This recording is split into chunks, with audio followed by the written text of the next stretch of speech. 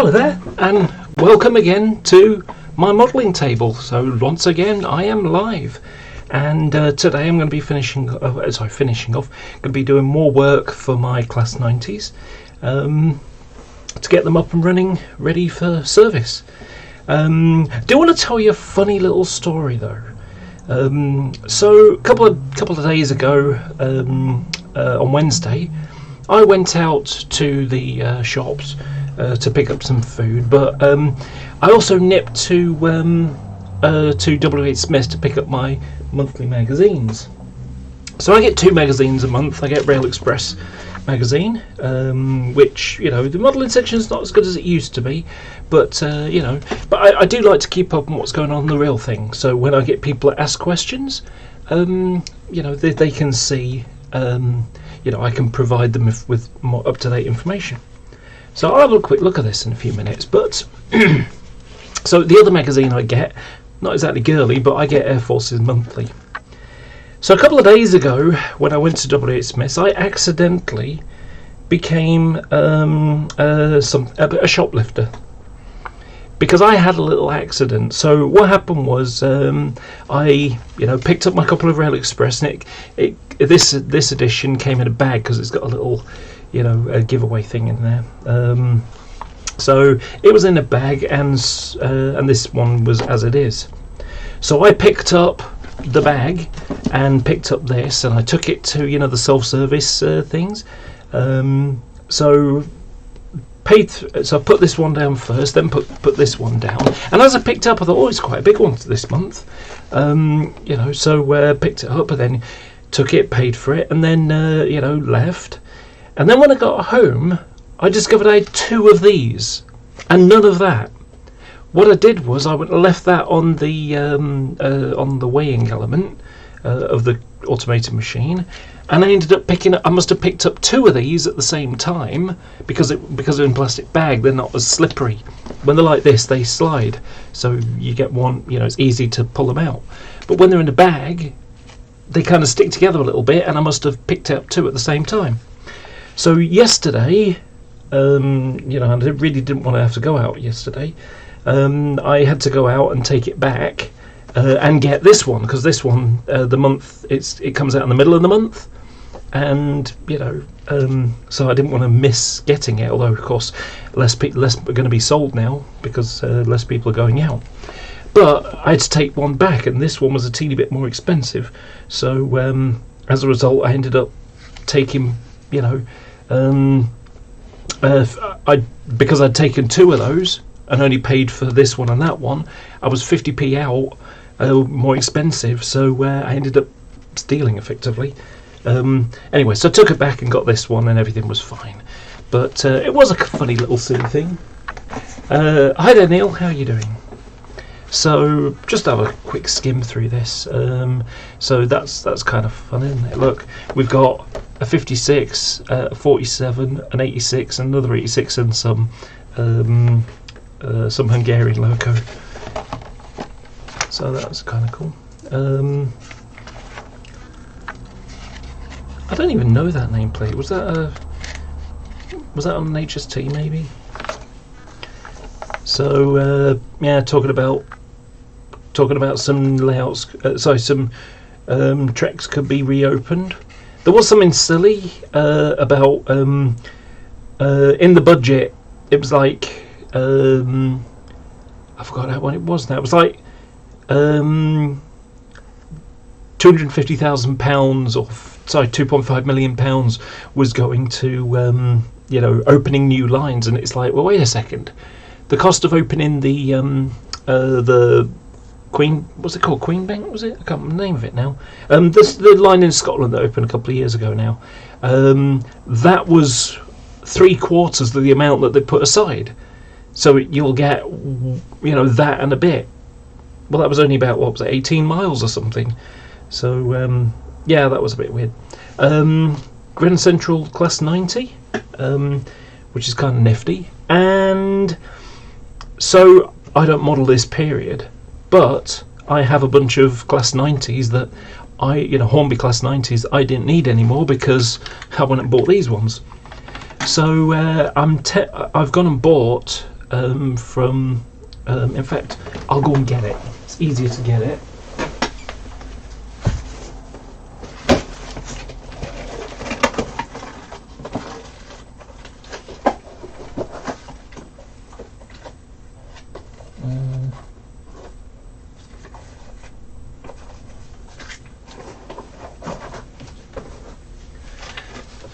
So someone's asked me to paint a DVT for them, so I'm going to be doing that. While they were doing that, I went and bought the Grand Central numbers for this, and also it's So yeah, it's got all the transfers that are needed to do this model. So what I'm going to do is I'm going to take a Hornby one, paint it black, paint the yellow stripes on and the yellow end, and then put on these stickers, these transfers, and sell it on. Basically, it'll be a new livery, old local new livery. Not everyone's got the money to buy a £150 model.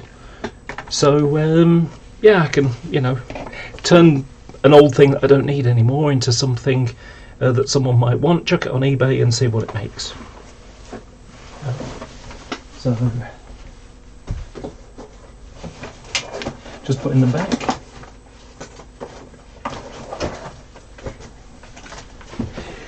Okay, so first new livery 156. Kind of looks a bit weird, purple and white livery in an interim.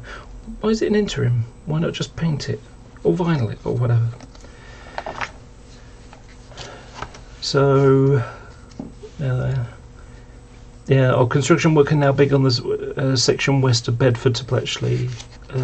So to west of Bedford and Bletchley to Bicester in Oxford. Yeah, notice how lines can be opened and electrified in the south, but in the north a lot harder. When they can't even electrify to Stady Bridge from Manchester, even though they've lifted all the bridges at multi-million pounds things. So there's the new CAF factory at Newport with some of the new trains that are being built.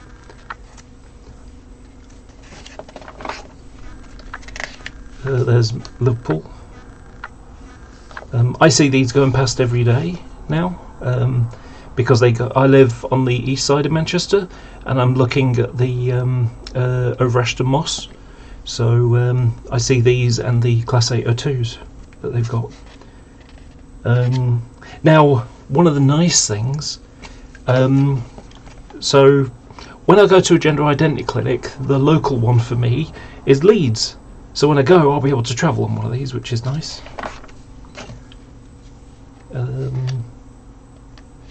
Okay, so Little Loco Builders at Burton-on-Trent.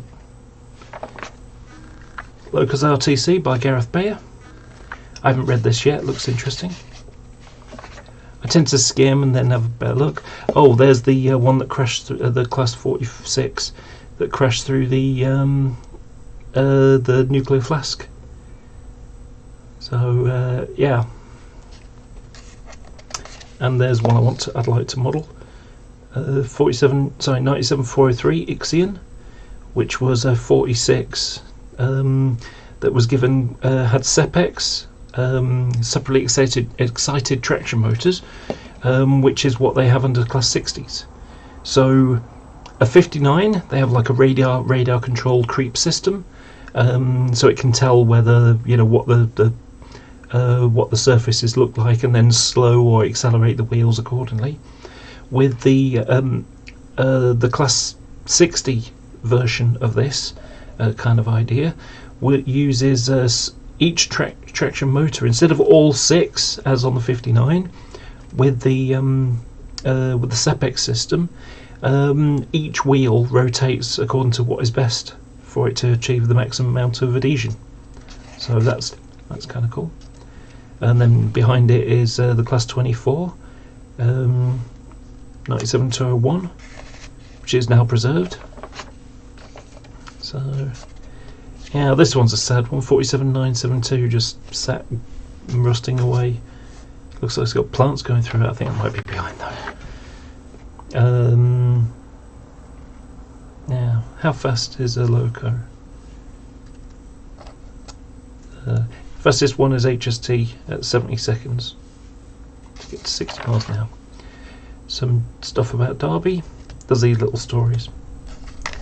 Looks like a short one this week. You know, this has hardly changed at all. I mean, this is a bit emptier, but yeah, this section at Birkenhead hasn't really changed.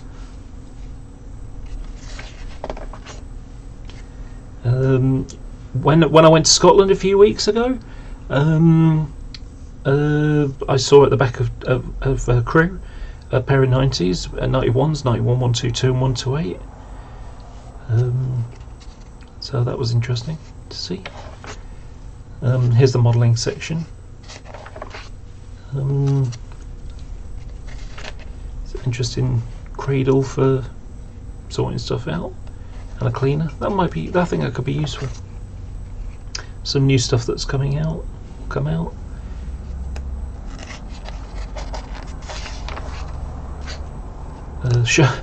This one's kind of funny. It's like, yeah, all these shows coming out, closed. I mean, it's basically all of it's closed now because no one's allowed to go anywhere and they won't expect anyone to turn up. That's a bit different. An early diesel. Odd looking thing, and I didn't know it look. I mean, if you thought Class 37s and 55s have long noses, look at the size of that. Using Shawplan laser glaze. I use these things here and there on my stock. My 33s will have it. I've done a 26 with it as well. So that's the one that's been on. That was on Dave Watson's Dean Park layout about a month ago now. Hunt couplings. I wonder where they've. I wonder about them.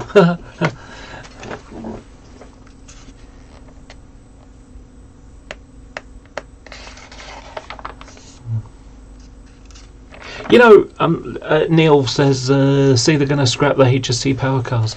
Yeah, this is kind of true. They're really going to end up with no use anymore. What I would like to see, yeah, they're still being used in the West Country. That is true. They've got 4-car HSTs. You know, 4 coaches plus a local on each end. They're using them for the sort of longer distance stopping services from Plymouth down to Exeter and Plymouth down to Penzance.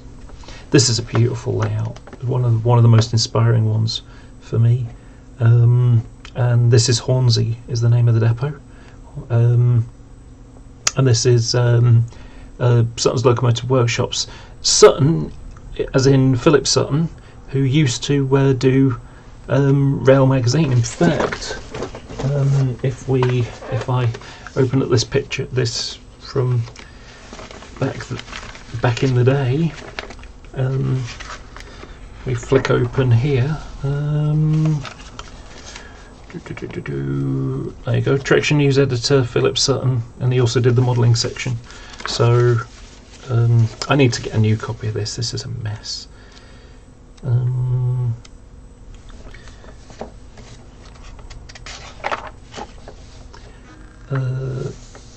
Yeah, I was expecting to see him name there. See, things like this are really useful. These are Great Western formations back in 1992, and these are all the coach numbers for the HST sets.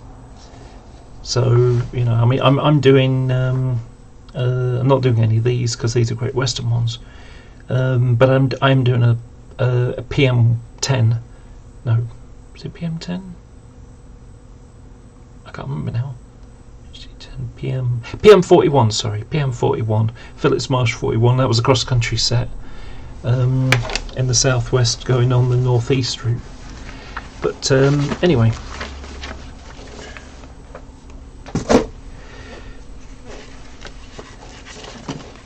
So yeah, the HSTs are going to go to scrap. The sad thing about it is that there's overcrowding, especially at rush hour. Wouldn't it be great if they could be, you know, like the Great Western ones that go into the Penzance? Wouldn't it be great if they could be used instead of 150s. Instead of having two 150s and having that overcrowded, in the evening rush hour or morning rush hour, why not have one go one way and then come back and then sit in some sidings for the day and then go out? It'd be nice to have flexible leasing periods. So because the way that the rolling stock companies network now is like, let's say these, they would lease them for a year for the route, and then unless they get so rather than having, if you're going to lease them for a year and you have an extra few units that only get used during the rush hour, well, if they're not being used, they're costing money. If they're not making money, they're costing money. So they'd rather have people overcrowded because that's cheaper for them. And especially on something like Northern or the lightly used stuff that are mostly commuter stuff and branch line stuff, secondary routes. Those kind of routes don't really make they don't make money. They cost money because they need subsidy. The intercity routes, they make lots of money because they transport lots of people, which is why we have so many of them. Think about how many Pendolinos there are. What was it, 57? I think it is. If you've got that many running around, then and they're filling them. They're filling many of those trains. So it's obviously going to show that they can't keep running. There's enough demand. Whereas a local train in the middle of the day, it might only have 10 or 20 people on it. So they don't make as much money. They need the subsidy to keep them running. And as much as they'll say that on the continent it's better, in France or something like that, on TGV lines, yeah, it's good. But when it comes to branch lines, you might get 2 or 3 during the day and like 2 or 3, in the morning and evening. So the rest of the day, it's like 2 or 3 hours between trains. But for us, we have one every half an hour on average. So it would be nice to use things like HSTs and utilise them for rush hour trains. I mean, for example, they used to have out of Manchester. They used to have 3 club trains go out for Barrow, Blackpool, and Southport. I used to get them. For haulage back in the early 90s, the modelling period I do. I had them when they were still Rolfric Distribution 37.7s in mainline livery. And then they got replaced by 31s in Ridge Railways livery, because when Rail Express Systems got rid of their 31.4s, they didn't need them anymore. They went spare, and so Ridge Railway snapped them up. And then when Rail Freight, when the 60s came on full stream, there were a whole bunch of locos that they didn't need anymore, and so they made sure that 37.4s became available for Ridge Railways, and so they ended up doing that until the end of their until new units came along like the 175s and so on, for the North Wales coastline and down to Birmingham. Excuse me, that's just me clearing my throat. I don't have any illness. So but yeah, like I say, wouldn't it be great to have HSTs with a flexible leasing point? So you lease them for the morning, you lease them for the evening, and you've got to keep them maintained, but you don't have to pay for them all day long. That would be nice. So the 159 coming out. It looks like a good model. My only criticism on it that I can see is that the grey on it looks a little bit too dark, but I might be wrong. Here, this grey looks just a little bit too obvious, and when you look at photos of them, they don't seem to be quite that obvious.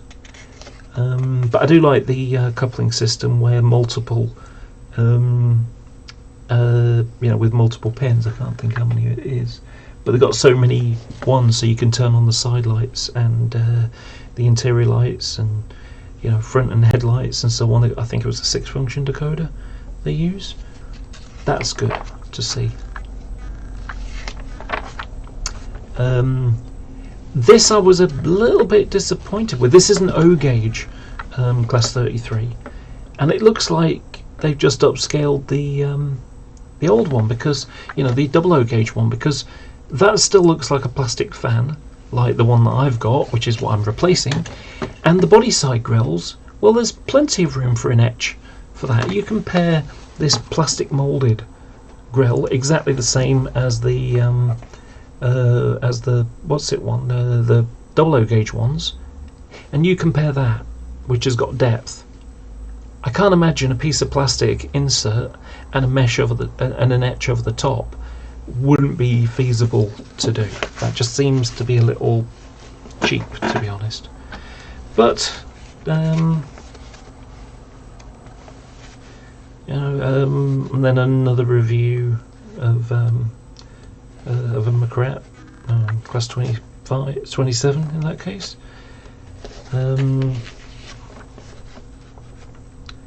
So, yeah, Scottish Railway Preservation Society has 50 years of tours. This is the rail tour section, and then preservation stuff. So we got a bunch of 142s that have been preserved, and a 60. 60050 and 086. Although the pair have been purchased by an established figure in the preservation world, it's unclear whether the pair would be regarded as preserved or privately owned. Now, preserved means it's only for the preserved line. Privately owned means it could end up on the main line again. Let's say hired out to Colas or whoever.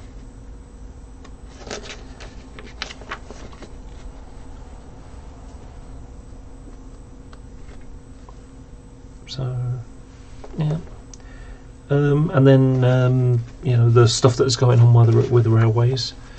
So, bunch of Class 60s look like they might be getting bought or re-engineered.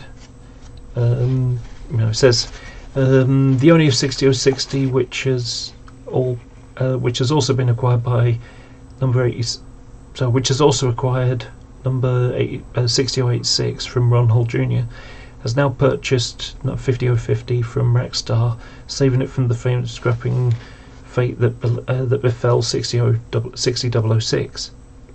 The second month of the 2020 saw 60050 and 086 moved from Leeming Bar on the Wensleydale Railway on the 11th and 10th of the month, respectively. Although it's unclear whether they're heading to preservation or some other as yet unknown employment. Excuse my stuttering. Meanwhile, 60060 is undergoing component recovery at Towton, which does not bode well for its chances of leaving the Nottinghamshire home of 11 years. It was stored in February 2009. Meanwhile, DCR's third brush type 560028 has finally departed Towton. The Kappa liveried tug leaving Nottinghamshire Super Depot on February the 3rd, light engine to Cheddar Derby and straight into service. Excuse me, I'll just get a drink.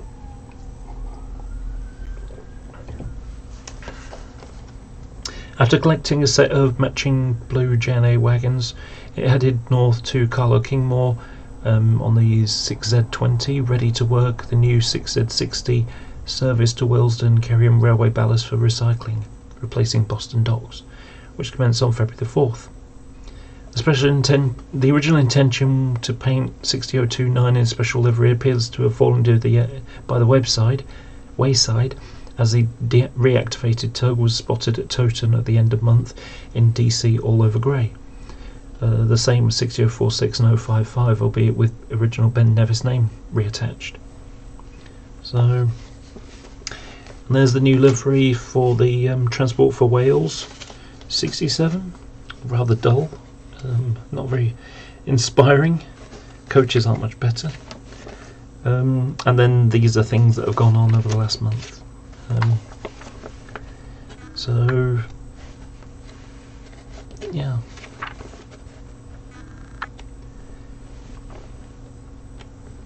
Now these are going. I think it was 10 out of 15 or something like that. I've gone to Freightliner. And I think that was actually mentioned at the start on the Power by 8 hour piece.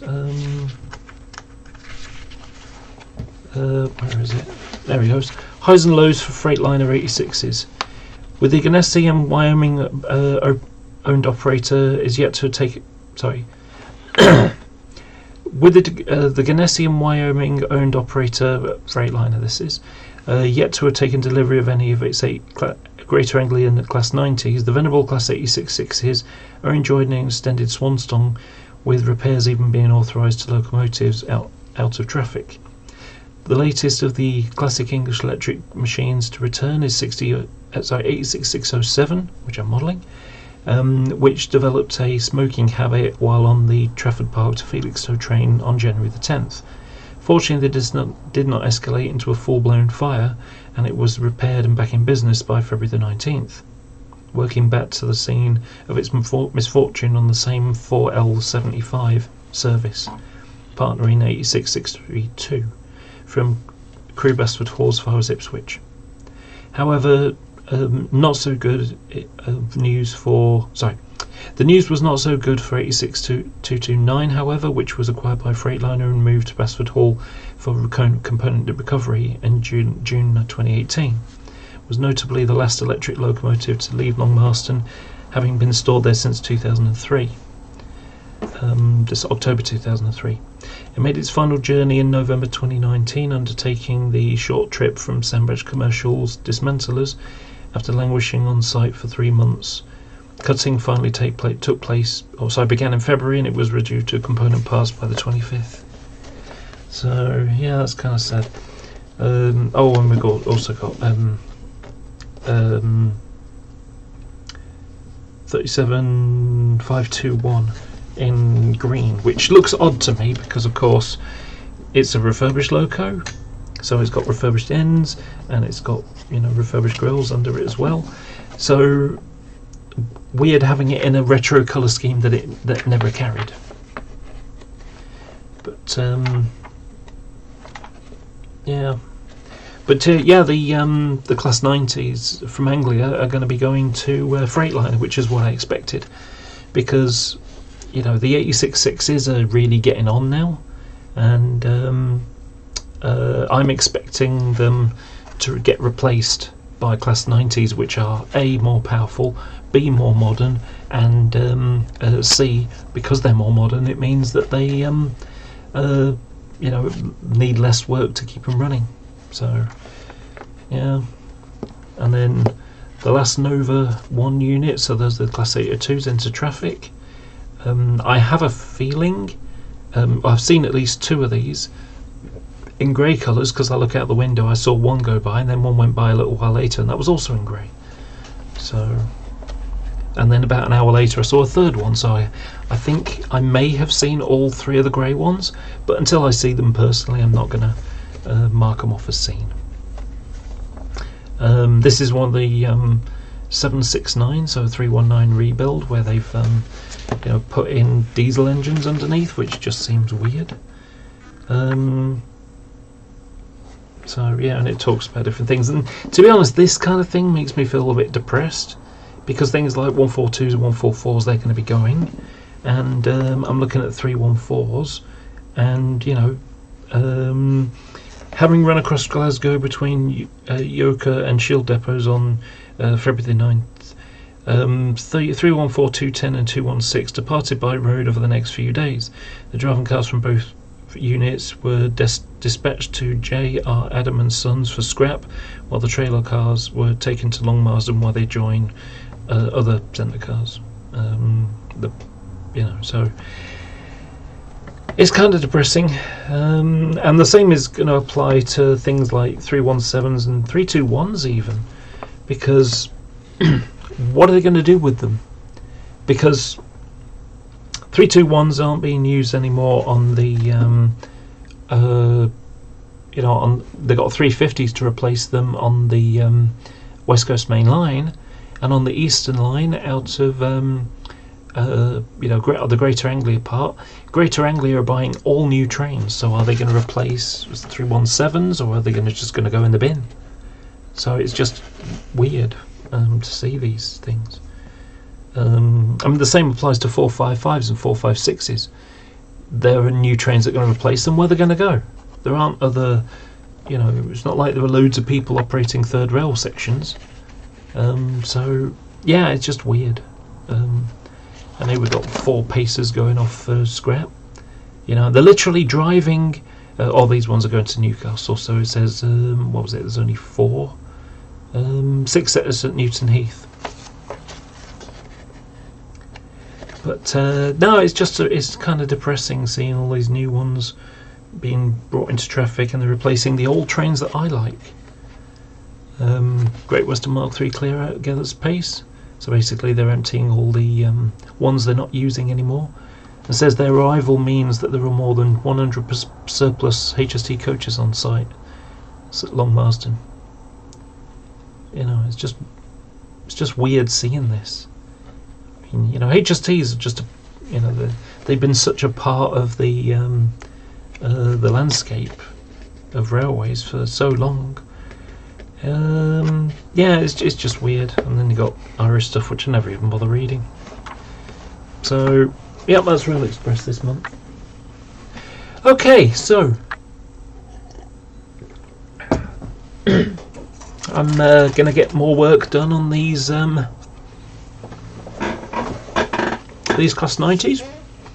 So yesterday, don't want that pantograph sticking up. So yesterday, sorry, the day before yesterday, last time, I put on the Girls Brigade nameplates and the Liverpool fill, and also put on the builders plates as well for this one. So yeah, today I'm going to finish off or do the next stage of these, which is to file down the notch inside where the TDM jumper cables used to be, because unlike this one where the cables went off to the side, which is how, you know, they ran most of their life, these ones were as built straight out of the factory at Crewe, where they were built, and they had they used to have the clips for the TDM jumper cables there. But by the time, you know, trying to wriggle through gaps and things like that, it was just unpopular for the shunter crews, or the coupling crews, and so they went, nah, we'll not do that. So they removed them and they put them on the side. So it's a shame, you know, a part of it is a shame that they've gone and done the extra work to put them in there, but they've got holes. You can just about see they've got holes there where they plug into. Hi there, Hunseath, how you doing? And hi, Head Bumps. So today I'm going to be doing this. So what I'm going to be doing, I'm going to be using some wet and dry, and I'm going to be filing down in between. So this shouldn't take too long.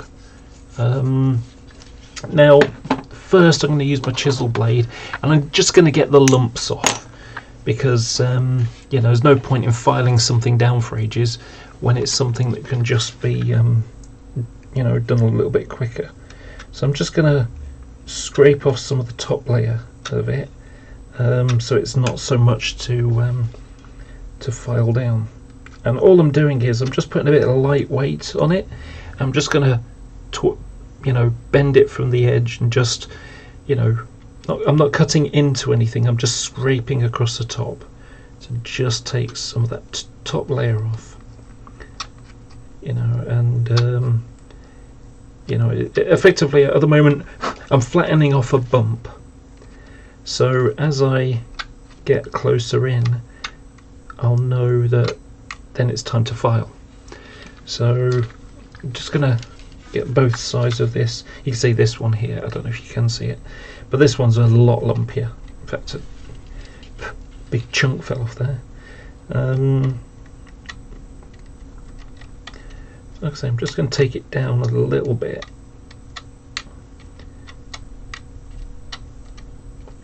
Didn't do a very good job there. I think I'm going to have to put a bit more in. I've obviously not gone into the hole enough, so it's a bit. I've still got a lump there. I think this time I'm going to use some green putty. That's a bit thinner grade. I don't really know the difference between the two. It's not like there's any instructions.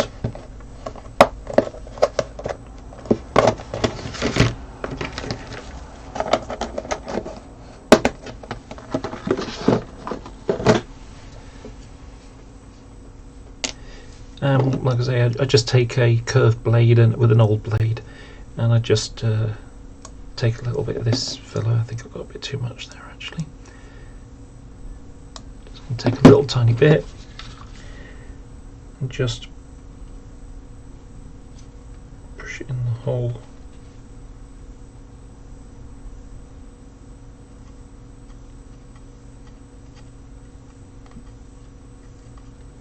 Okay, so I'll come back to that one later, stick it up on the first one.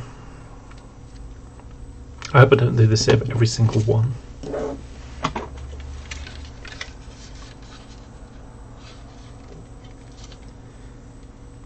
So, scraping off the top there.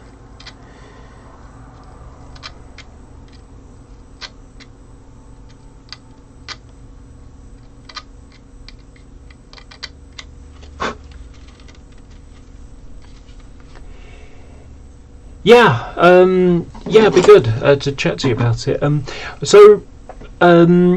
it comes to so I'm looking for those people who don't know. Hunt's Heath is Chris Hunt, and he does Hunt's couplings, and they're fantastic. I can, I'm going to use them between coaches. So if you can imagine. I've got a Mark III coach behind me.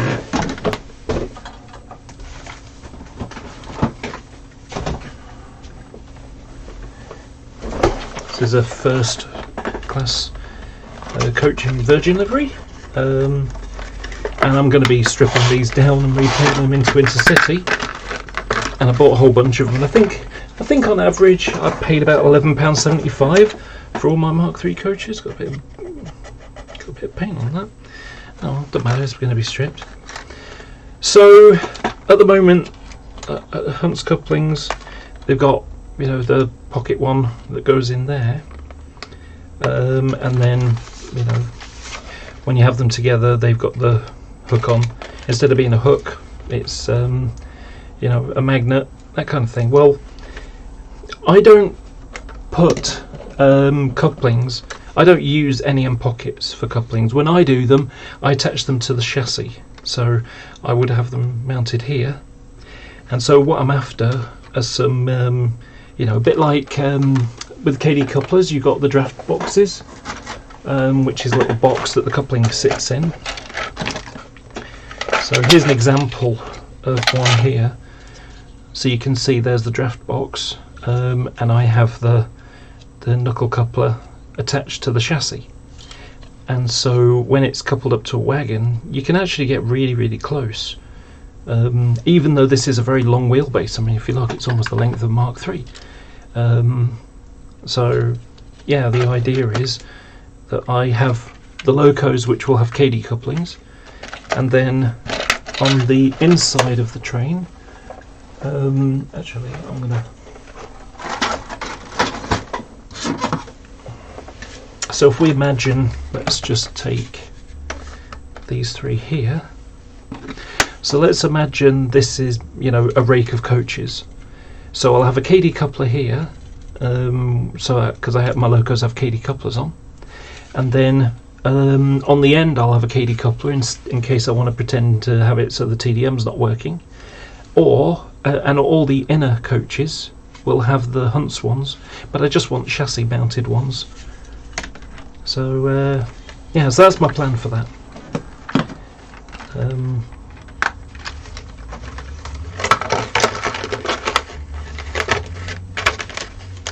mean, I could probably build any end pocket on the chassis, but I prefer not to have to.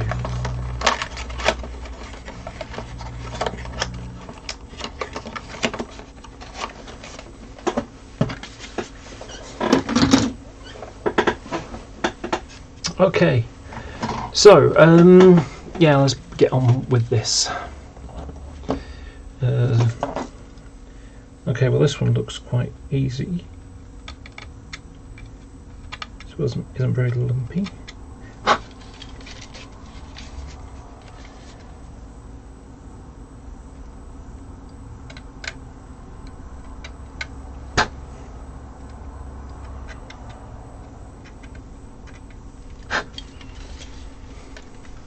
That's one.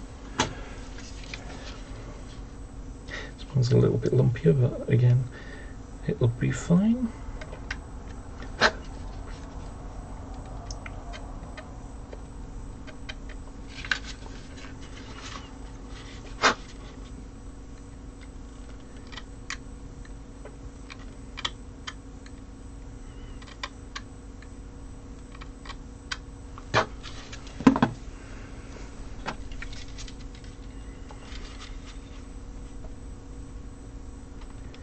And by the way, what are the chisel blade that I'm using?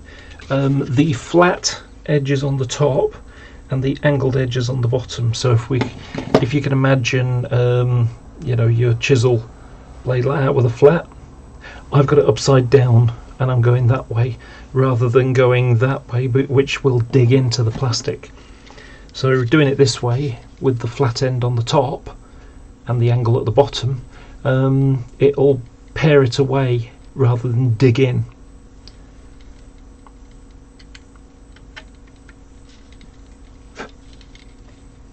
Oh, I'm sorry.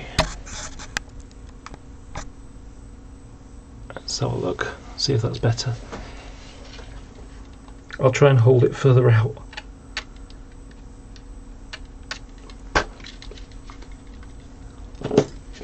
Okay. Right, so now that's done, I've got to do some very, very tiny sanding inside that hole. So even this is going to be a bit too big. So I've just got to fold it up and make it nice and small. I'm going to give it a lick. And then I'm going to file inside. Just sand it down.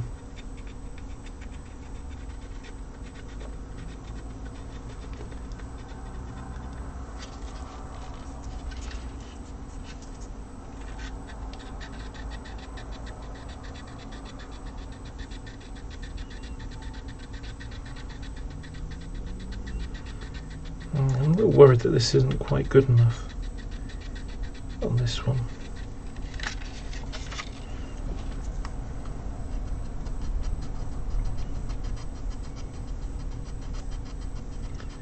Might be okay, but I'm not entirely sure.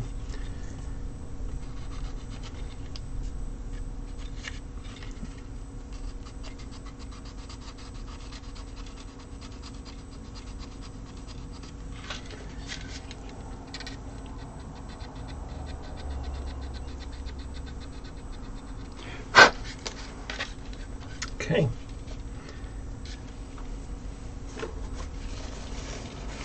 Actually, not that way. Get a Q-tip. The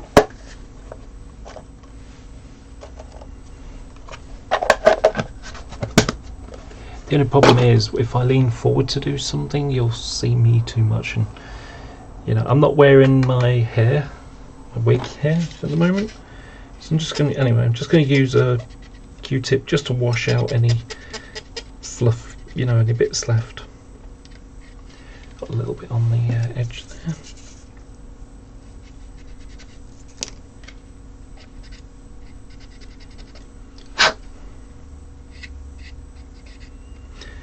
I'll scrape that with my knife because it's right in the corner. Use the other knife.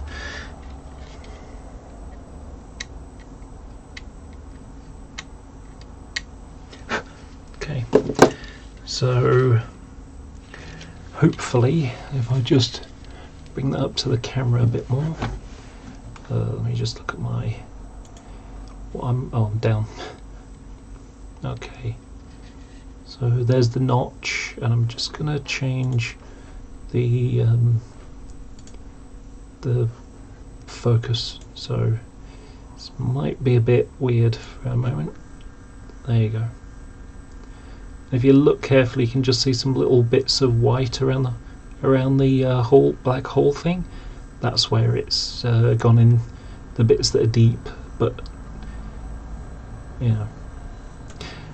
So, and the other side is like that, but again, I haven't done the sanding yet. So, I'm going to do that one now.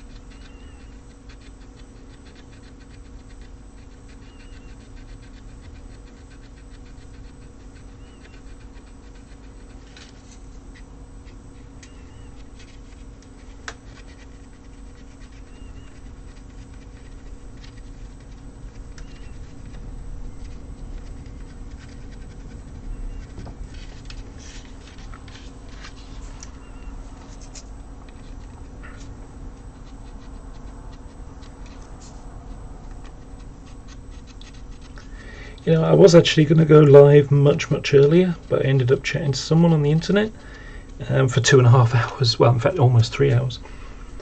So I was expecting to be live at about 8 o'clock-ish. Sorry, about 8:30-ish. But the chatting went on longer than I expected, so.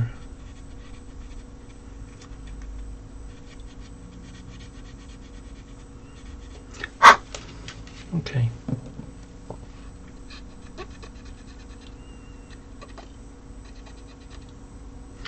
Still a little bit in the bottom corner.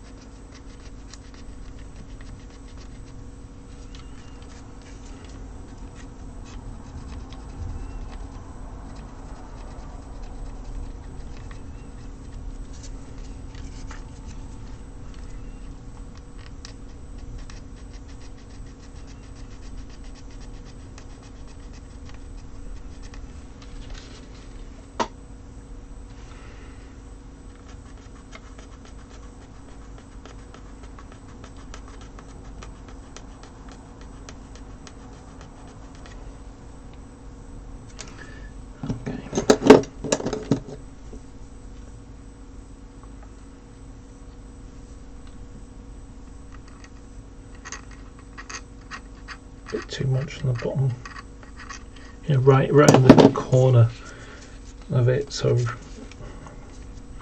I wasn't quite rubbing in the right place. Okay, that's better. Wash out the hole.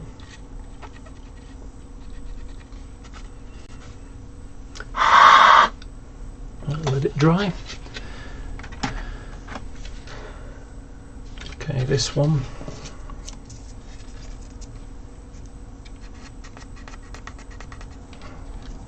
This is now getting a little bit crusty on the corner, so I'm just going to bend it and get a new surface.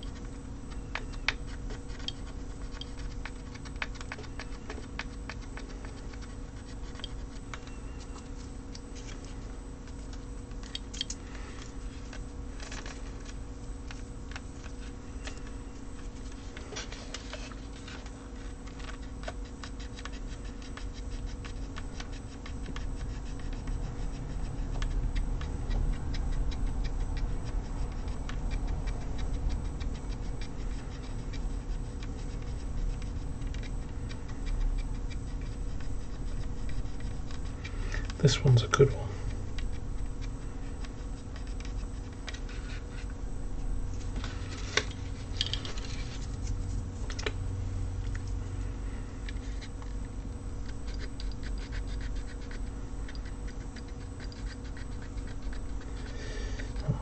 This one I'm not so sure on that.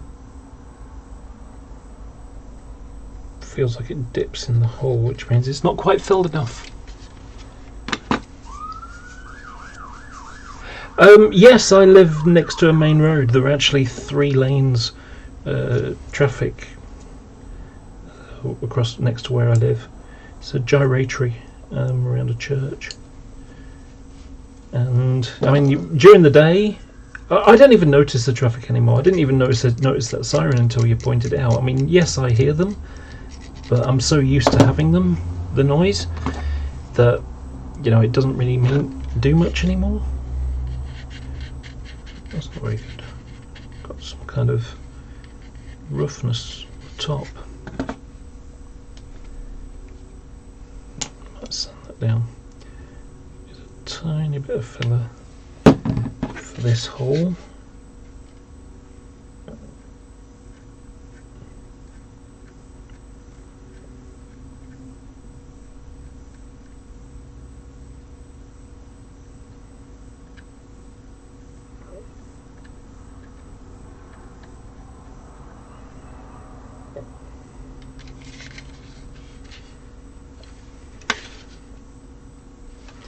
I'm not even sure about this one. Let's put the lid on this first.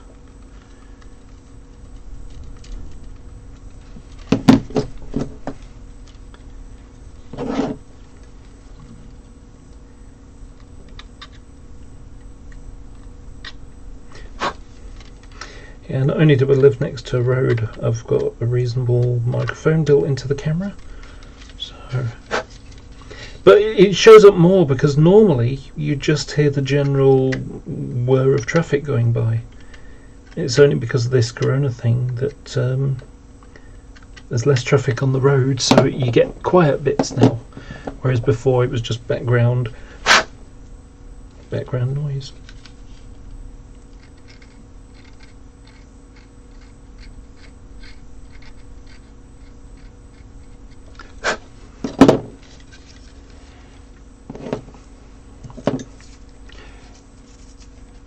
Really, I don't know, because when I make these kind of videos, it's like, well, this is just all obvious modelling, and it just makes me wonder what, you know,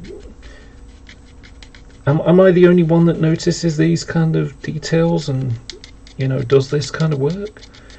That's the reason why I started off the channel in the first place. I'm one of these, I'm quite a giving kind of person. You know, I've got loads of knowledge stored in my head, and rather than just keep it all to myself, I want to help other modelers raise their game, because from my point of view, you know, I want to advance. You know, I think we all want to advance, not only as a modeler but as a person. You know, you want to do better with things, learn more, experience more, learn. You know, I just think life is learning, and the things that I've learned from, you know, 30 years of modelling now.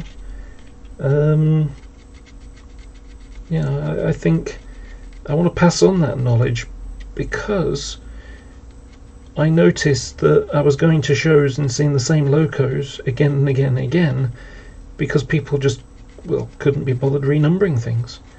And this kind of work that I'm doing now is a part of trying to pass on that kind of experience. I mean, when I started in railway modelling, you know, people were already cutting holes in the roof and sticking roof fan and grill sets on. They weren't as good as they are now, of course, but yeah, modelling's moved on a lot.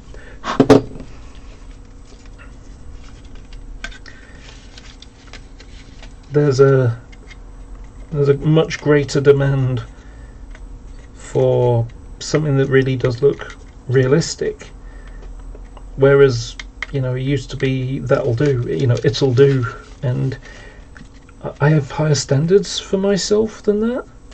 And so it's not like I'm trying to tell people they should do it like I do it. It's more that I think there's going to be a number of people out there that would look at something I can produce and say, wow, I wish I could do that. And so doing a video like this, I'm sharing how I do it, and maybe other people will follow.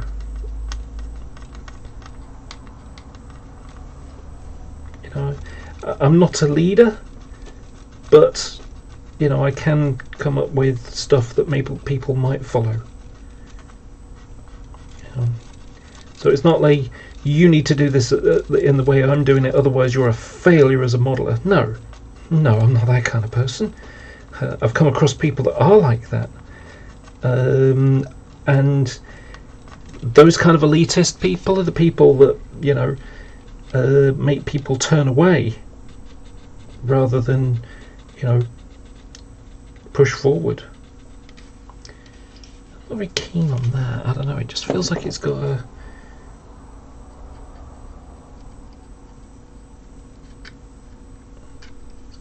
burr on it. I don't remember. Cut that down. I'm going to use a bit more filler.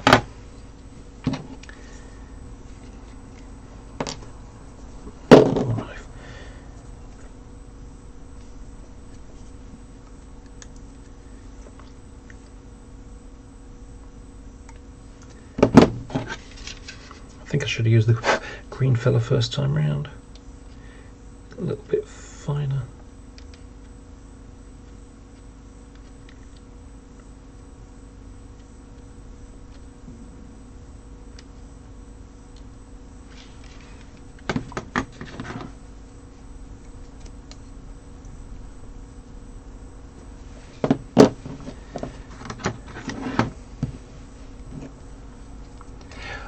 Now you see, that's an interesting point you say there, limited funds. I have limited funds, so for example, Hornby's Hornby's Mark II coaches, they've just brought out some Mark IIFs, and they brought out some Mark IIEs first. And the Mark IIEs are kind of ropey. The way the chassis fits to the body is, it leaves like a sole bar at the bottom.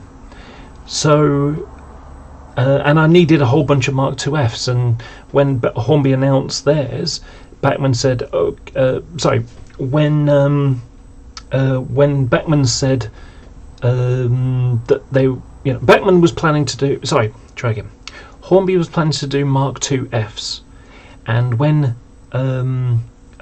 Bachmann announced they were going to do Mark IIFs, Hornby changed their mind and they decided to do the Mark IIEs. And when I saw Bachmann bringing out Mark IIFs, it's fantastic. I'm going to need 33 of them because I got quite an extensive model list. And so it's like, yeah, that's.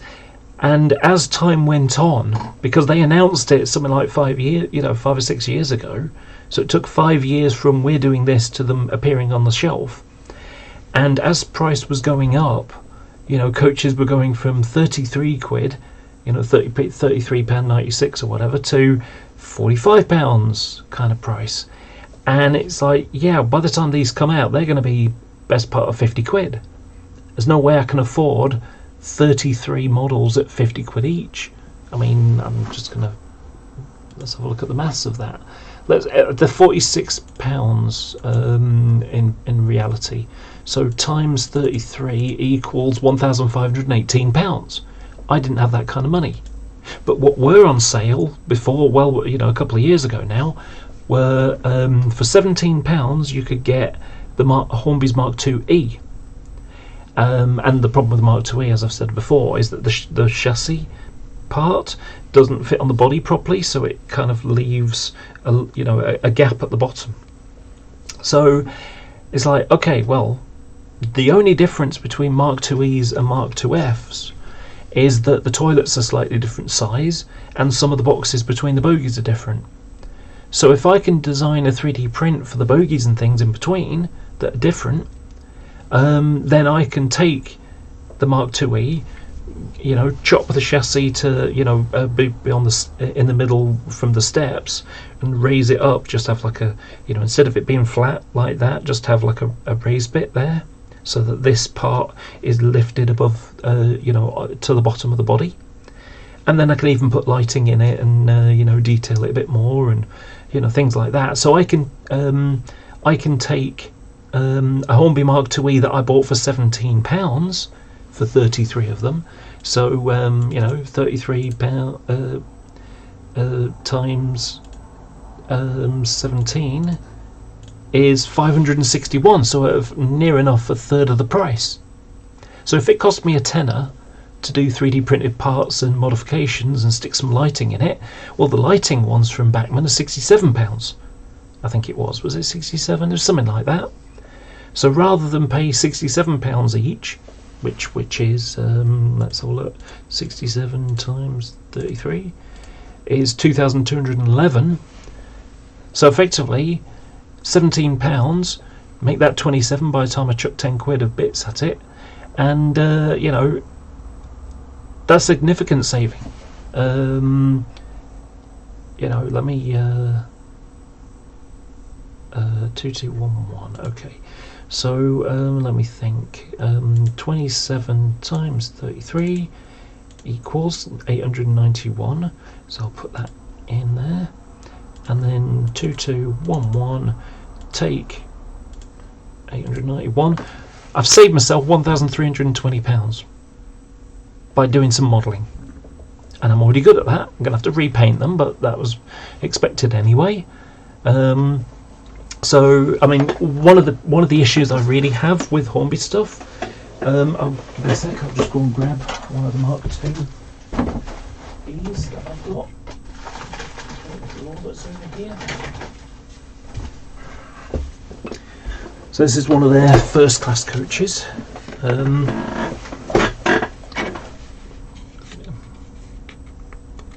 Something stuck on there. And here is a mainline liveried body that I've just recently repainted. So if you look at the colour on the bottom, this is the British Standard number. Oh, sorry, the Pantone number that British Rail used on the rail train, and you look at the difference between that. So this is correct, and that is some weird cream colour that is just way too bold and way too creamy. So I will take a coach like this, and you know, the stripes are wrong as well, because the thickness of the white stripe is supposed to be 2/3 that of the red, but they've got the equal thickness. So I'm going to have to repaint them anyway, and the dark grey here is a little bit out, not so much, but you know, it's the same one. I think it looks like it's got black roof, but you know, a little bit out. So I will take you know, a mediocre coach and turn it into a work of art with full lighting and detailing, and you know, I'd even like to have a flashing lamp on the back of each, on the end of each train. You know, so that's the plan, to convert. You know, in fact, I've got, it's a brake coach, but it'll show what I mean. Actually, it won't do.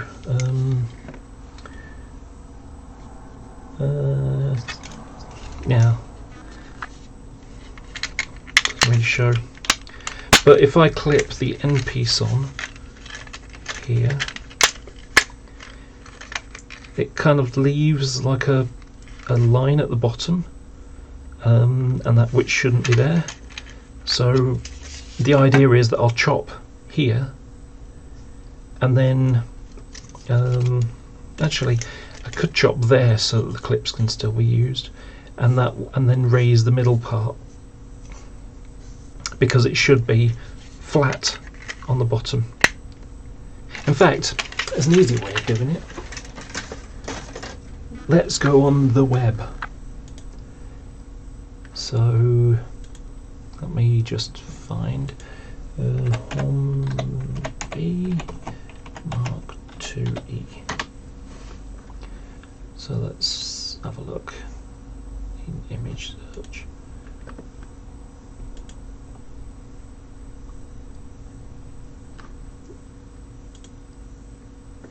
Okay, so let me just change screens for a moment.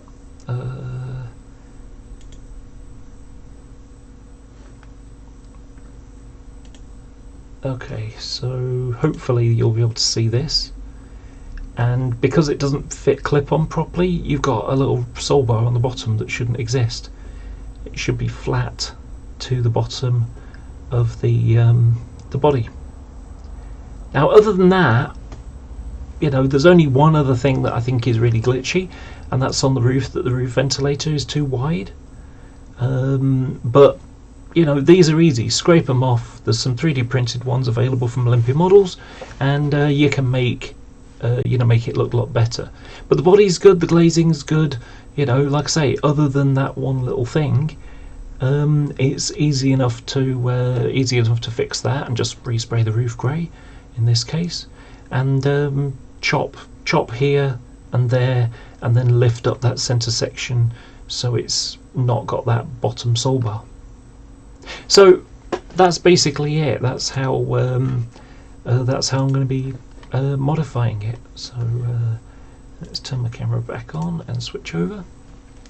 So that's where I'm going with that.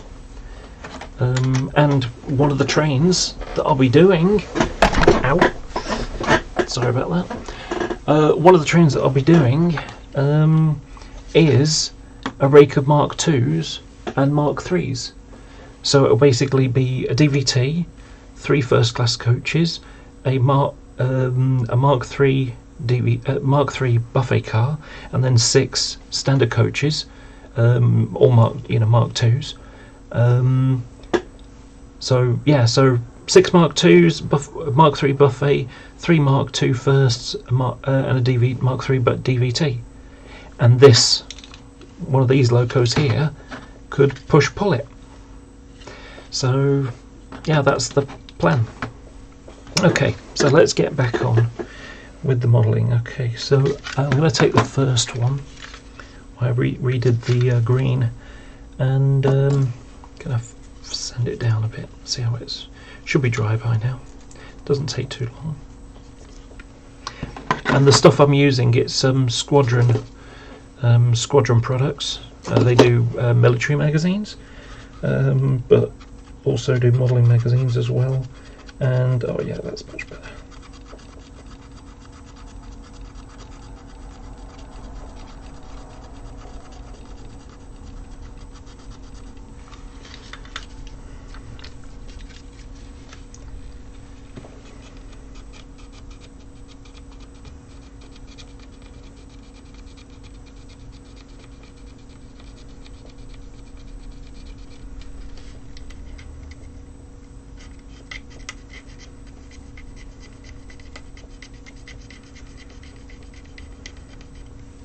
Joe, I don't know about other people. Do you ever get a song stuck in your head, even one that you haven't heard today or for weeks or years? I've got a disco song stuck in my head, Lost in Music. We're lost in music, ding ding ding ding ding ding ding. Caught in a trap. Can't believe I've got that silly song in my head.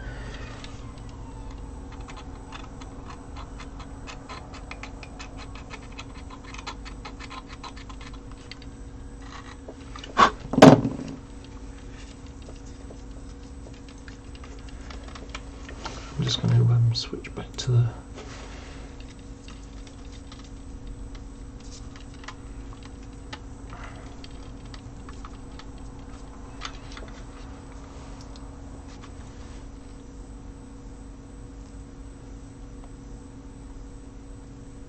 yeah, I see what you mean, head bumps. Okay, here's a suggestion for you. Okay, you can go on eBay and buy something, scrappy body for like 10-20 quid maybe at most, sometimes even less. Intercity 125, their body shells go for like 3 or 4 or 5 quid, even at shows or whatever. Learn the skills on one of those. You want to learn how to do handrails? Use one of them. You know, detailing elements, you know, that's the kind of thing that you practice on. And once you know how you do it, once you're able to do it, then you can start doing it on the more expensive things. That's, you know, that's how I started. You know, when I started, you could pick up, you know, it was like 25 quid for a loco. The brand new latest ones were like 35 quid. A bit more expensive, but even then. And I would take models like that, and I would, you know, drill a hole in the roof for the roof vent and grill set, and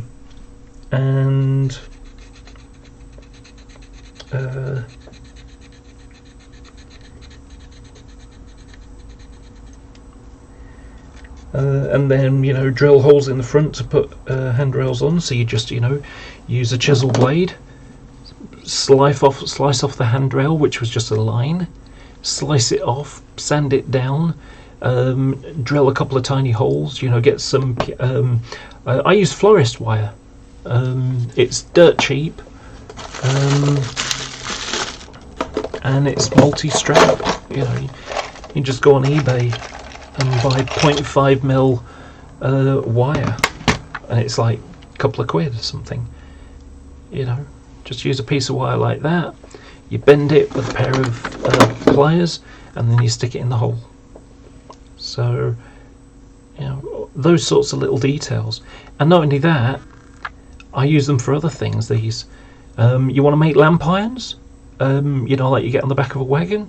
All you have to do is take a piece of this, pair of pliers, squash it at the end, and it flattens it out and makes it flat like a lamp iron, and then you just bend a 90-degree corner, and then, you know, drill a hole in your wagon and stick it in there.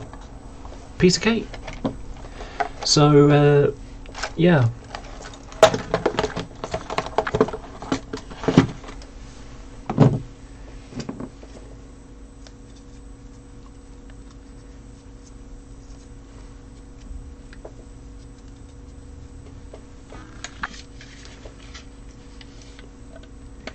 The wonderful thing about having something with extra detailing on, or something with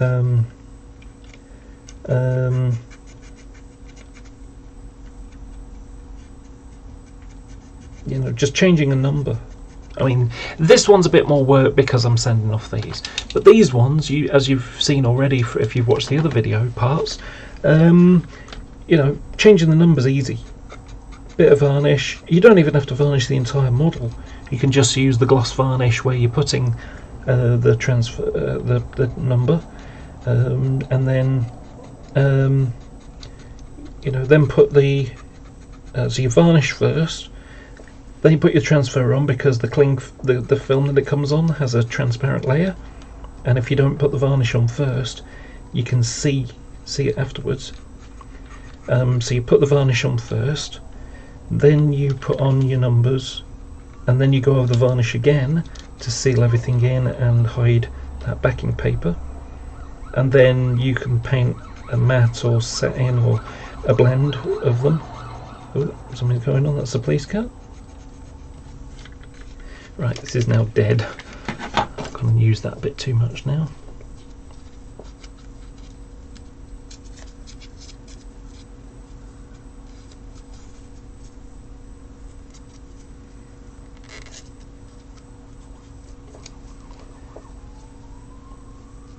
Yeah, definitely something going down.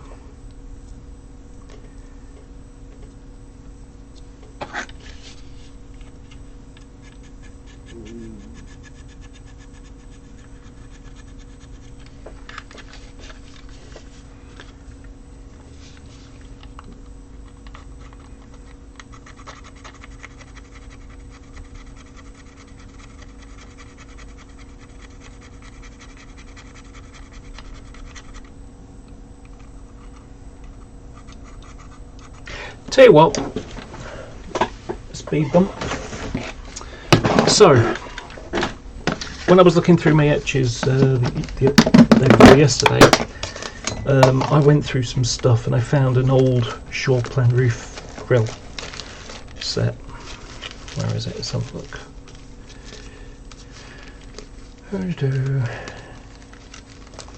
It's an old one. That's a modern one. Modern. Okay, there's an old one.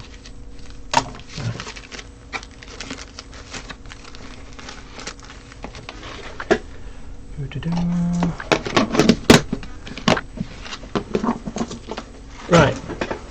So this here is a Shoreplan roof etch. This is the old one. The new ones are far more detailed. Maybe you compare that to, let's show the new one. So, oh, was it the wrong one? I had one a moment ago.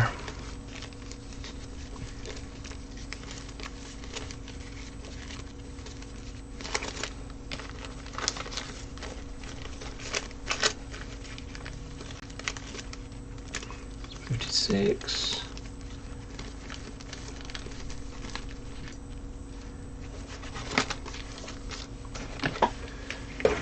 See, if you compare the old one with the new one,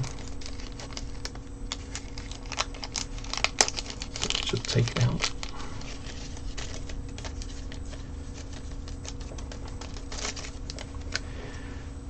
So the new one has a really thin mesh, and that will go under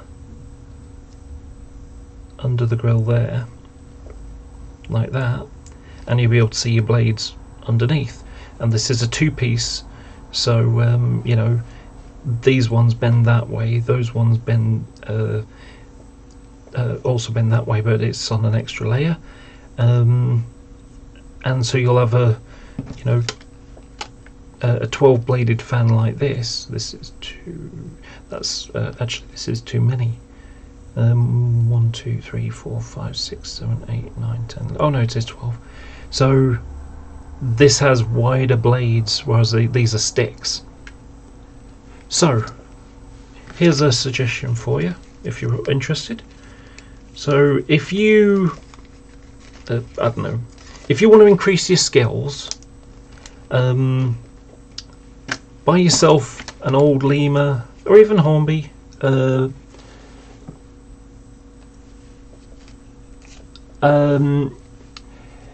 I'll address that in a moment, Neil. Okay, so if you commit to doing it, because I don't want to throw some, you know, send something off.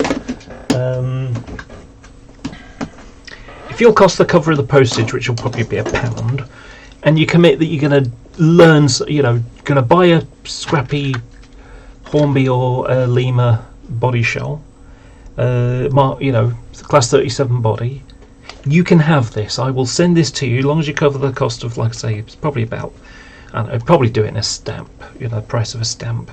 You cover the cost and you can have this. You can, don't need anything for it, just the cover of the postage, because this is only going to end up sitting in my little etches tub, gathering dust and never being used, because the more modern ones are much better. And so what you've got is you've got the mesh, and then you've got the piece that goes over the top of it, and then you've got that with the cap on it, and you just have it, you know, the way you do it is you just chop out this, bend the metal so that it can just slip underneath. You know, that's a great way. So you can have this if you want it. You know, if you're going to commit to, you know, if you want to raise your game and give it a try, then, you know, go. You can have this. Buy yourself a scrappy, you know, class 37 or 40 as well. They have the same version. Just a Lima one, or even an ancient Hornby one, even in the 40, the Joaf one. Then you can have that. You can have it for nothing. So I will just find.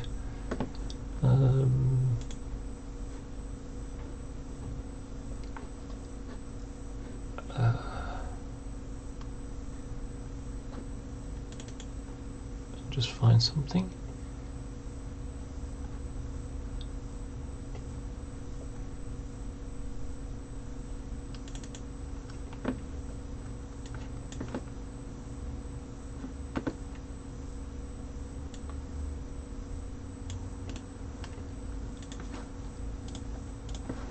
Okay, so that's my email address. Send me an email to that. Give me your address, and you can PayPal me £1 or whatever it costs to mail it to you, and you can have them. So, okay, so yeah, it'd be great to see if you make videos. Make a video showing how doing it. One suggestion I've got for you is use a mouse mat, because to curve the roof edge, you need to have it a curve. The way I do it is I use the handle off this and a mouse mat, and it's just the spongy kind, and all you have to do is just push on it and it'll roll it. You could do it on some tissue or something else, but that is the one that I find is best. And just to illustrate what I mean, I've got a scrap piece of where is it? Oh, I remember now. I think it's in here.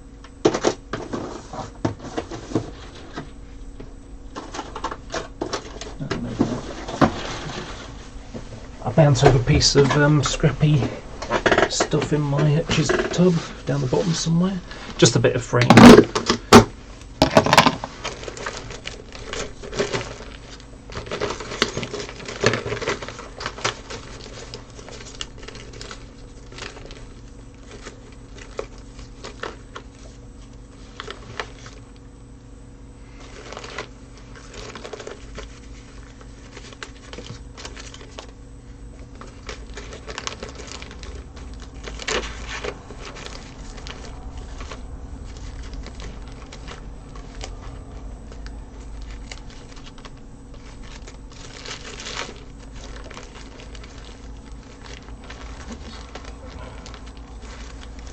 Maybe I haven't at the moment, but wait a minute, I do know, pretty sure I've got some in here or one of these tubs.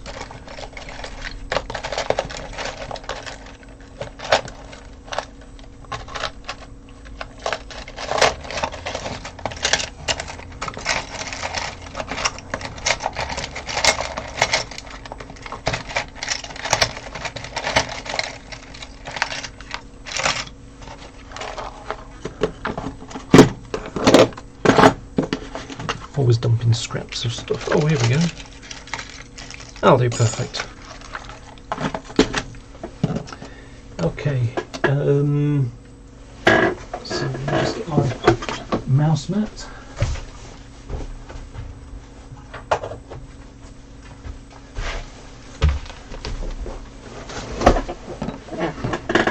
This is quite a thick piece of brass. That's a bit thinner, but it's similar grade. So with a mouse mat, just push down and just roll.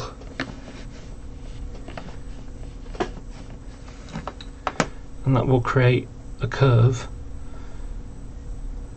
for your roof. So if it needed to go across there, well, that needs to be a bit more steep on the edges. Just push harder there.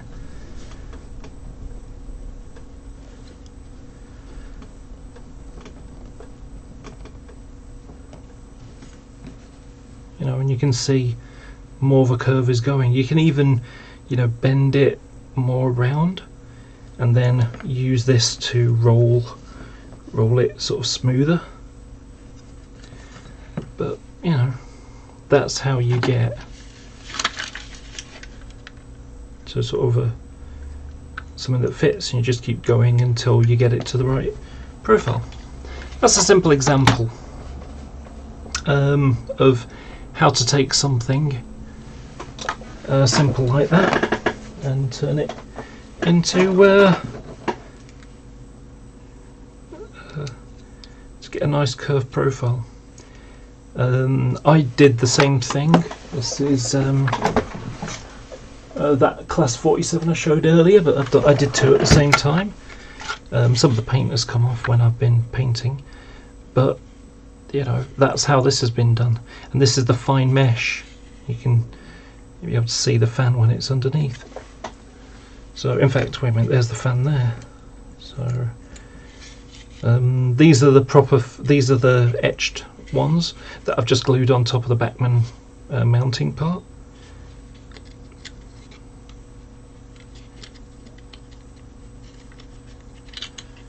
So I don't know if that comes out well.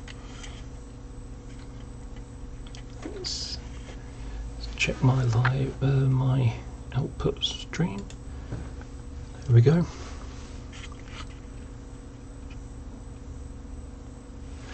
So that's the difference.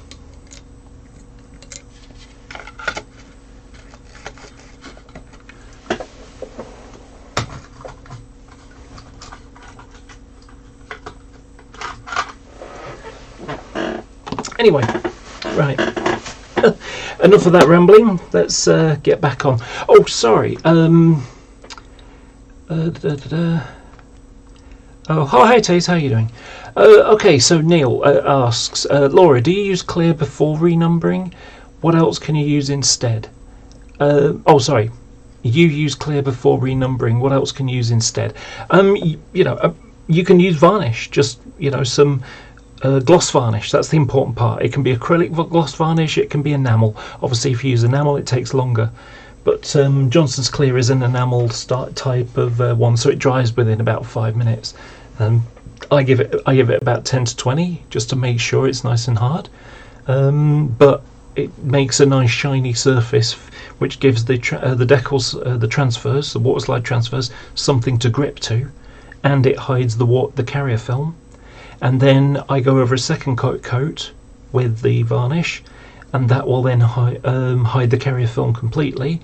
And then you can go out over the top of that with a matte or satin, or even if you want it like fairly new kind of thing, you can use use satin and gloss together to make a blend. So it's not really glossy; it's a bit glossy. Or you could use matte and satin to have a sort of semi-matte finish, and it will just give you a nice layer. So yeah, that's how I've been doing it. And hey, I didn't invent this system. I only followed what other modelers have done, because it's, I can't remember what the phrase is now. It's people like me walk on the shoulders of giants, effectively.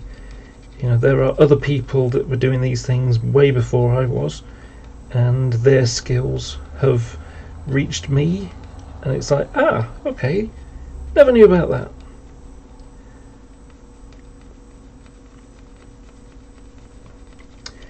But one of the things I was saying about earlier was that when it comes to doing work like this, once it's done, I will have a completely unique loco.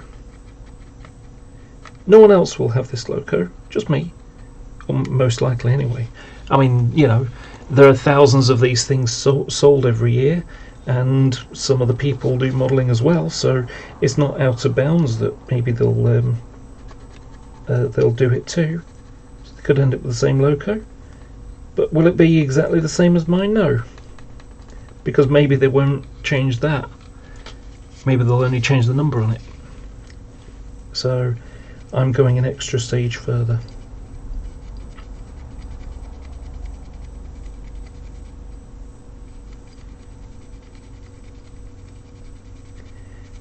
And one of the wonderful things that I think is being able to have something that's building a kit or renumbering a loco or coaches or something like that. On everything else, you have to think of modelling a bit like a drug. That you get a buzz out of I've gone and bought something new. But the buzz gradually goes away.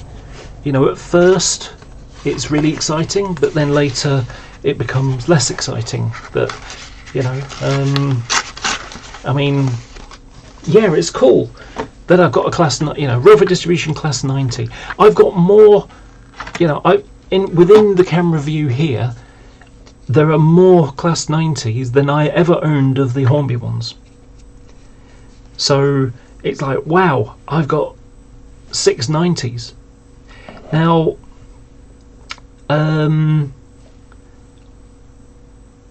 when these are all done, I will be able to look at them and say, I did that. Every single one of them isn't out of the box and on the track. And I found it really depressing watching people who were doing that. They were going to a shop and just buying the latest model that they saw on the shelf because that looks nice, kind of thing. And that's all well and good. I'm not criticising people for doing that. It's just that when I went to shows and saw the same loco on 3 different layouts, because they went to the shop too, the buzz I was talking about is that, I'll give you an example.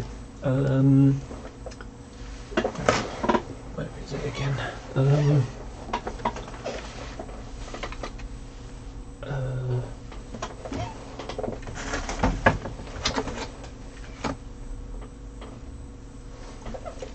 Sworn they were there.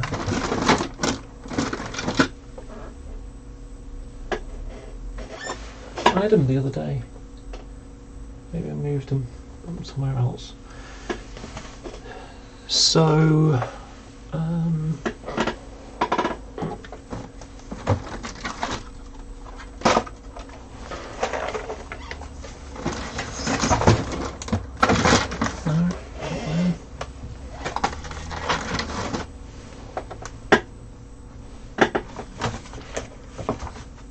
there's my speakers, that's a good thing.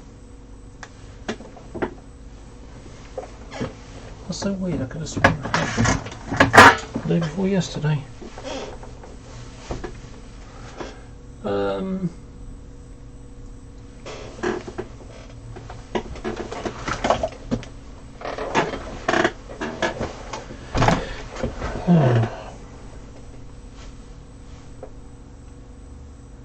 Okay, well,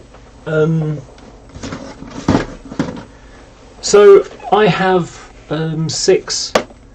Oh, there they are. Oh, quite that loud.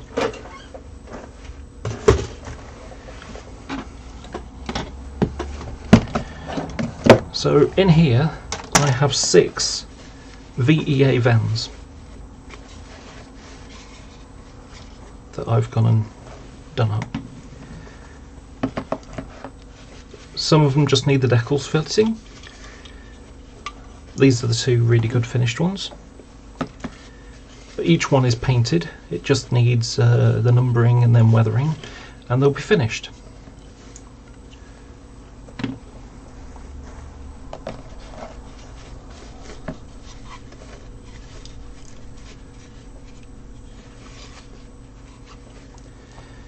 Okay, I'll just go with these 4 for now.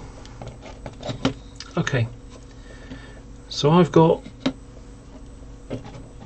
these 4 VEA vans. Beckman are going to be bringing them out. Now, who knows how long? It could be 5 years before we see them. They're certainly not even on the on their "we're doing this now" table. So, I have built them as kits. They started off as a plastic kit, and I've actually recorded some video footage of me building these. So eventually I will finish. I'll start the video camera again and do some more. But these are the plastic kits. So here's the side. There's the end. And they just glue together with the roof, that sort of stuff. So yeah, I'm just building them up stage by stage. So there you go. Now, as a part of the work that I've already done, you can see there's the handrails. So you can see the handrail wire like that.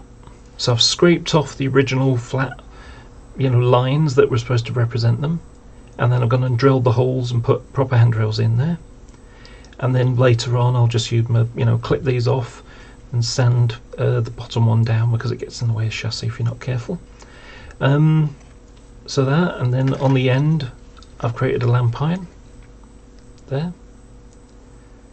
That's how I was talking about it before, by getting a piece of wire and squashing the end and then bending it. Sometimes you file the end so it's flat. And so, and here's one that's mostly assembled, and I've gone and used some wire, drilled some holes through the brake shoes and put some wire there so that they'll have something a bit more realistic. I think a piece has fallen off there. So, oh no, sorry, they're, oh yeah, sorry, they're still there. So there's the brake shoe. So and eventually I'll have some loops that go over the top, because they had those so that if any brake rigging fell off, it didn't bounce all over the track and end up causing a derailment. But yeah, when these are done, I'll spray them up, and this will give me 9. I've got 6 in the box, and yeah. But this is just doing an extra bit of work to a kit. Now, once I built these, every single time I run them on my layout, these won't be ones that I went to a shop and bought. These are ones that I have built and painted myself. And where I've done this weird masking thing, where I don't know if you can let me hold one up. This is a pre-painted one. Let's go for that one. Actually, it's a bit shiny. So if I hold that up to the camera, let me just get to the live to OBS, and okay, so that goes there. Oops, this is so hard to try and get it in the right place. Okay, so I'm now going to try turn off the autofocus and try and find, there we go. Okay, so you can see how it's got these pale grey patches on, and that's basically where the paint has come off.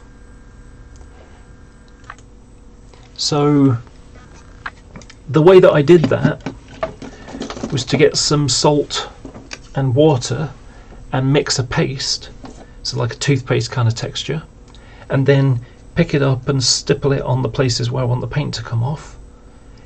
And then when that's dry, sorry, I missed a point.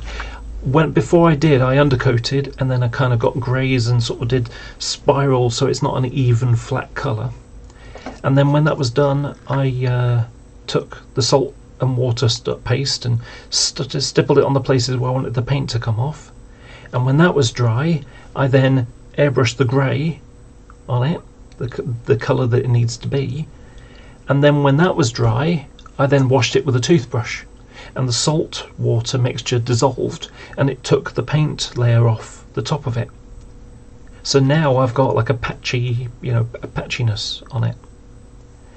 And once that was done, then I put the red stripe on the top. But instead of using rail red, which is very orangey red, what I did was I added grey to it to fade it out so it wasn't a perfectly bright red, because that's the kind of red.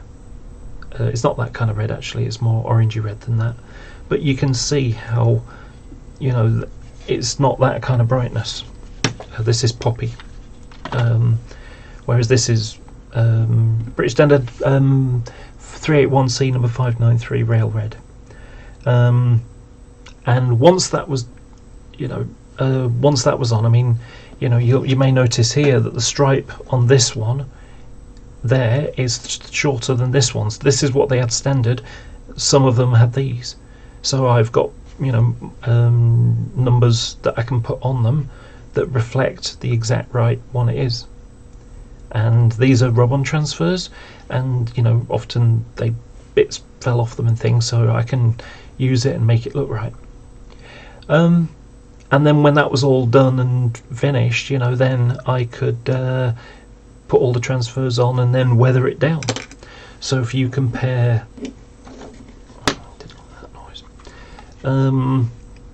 So if we look at this one, this finished one, let's just turn the autofocus off, and there you go. That's the end product. Now, all that extra work that I did, they're unique. So I'm not going to end up with exactly the same ones everyone else has got. These will all be different in one way or another. And so every time I have, when I'm running when I got my layout built and I'm running a Class 37 or something with, 9 vans and some VDAs chucked in there and, things like that, an MOD train. I mean, I could even have these and have some rail flats, some war flats or war wells with some, vehicles on.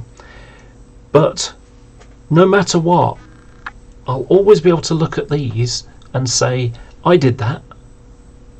The buzz isn't going to go away, because ultimately no one's got the same one.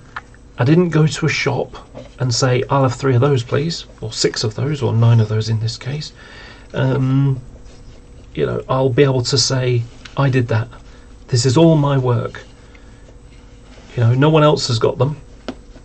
Even if people buy, the models and change, the numbers, they still won't look the same, because when I do mine, I paint faded colours on them rather than bold colours.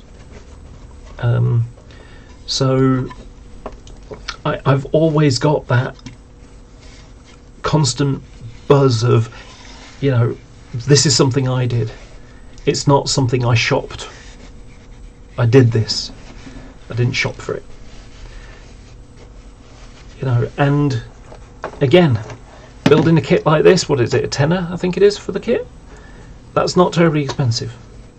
So being able to have done that work and get the nice warm fuzzy feeling that I'm the only one that's got these like this, and these look much more realistic. That's what I like. That's what I enjoy about modelling. Because this is it's selfish in a way. It's a me thing. I've got something special. Everything that's different on these, and that that gives you a feeling of accomplishment. How much? I mean, that is. I think that's probably the buzzword for it. Accomplishment. How much accomplishment do you get from going shopping? I think that's a question that that is worthy of consideration. Because like I say, give it a week, or give it next month you buy something else, and the month after you buy something else. Well, there are the old models now. Now I've got new models that have taken over, and I can always look at the old models that I've got and have that sense of accomplishment. When these are done, I'll have that sense of accomplishment that these locos that I've got here will be I'll have done the extra work to make them look a bit better. I have decided now that one of these Rofer Distribution ones is going to get a ever so slight repaint of the Rofer Distribution logos. I'm going to mask off the red diamond, and I'm going to spray some faded colours on it. So I'm going to use a bit of white and a bit of yellow, because you kind of see that the yellow kind of goes like a lemony kind of colour. So I'm going to redo the yellow and redo the red. I'm just going to mask off. Just going to use some Tamiya masking tape, mask off, you know, one diamond, and then mask off the other diamond, you know, and when, you know, sort of mask off one diamond, paint, you know, just weather it down. Just have the airbrush with some, you know, some pale grey added to the red, which will desaturate it and make it look a bit faded. And I'll do it in a patchy sense, so it's not a flat, even colour. It's a kind of, you know, rolled, you know, it's a blended shade, or sorry, patchy blendedness on it. And then, you know, I can do it with, you know, sort of mask off there, the square, and then just, you know, put a piece there, spray that, remove that bit of tape, spray that, and so on. So I'll be able to have the yellow and the red much more faded, and it can be dirty as well. So ultimately, if I find a picture, let's find a really ropey one. 90. I think 139 looked decidedly ropey. Let me go to OBS and swap over the screens. So red absorbs the ultraviolet, and it desaturates, it fades very quickly. Something like yellow and greys and things like that don't fade as much, but there it is, starting to turn a bit on the pink side. There it's very, very much on the pink side. Look how faded that is. It's a bit of a small picture though. There you go. There's a perfect example of a really faded out logo. Let's have a look. Got any others? I mean, that's starting to look a bit faded there. Ah, there we go. There's a good example. So I want it to look a bit like that. You know, now this has probably, you know, probably been around for a long time. You know, this is about 4 years old by then. I'm going to have it about 2 years old, so it won't be quite as faded as that. Certainly not as faded as that. I mean, now, if you look at this, the red diamond and the outline part is brighter than the yellow. That's more like it. There you go. Just a little bit faded and bleached out here and there. That's what I want it to look like. And you can see here how it's still got the clips there, so they'll be removed. There you go. That's what mine will look like. So this is what I'm doing now. This notch. So I'm getting it flat. It's pretty much impossible to make the rivets for the where the bolts used to be, to hold the clips. You know, these nose clips here. So I'll have the cables going down here into this little pocket. The electric train heating plug receptacle will be removed, and this is flattened off. So normally you'd have, if we look here, you can see how there's the cable going up. And this one, the cable, you know, the receptacle, the plug has been removed, and the output for the 600 volts power supply for electric train heating has been removed. So I will have it like this, and I'll also have the flat fronts there. So, because you can see how it used to have the rubbing plate and the drop-head buckeye, and those were removed. So the end result will be like this, but with the original buffers, because later on they changed these to freight buffers. But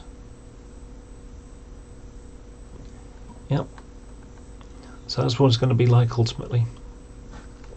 Anyway, so I should get back to the modelling. Sorry for that ramble.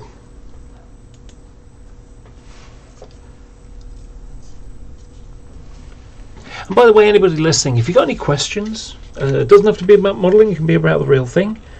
I'm pretty knowledgeable about railways, so if it's something you wonder about, or you know, you've got a question about, Just ask and I'll see if I can answer it.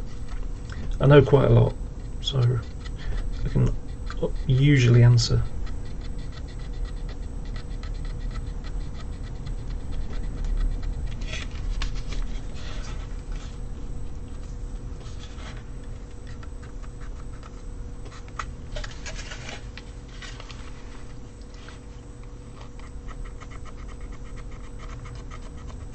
Okay, I think this one's now done. Just a tiny bit more here.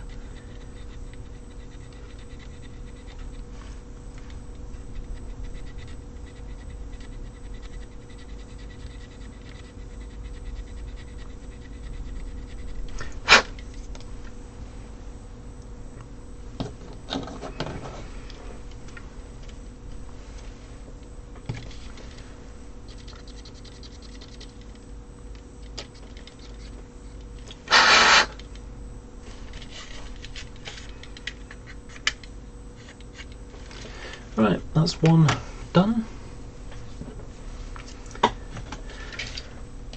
Okay, this one had a bit more green putty on it.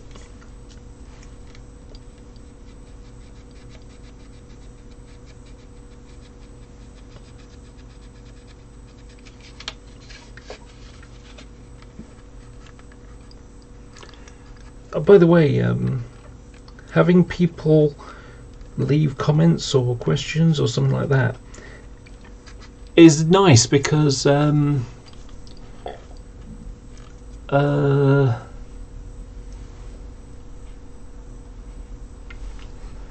because it gives me something to feedback rather than me just talking away and wondering if anybody's even listening.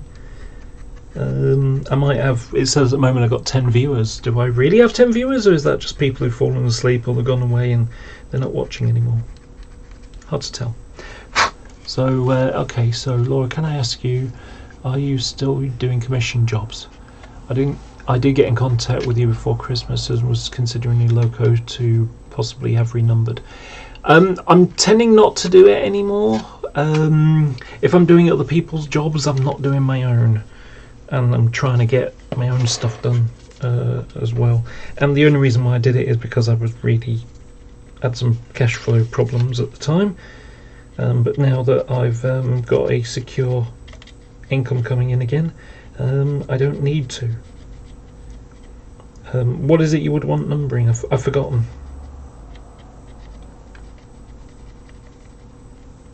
I don't even know what your name is. If I knew your name, it might give me a hint.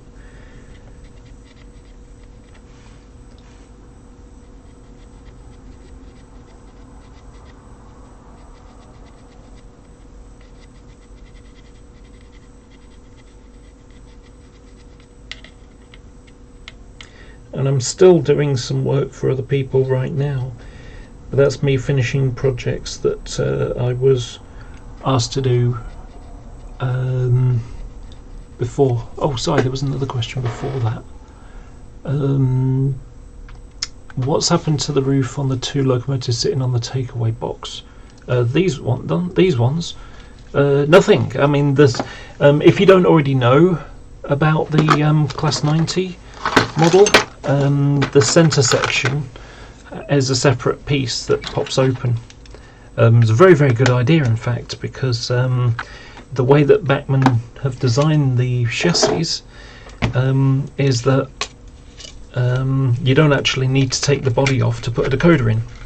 So if you can imagine it like that, and this goes on top, to access the decoder, all you have to do is undo the screws underneath, just to the fore, and there's your decoder. And in fact, that's a blanking plug at the moment, but eventually it'll be removed and have a decoder, such as this one here.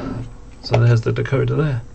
So you just unplug that, plug that in, and it's good. So yeah, that's why the bodies are off like that. And I just found a screw which would probably be in there.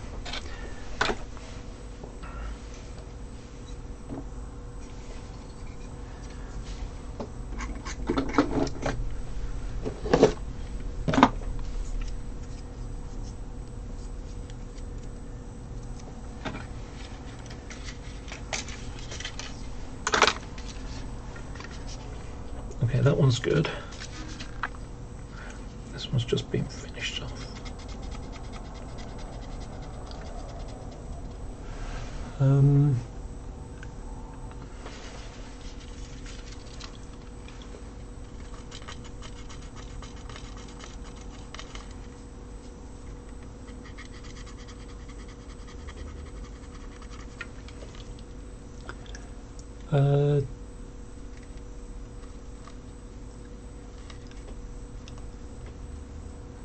Right.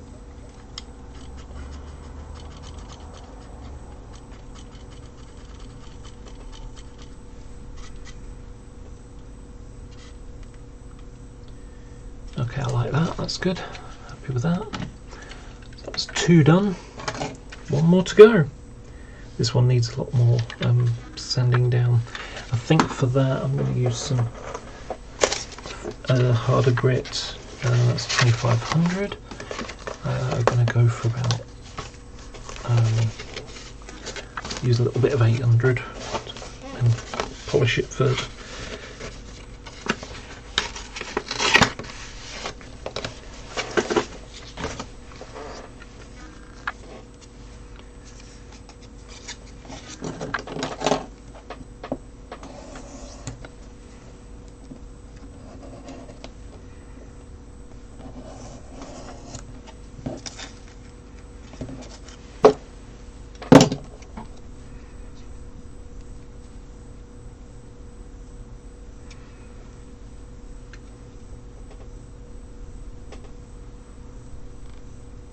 Oh, that's okay.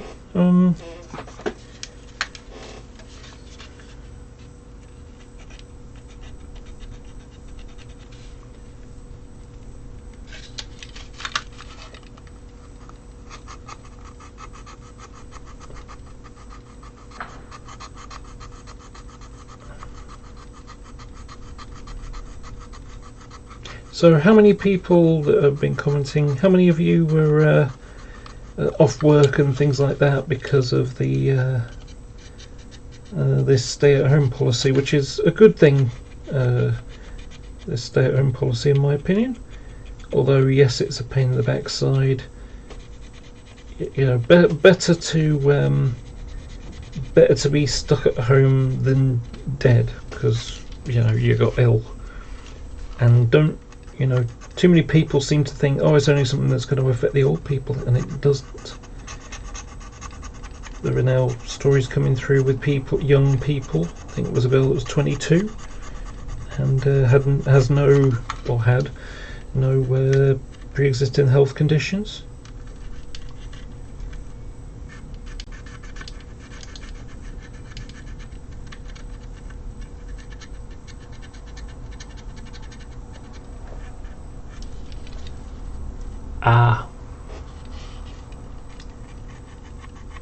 I mean, there was one just sort of down the road from me when I go into town. When I went to town to get my magazine the other day, there's a company that makes windows, and they had people at work. You know, they were packing vans up and stuff. You know, and it's like, how is making UPVC windows a key thing that you know you need to go to work to do that? No, that's one of those, you know, it's one of those companies that it might be, you know, there might be cell phone companies, there might be you know, little companies that are doing okay, but exposing themselves and others because, you know, because they want to have people packing, you know, making windows. That is not an important thing, you know. People who are care workers, doctors, food supply, you know, mechanics for cars or whatever. Okay, these are necessary things. You know, people can't travel around if their vehicles don't work, so train drivers or bus drivers, yeah, those are key things as well. Making windows isn't, in my opinion. That's not an important job during this situation. It might be important in other ways, but not for a crisis such as we have now.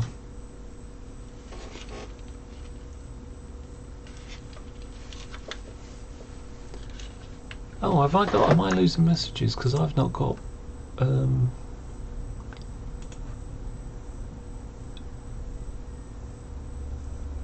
only got live chat,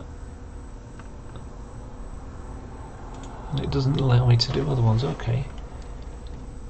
Oh, I say, retired Sparky, now a carer, have not been out for 3 weeks. Yeah. Welcome to my life. I have agoraphobia, so I don't go out much at all anyway.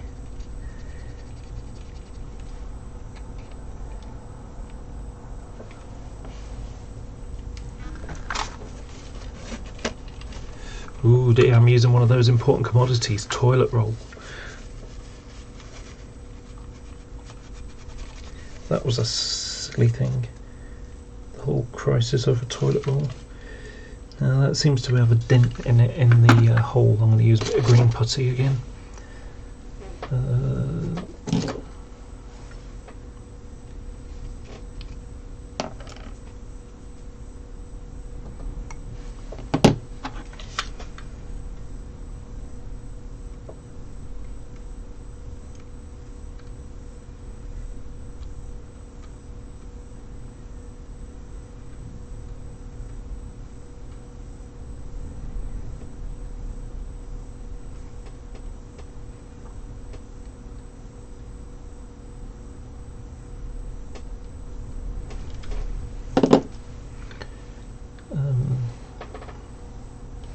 Need something to press down on it.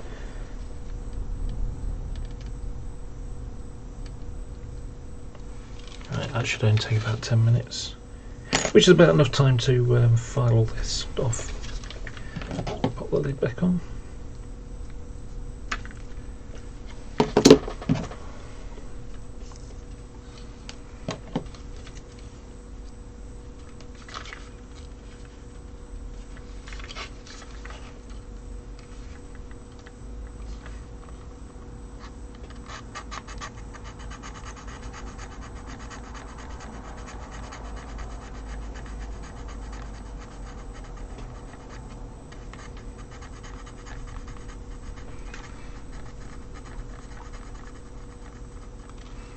Yeah, it makes sense. Better to be at home.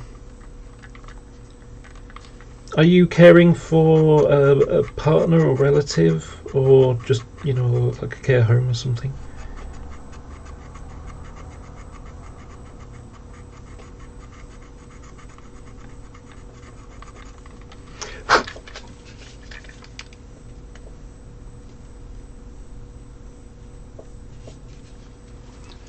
Oh, I'm sorry.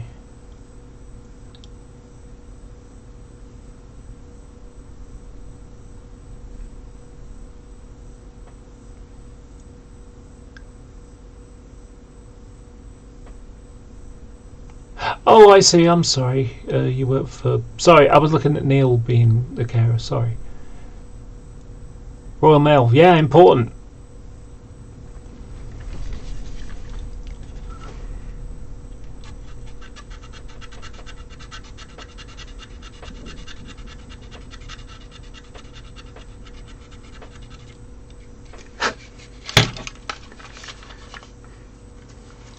Yeah, my postie's really good.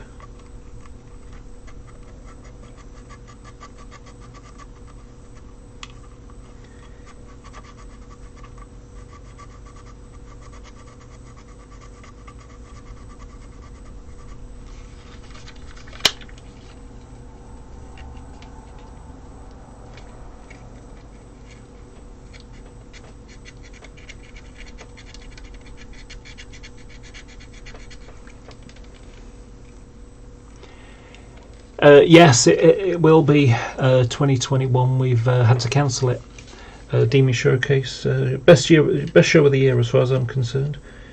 But then again, I'm a little bit biased, since I'm the vice chair of the Model Railway Society in the first place. So I am on the committee. We had a committee meeting the other day. Normally after the show on the Saturday, we have our AGM, but since we aren't having a show, we can't really have an AGM. So we're the officers and committee are going to stay in their posts for another year, which I agreed to too.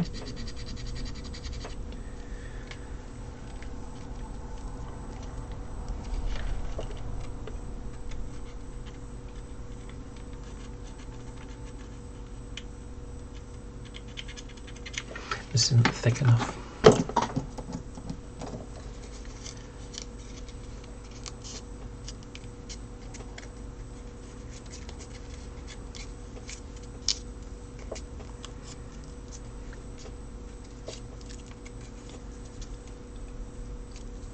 Yeah, I've only missed one in about the last 10 years, and that was the one where it was actually the 20th anniversary one, where they were when it was at the different place.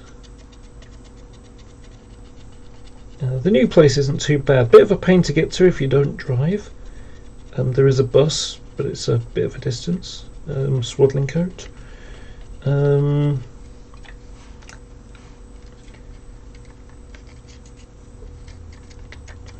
And I actually won a prize last year. During the AGM, we have some donation things. And I won an N-Gage Network Southeast thing. And I ended up swapping it with someone else who does N-Gage.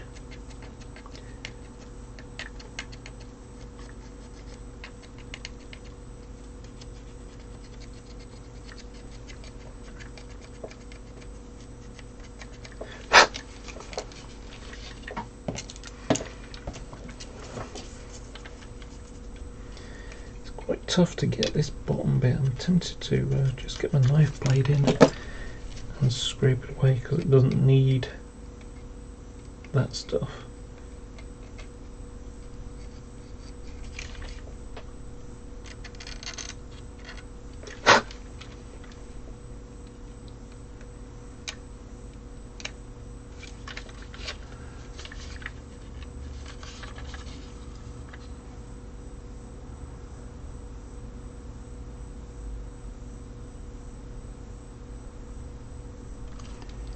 Oh gosh, 94, that's quite an age.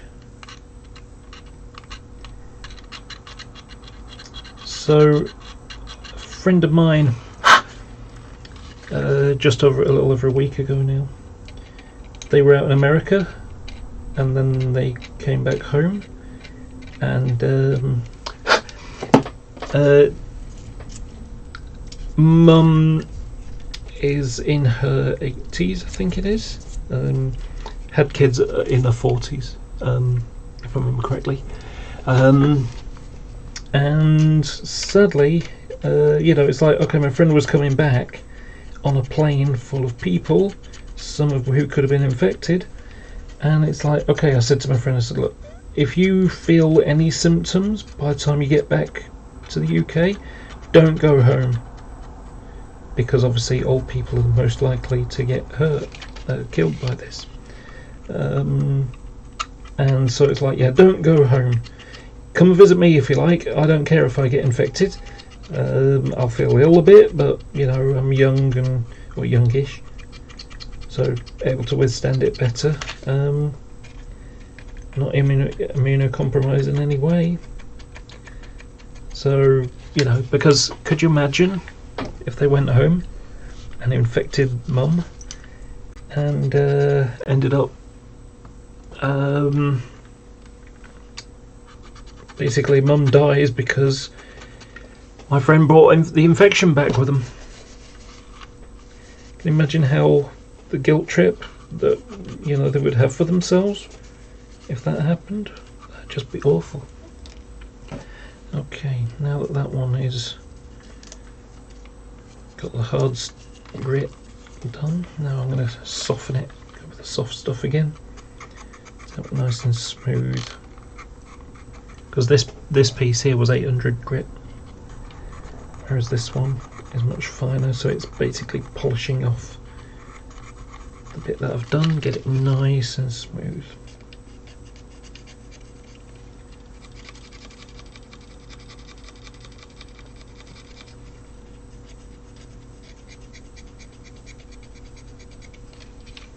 Do you know, I do have one question about Class 90s that I've never known. Just popped into my head just now. Little notch that's there. I wonder what that's for. Doesn't look like anything particularly necessary. I mean, is it maybe a heater vent, or you know, I can't imagine what it is that it's used for. Is it just a styling thing, or is it something that's necessary for the function of them? I don't know. Oh, good for you, Neil. Yeah. Yeah, I've seen your takes on the Demi forum.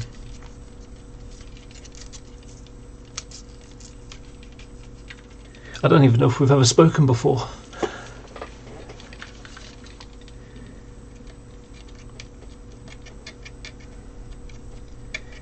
And you know, the thing I love about Demu is that, you know, there's a lot of there's a lot of knowledgeable people.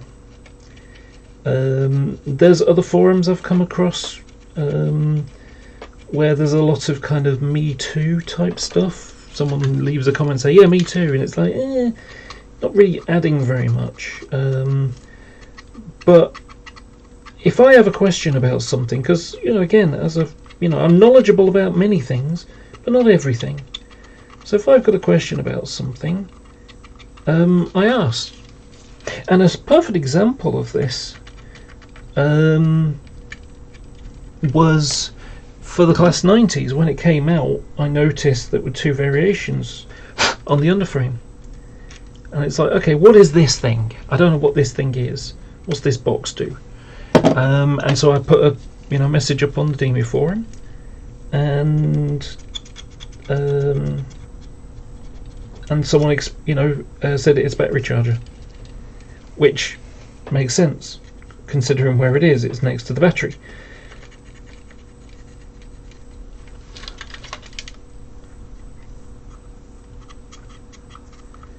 Something else that you find on locos and even coaches are these little sort of square, sort of little rectangular lump things. They're about this big, and they sort of, they're like angled, flat on the top, so it's like a box with a shaved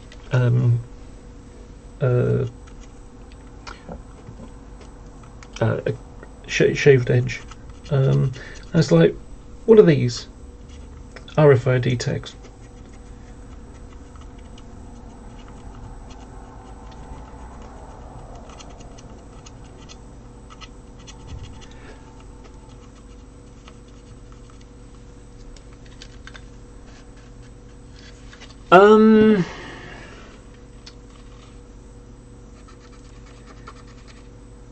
Send me a PM.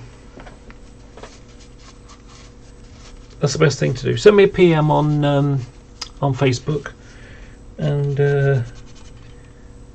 I'll have a think about it. Because, like I say, I'm sort of getting out of it, but the problem is I like to help people out too much.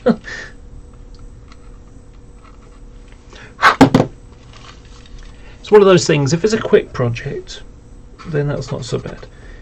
If it's a big project, which is one of the things I'm doing at the moment, that's a tough one. And when you want to see a big project, I've got where is it? Not there. There it is. Here's a big project I'm working on at the moment, and this is a Bratchel kit that I'm doing for someone. So this is a Bratchel 317, but I'm converting it into one of the 3177s, which have the sort of oval shaped marker lights and a sort of flat top piece there. So I'm modifying it quite heavily, and the last thing I did on it was to put the toilet windows in. So they got the new disability access ones, and there's the new window frames that I made, and that's where a large window was turned into a tall and a small window. So yeah, that's and I've literally chopped the chassis parts because the toilet was attached to one of the driving vehicles. So yeah, that one. So I basically chopped out the toilet part because this was 152 type body. So I removed this section and removed that section and swapped them over. So yeah, and all this at the moment, this is all filler, ready to be sanded down where the joints are in the body. So yeah, that's a big project, and then I'm giving it a repaint. So yeah, that's a long project. That'll take weeks to do.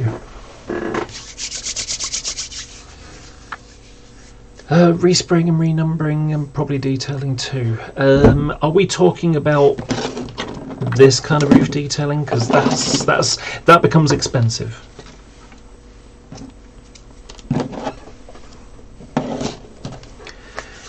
Okay, so I think I'm happy with that one. Just a tiny bit more. That's the rough stuff. Do just a little bit more on that. I think this will be ready. Oh, that's the rough. That's the heavy one. What's that light one I just had?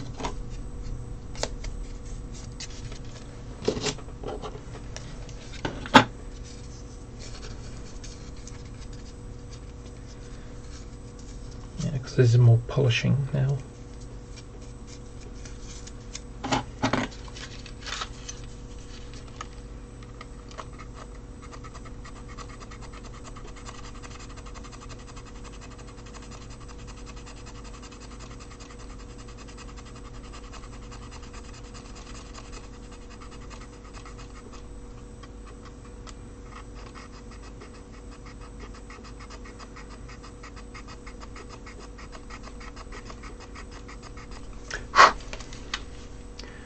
Okay.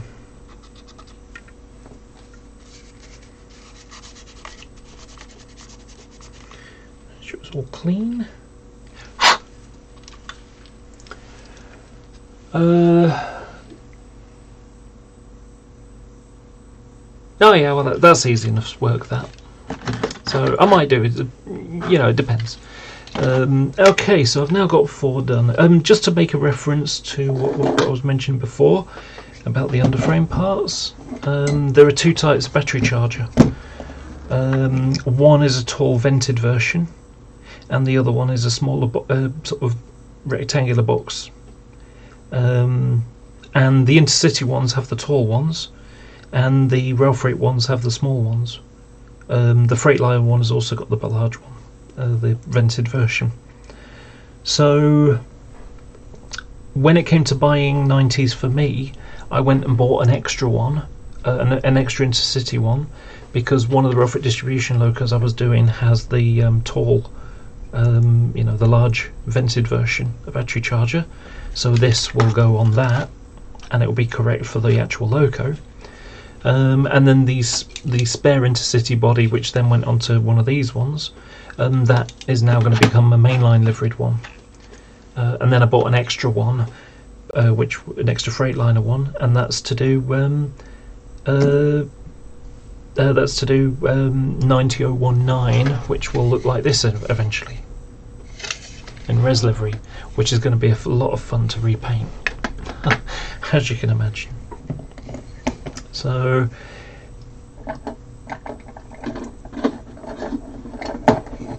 and parcels is one of the focuses of my layout, so I definitely needed a parcels loco sooner rather than later, because who knows when it will pop up. It could be 10 years before Bachmann decide they're going to do a res livery one, or 5 years, or whatever. Or if they do a res one, it could end up being a weathered one, and I don't want a weathered one.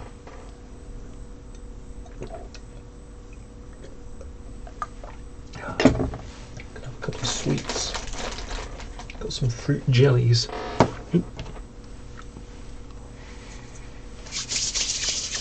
Okay. Right. Now, let's get some. I'm going to paint the inside of those grills. So this one is too pale. This one is too deep. So I need to mix something between the two. But before I do that, I'm going to use some foundation white to get a nice crisp colour. So I'll be back in a couple of seconds with some water to do that with.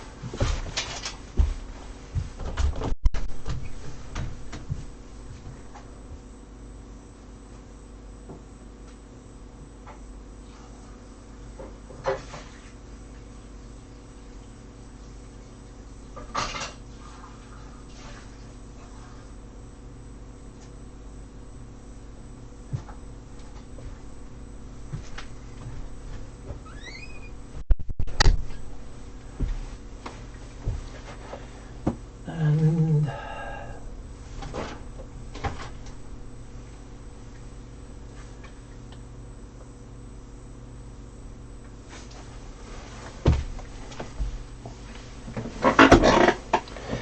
okay, so a little bit of water.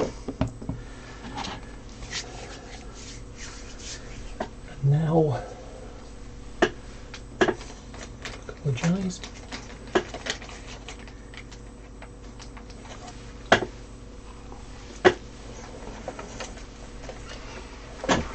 Going to use one of these.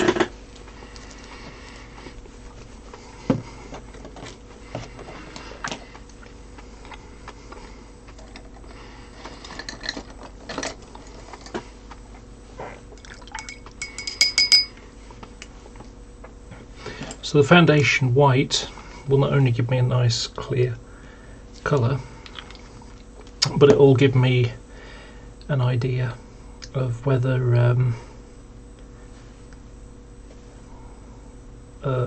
it's properly flat or not. Now, I don't mind a little bit of undulation, but if it looks really bad, if it's really obvious, then that would not be good. Okay, well this one's a nice one. Let's see how the next hole is. A bit higher than I would. It's not too bad. Got a bit too much paint in there, so I'm just gonna spread it a bit.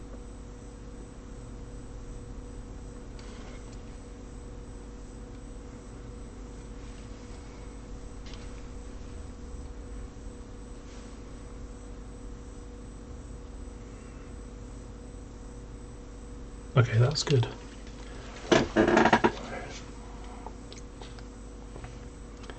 I know what you mean, the 323 would be really good.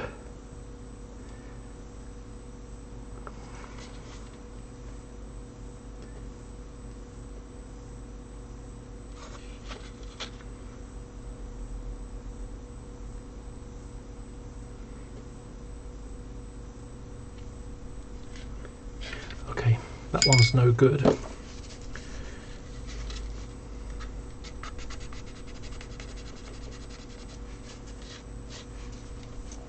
That needs some more filing. But before that, I'm going to try and cut a bit more.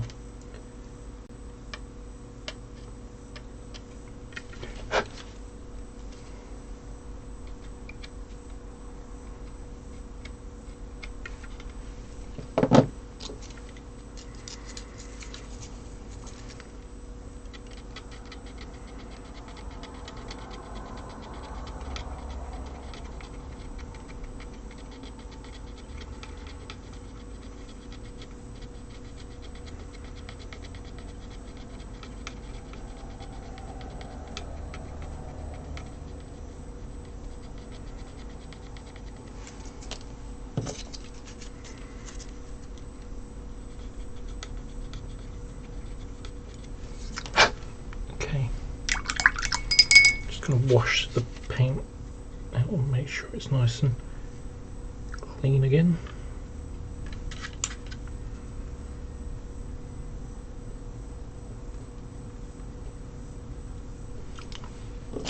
Don't want any bits of dust in there. Okay.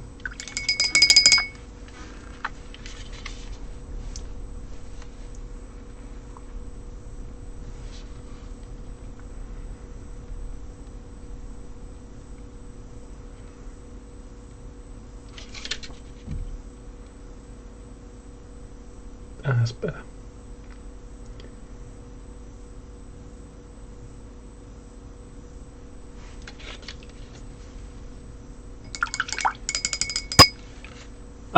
Yeah, so I'm actually wearing glasses, and this is a visor, you know, it just sits far enough away, so I'm using it through my reading glasses.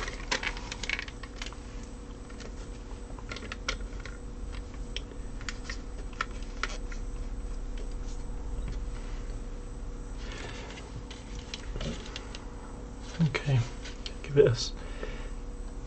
It dries quickly, so I can get a second coat on.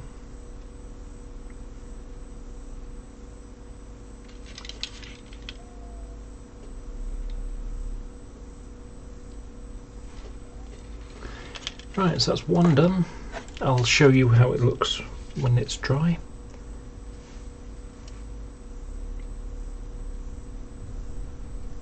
Okay, that one looks nice. That one too. So that's a really nice flat one.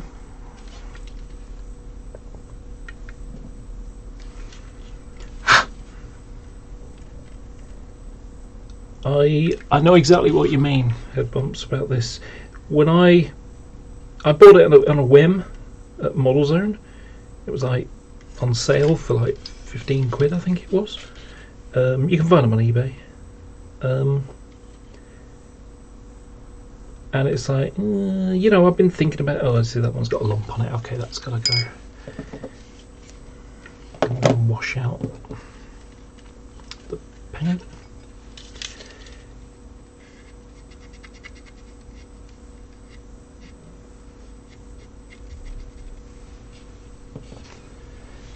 Okay. Same problem as the other one. There's a bit of a raised bump on it.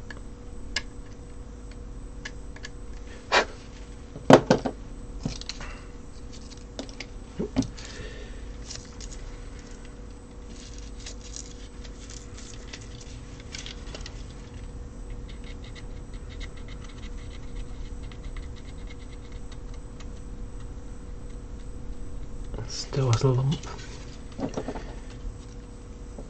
Just get my chisel blade.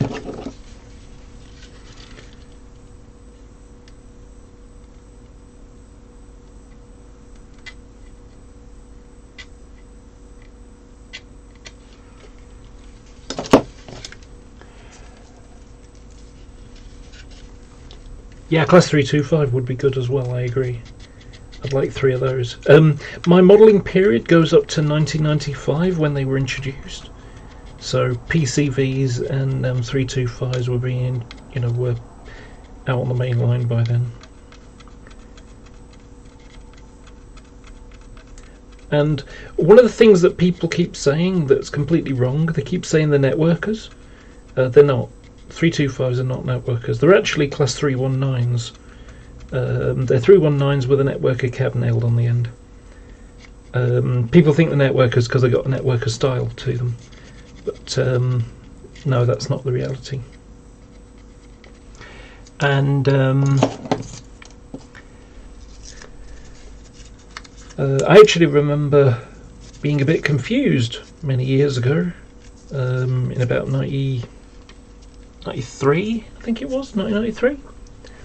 I went to Derby, and I used to do this circular route where I would leave the station, walk down sort of leave the station, turn to the left, left again at the main road, and that's the road that goes next to Litchurch Lane, the depot, the works, Derby Works, coach works anyway. And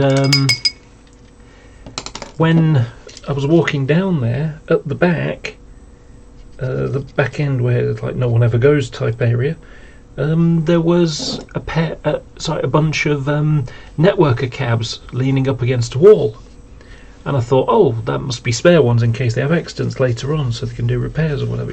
Made some spare cabs. No, it wasn't. It was the 325 cabs. Like I say, that was in about 1993. I think they were just finishing 158s back then.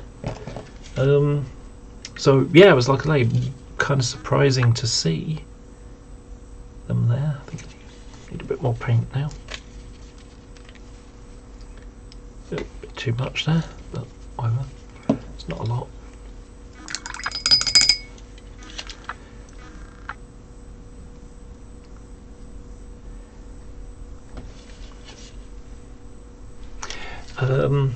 Yeah, about the visor though, one of the great things. Oh, got a hair. Shedding hair. Oh yeah, that's much better. So, I also do some wargame painting and Warhammer 40,000 stuff. And while I was doing it, I got some Eldar scouts. Eldar are space elves. And while I was doing, I did a nice job, but I just need a couple of little things to finish off them. So when I got the new visor, a couple of years later, when I looked at these new those models with the new visor, I realised that I'd only gone like 2/3 of the way into the cloak. So effectively what you've got is if you can imagine the head and you got the cloak around it, I was only going to like here on it. I was missing the last 2 mil or so going deep into that cloak. With the visor I could suddenly see so much more depth to things. I could see a lot of the things that I wasn't able to see before with normal eyesight. And it's like, wow, this is fantastic. I can see what I've missed. So it gave me an extra layer of. Let's take a little bit of. I'm going to scrape a couple of bits off here, bits of paint, some smudgy bits under there. This may be the one that I turned into 139. Weathered and grotty, because one of the Rough Distribution ones I'm going to have with the rubbing plate stuff, and the other one I'm going to have without it. So one will be a sort of 1993, 94 period. And the other one will be a later, so it will be an earlier one with all the rubbing plate and all that stuff. So it will still be in 91, but won't have had the as much of the free work. Okay, sorry, don't do the other side.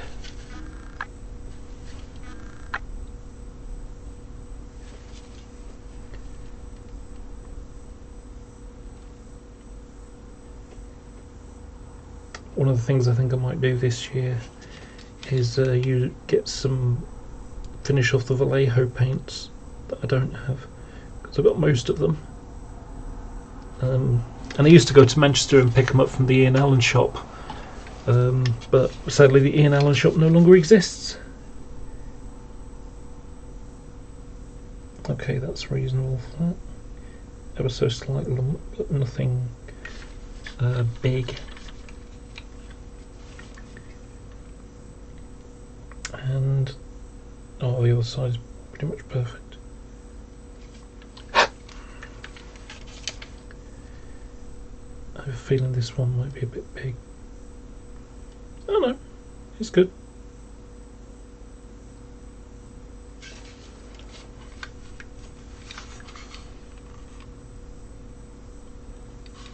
Oh, thanks very much, Taze. Have a great time. Watch it later. Thanks for oh, and thanks for liking too. Having likes is good. If you're watching and you haven't liked yet, do me a favour, give me a like. The more likes I get, the more it shows up for videos you might find interesting, which gets more people looking at my stuff, subscribing and stuff like that. So, okay. So let me just, while the third one is drying, I will hold up the middle one to the camera. So I'm going to need to go to OBS, which you can see the most live version, and so turn off the autofocus, and then there you go. If you can see, it really doesn't have the bump.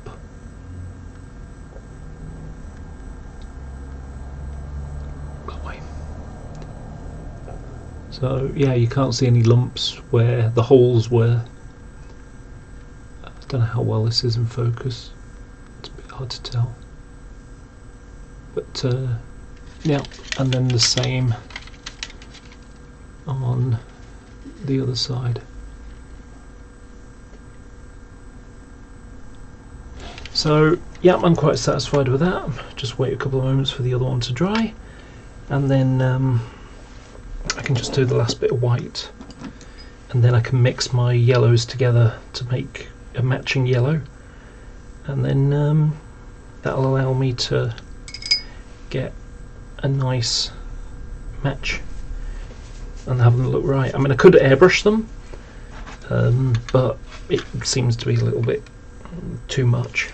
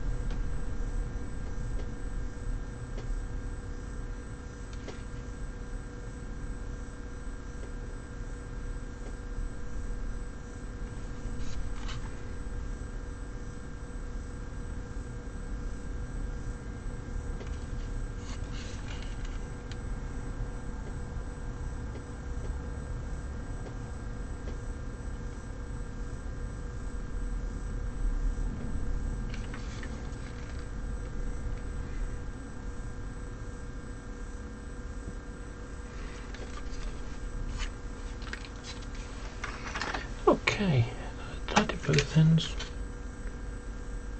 Not sure.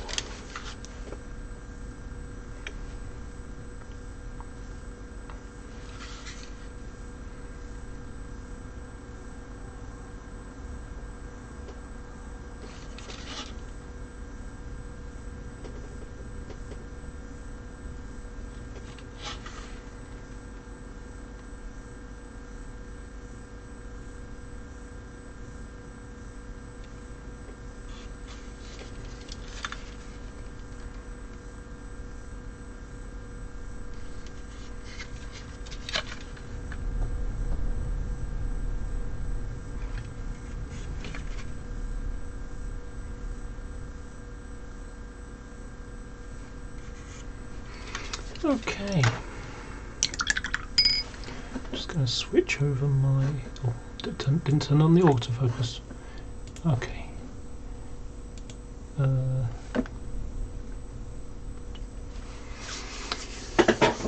Rightio, well thanks very much Head Bumps, it was great having you join. Hope you'll watch the end tomorrow or something. Okay, oh, I don't know why I moved that because I need the yellow.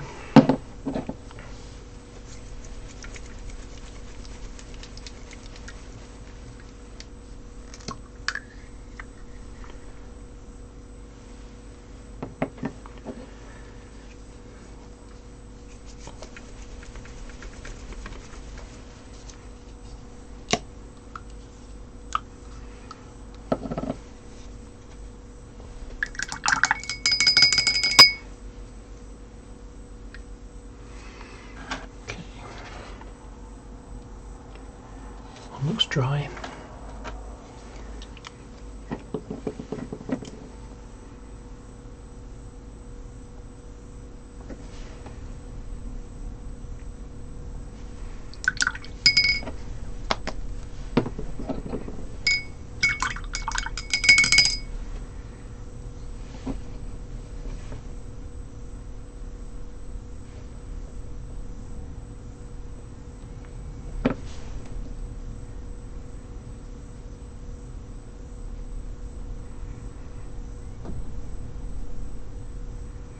So I'm mixing two colours together to try and match it.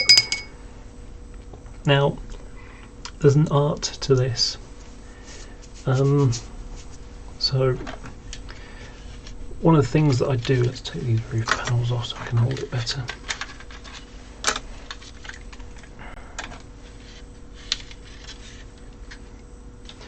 So the way that I do this to try and match it, I'll just take a little bit and put it on one of the bits so that's showing up too much, so that's too light.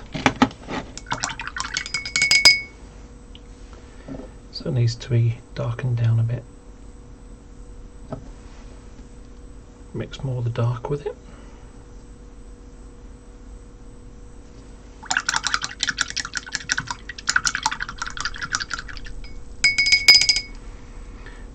And also this is one of the areas that gets you know, you get flies and muck and stuff like that, especially in the nooks and crannies. So even if I don't get it exactly perfect, I can hide it with some weathering. So what's it like now? Much better. Okay.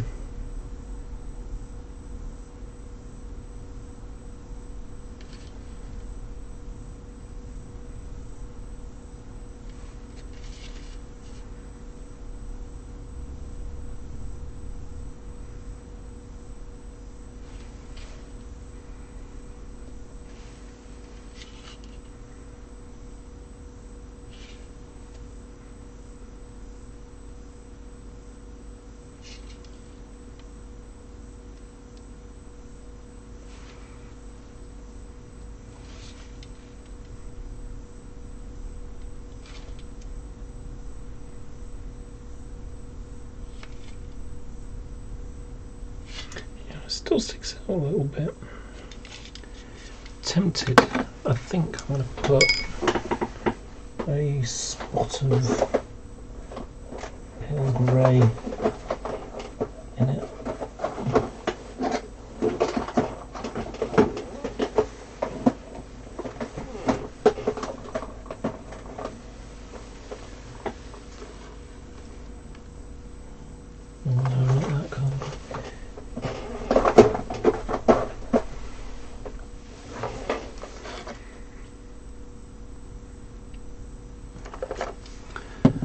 Tiny bit of grey in it because it looks like it's a bit greyed out.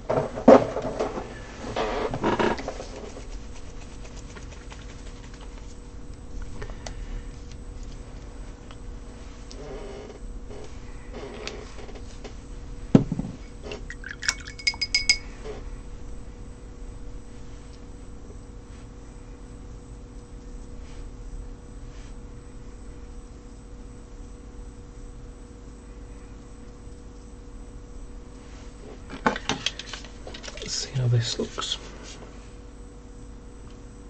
Yeah, a bit better.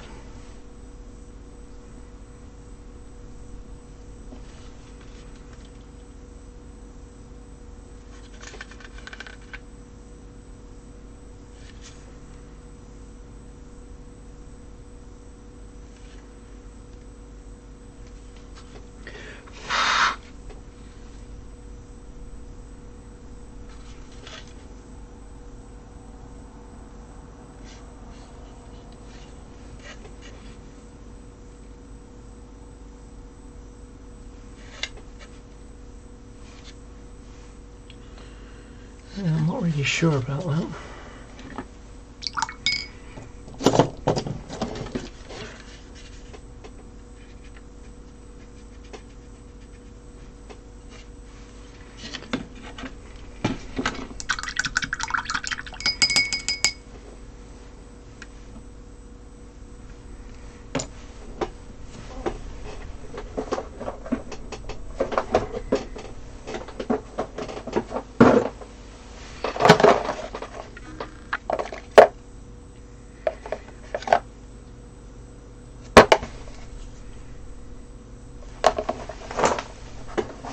Try a different grey.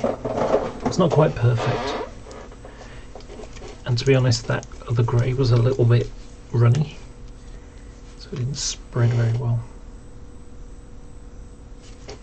That's clogged up.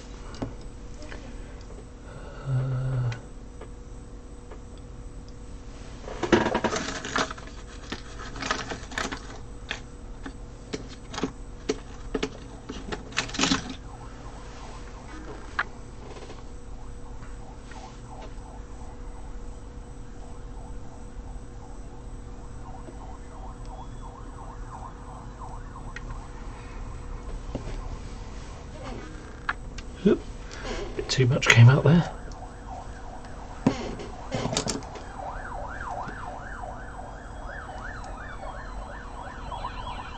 Oop, something going on.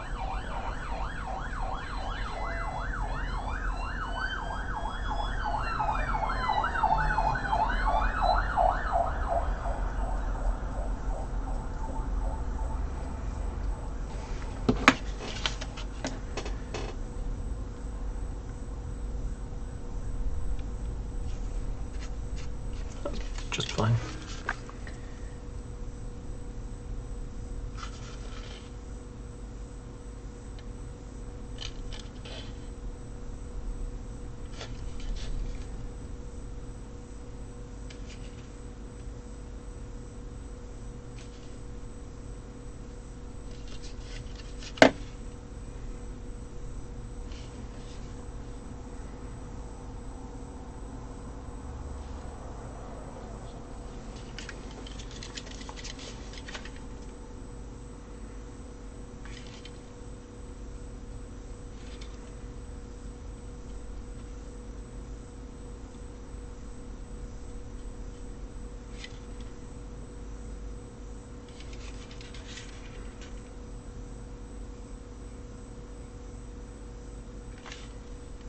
Still looks a bit too bold. I think I'm going to put a bit more grey in there.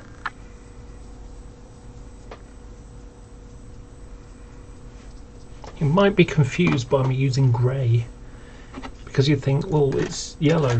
Not exactly. Still needs a bit more grey.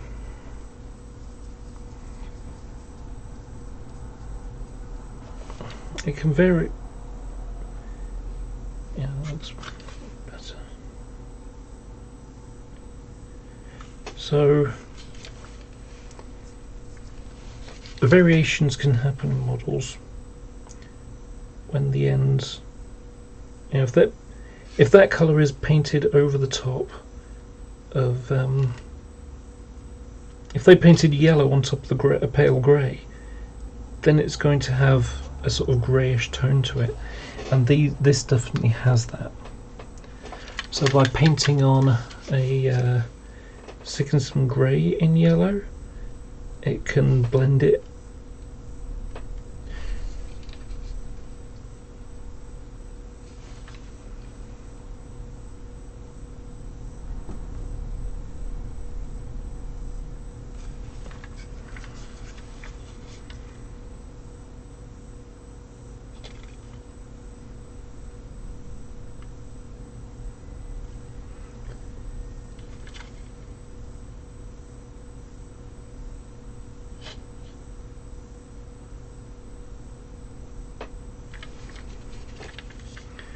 I think I'll also paint a bit on the bottom.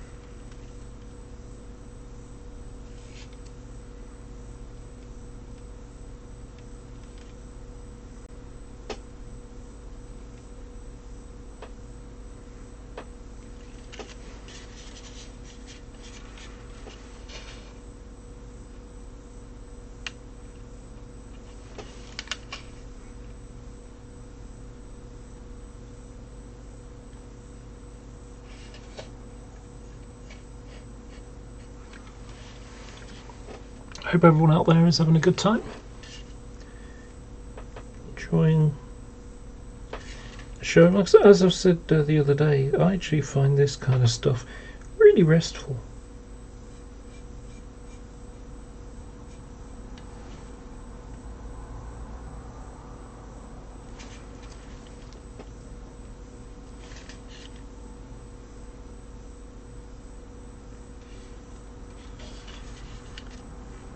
One of the least stressful things in my life.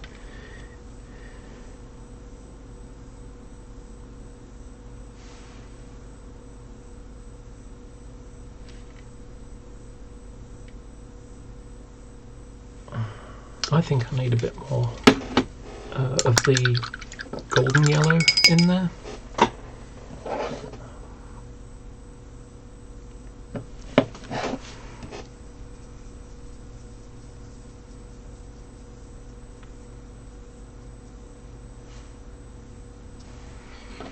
Let's have a look.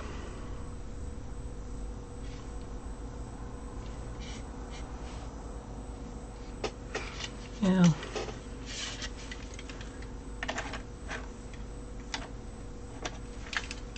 I didn't do the under piece on these ones.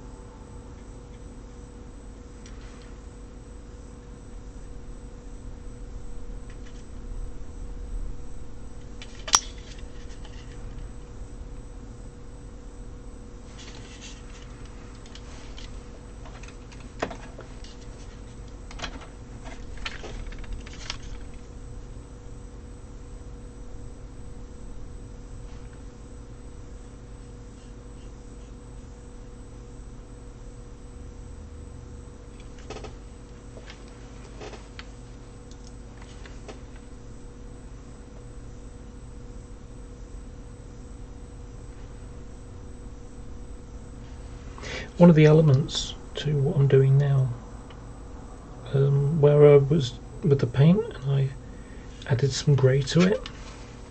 So this is colour theory. So, and I found a lot of modelers, including especially wargaming modelers, don't understand colour theory. So imagine you're painting something blue and you want to highlight it, you want to have a lighter shade of that colour, shade of blue. What would you add to the paint to make it lighter? Now most people would say, well, white. And yes, that's perfectly that's perfectly good. But what happens if you're working with red? What would you use then? Well, if you add red to if you add white with if you add white on red, then you'll end up with pink. And if you saw those VEAs earlier, they weren't pink. It was a desaturated red. What you do is you put a neutral grey. A neutral grey is anything from black to white and every gradation of grey in between. There's no blue tint or yellow tint or green tint or brown tint in it. It is one colour. it's a desaturated colour. So so what I've found is that there are many modelers who don't seem to understand that system. So I've seen people, wargaming people, even the professional modelers themselves, use orange. And it's like, no, you just desaturate your yellow. Your red. Because when you have light bending around something, just use, here's something red. If you look at the highlighted bits on it, it's not, it's not pink. It's not orange. It's a desaturated red. In fact, here's a better item. The color, the things that you see on the edges. The corner that you get on this piece here. That is not orange. And it's like the song goes, we fade to grey. That's what colours should be used. You put the grey in with whatever colour you need to desaturate it, because if you look at something like if you look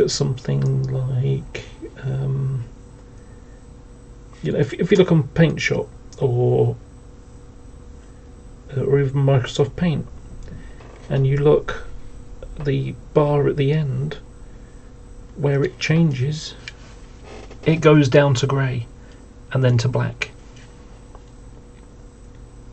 Because as I said, you're not changing the colour, you're only changing the light intensity.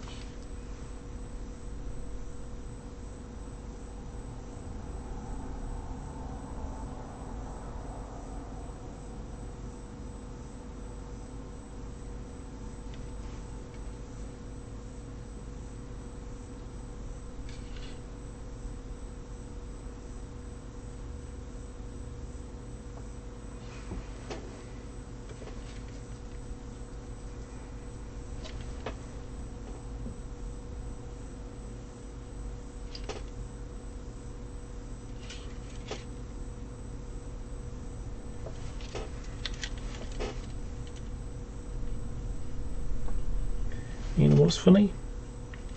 Now that I mentioned the song Fade to Grey, now that song is buzzing in my head.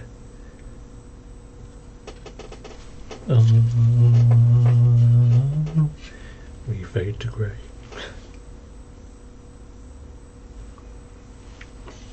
Okay. This one's a bit too yellow. Last one.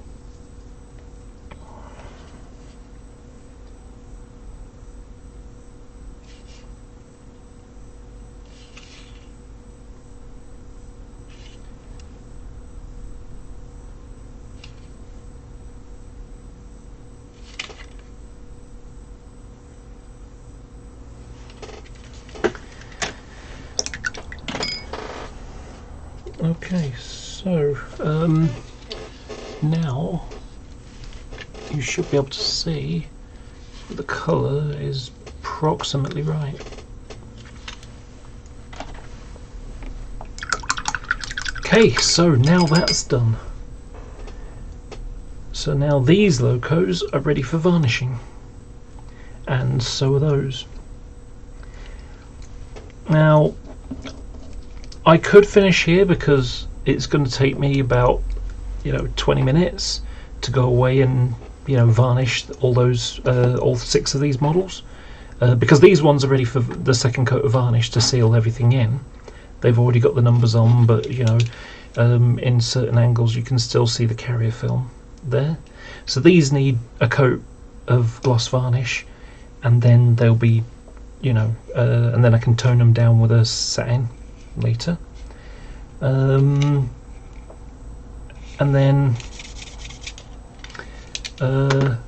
and these now need their first coat of satin varnish in order to be able to renumber them. So since I don't really want to finish right now, I'm still in the zone, as it were. Let's put these back in their proper places.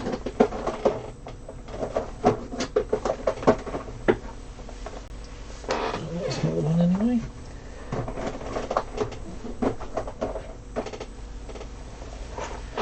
I think that one went in there. This is 153 and 154. Yep, that goes there. You can see that I've still got a few missing colours. 1, 2, 3, 4, 5, 6, 7, 8, 9, 10 in this box.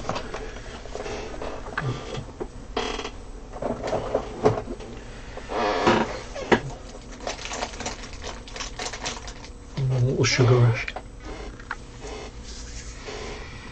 And these can go back in that pot. So,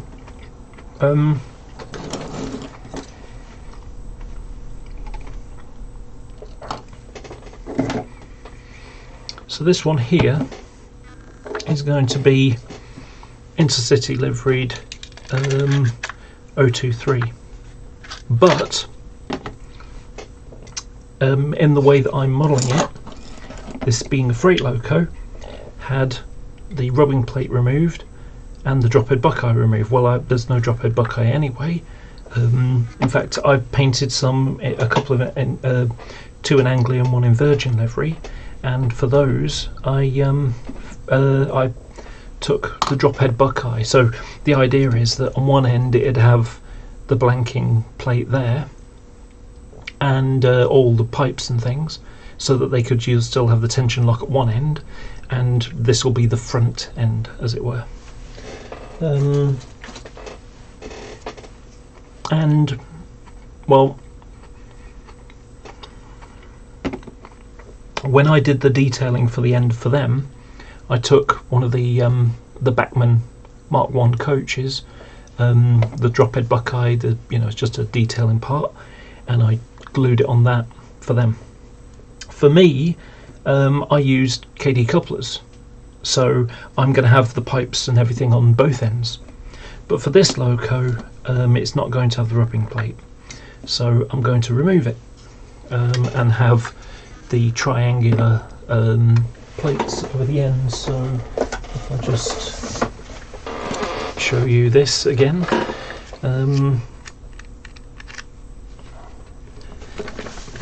you can make out here that the rubbing plate has been removed and it's got this triangular panel to replace it. So I need to make the triangular panels and remove the originals.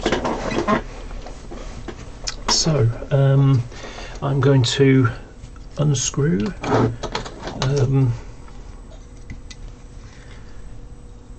the skirting panel.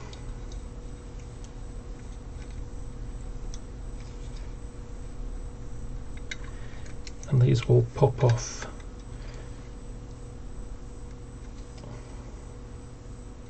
Oh, sorry, there's the third screw at the end.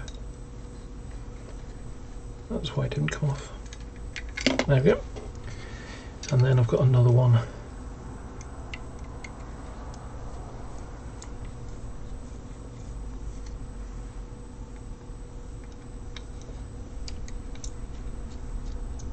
I think Bachmann did make a slight mistake on this. By having that end screw there, you can't fit the detail part. If you want the blanking piece in, it's covered that screw, so you can't unscrew it. Which means that if you want to put on the end panels, you got to go in the screw that way, right between your bogies and everything. That's a hell of a rigmarole to do. So I think it would have been better if they'd have had maybe a clip, maybe an L-shaped clip, so you just sort of, you put it in that way and then push it down and then screw it. I think that would have been a better way to achieve the same thing. So let's make sure that I didn't lose a screw on me. And believe me, wearing skirts, brilliant for modelling. Less likely to you're less likely to lose things.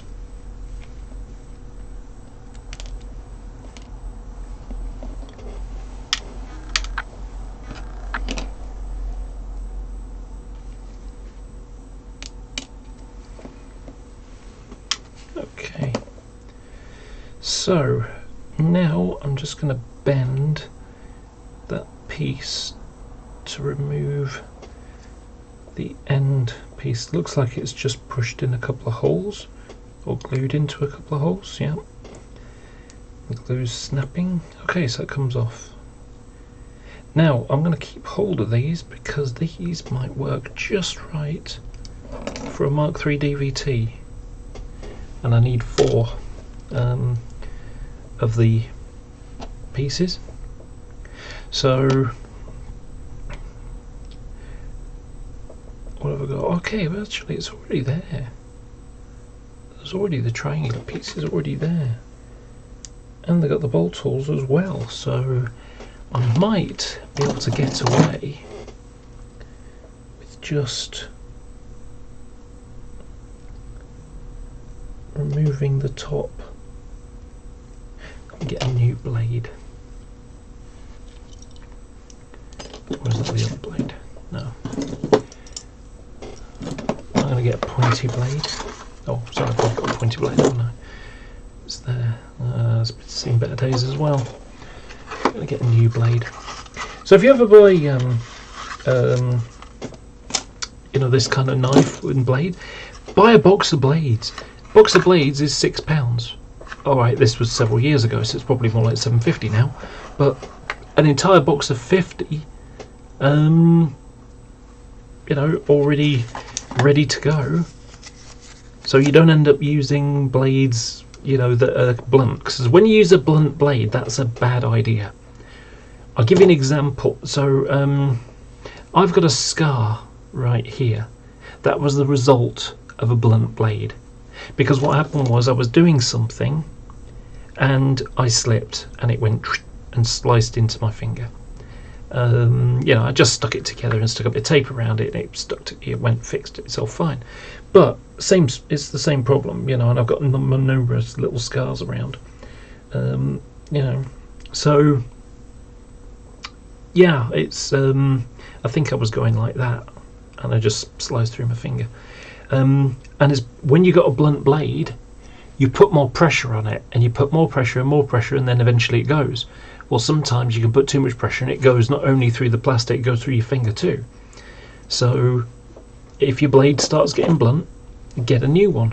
And you can always use the old blade like this one, which I was using to you know, take the filler and just a little bit, paste it on.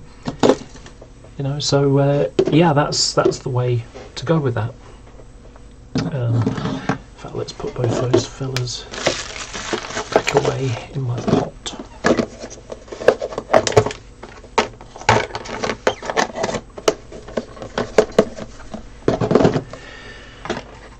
So, got a new blade for that, and I think I'll get a new curved blade too.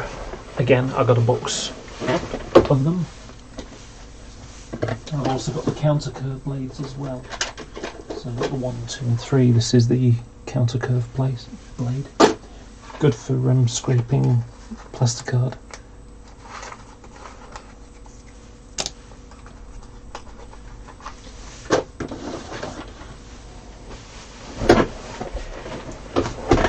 And as you get to you've only got 10 blades left, that's when you order a new pack. Those ones came from Eileen's Emporium a few years back.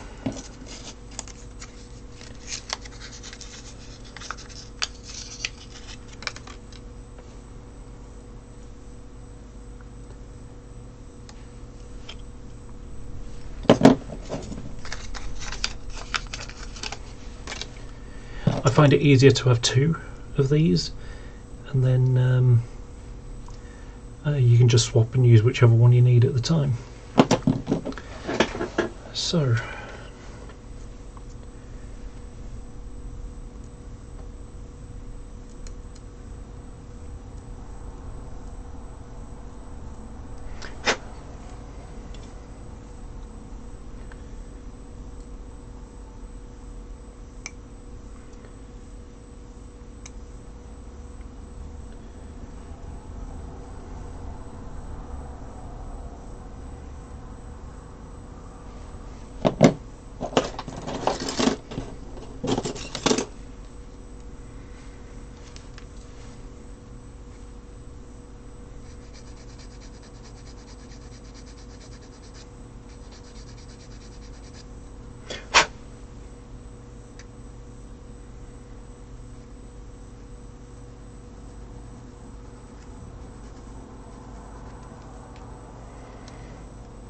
Okay, I can't go any deeper than that, because then I'll start filing away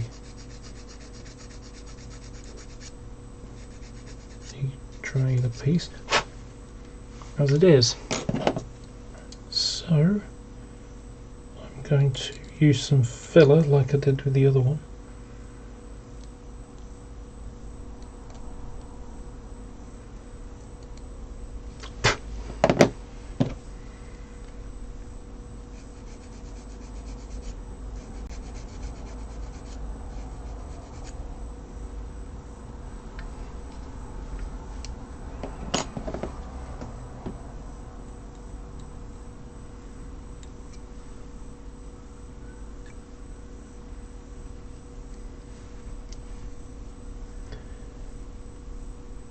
I think when I do the other one, I'll just cut across the hole.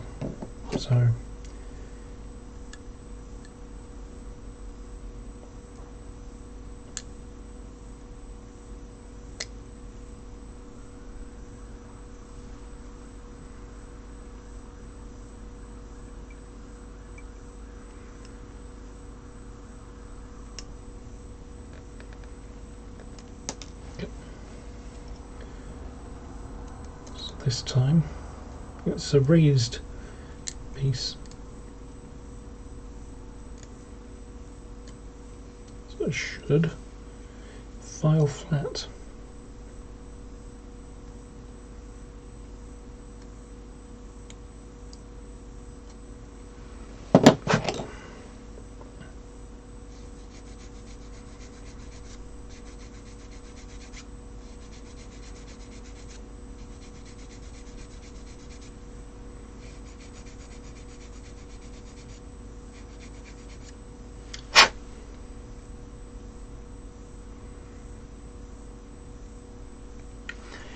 Right, and now I'm going to use a bit more of that sandpaper, or wet and dry rather.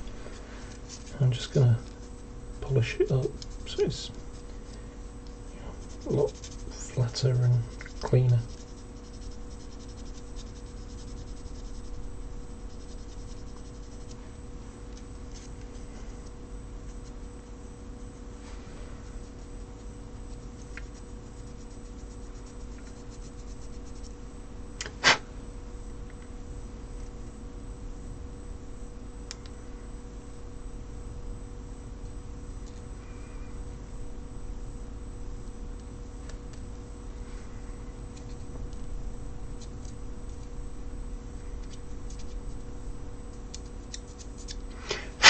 Okay, I'm just cleaning up the ends there. And now I'm going to use a little bit of MAC to a small brush. I'm just going to go over the top of it just to clean up any dust and debris. Keep it nice and flat.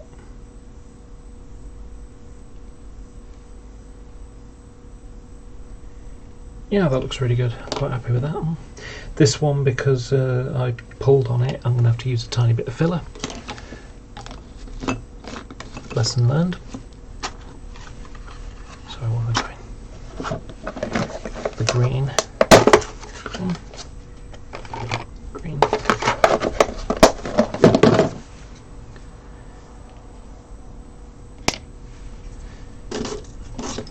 I'm just going to use that.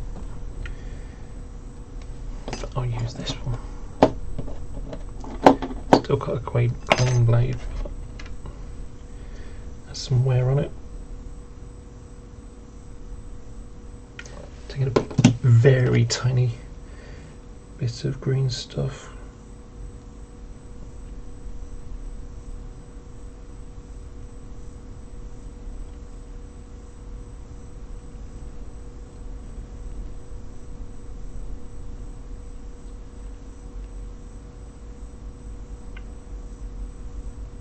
I want this to be smooth and flat on the top.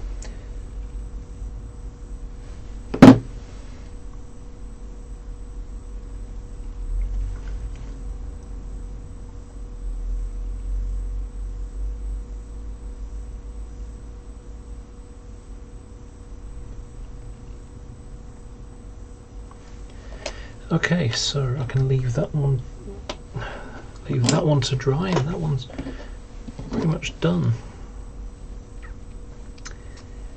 And 139 is also going to be like that, as is 23, 22, 23 and 39.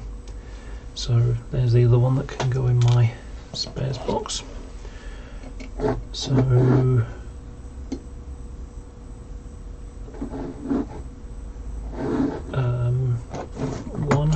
So two, 14, 22, 23.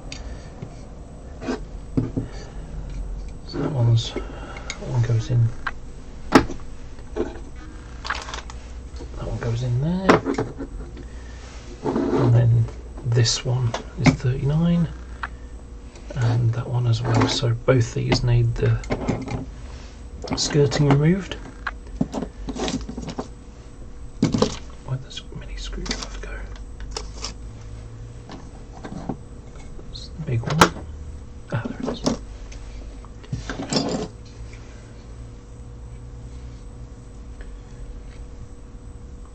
So, oh, it's going to be 46. That's going to be 39.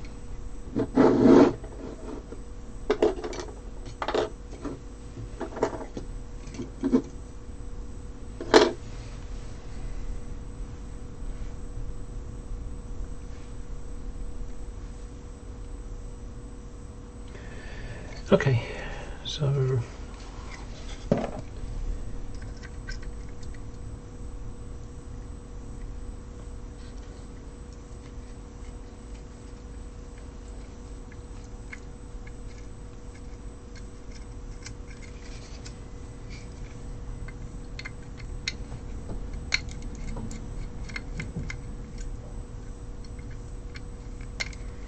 I got some money coming in next week, and with that I'm going to buy decoders and some more KD couplers, because I need some long shank ones, and I've only got number 5s mainly.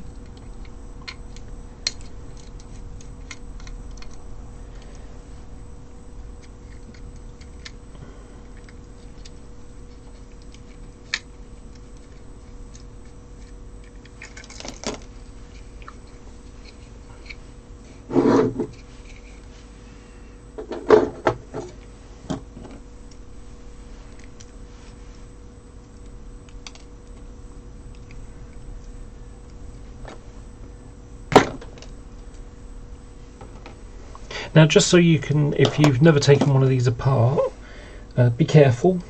So what you've got is, you've got this sort of V-shaped piece, but it's got a little hook on the end and a thin piece of wire tucked behind it. And what happens is that wire goes behind this, there and there. So if I pop it back in, and it's very easy to flick out.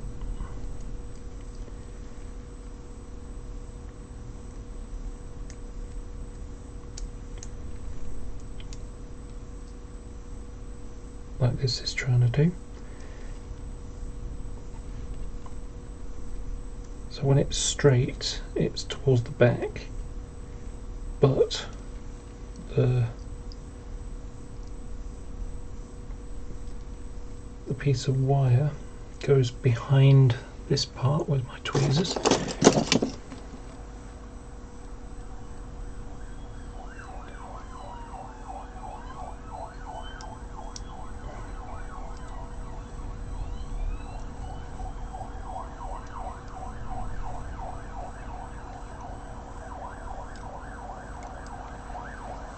It's quite challenging.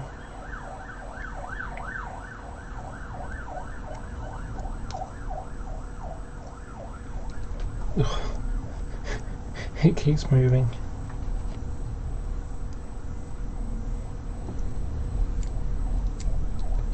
Let's try again.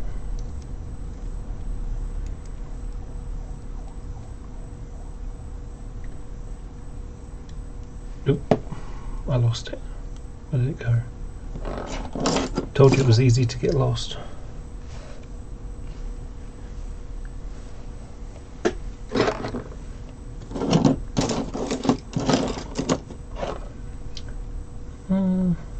could have sworn it landed there.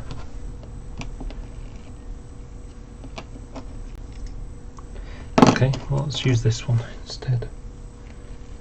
Doesn't matter because I'm not using them. But so this piece goes there, and then the wire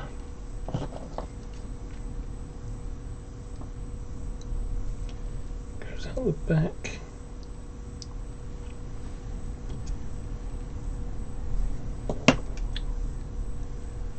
So let me hold this up for you. I need to turn. Oh, there. There's that piece of wire. It's so thin that from certain angles you can't even see it. So let me zoom in. So let's hold it there, and oh, sorry, wrong button. Okay, and then change the autofocus. There you go. Can you see how you got your piece of wire out on the back part?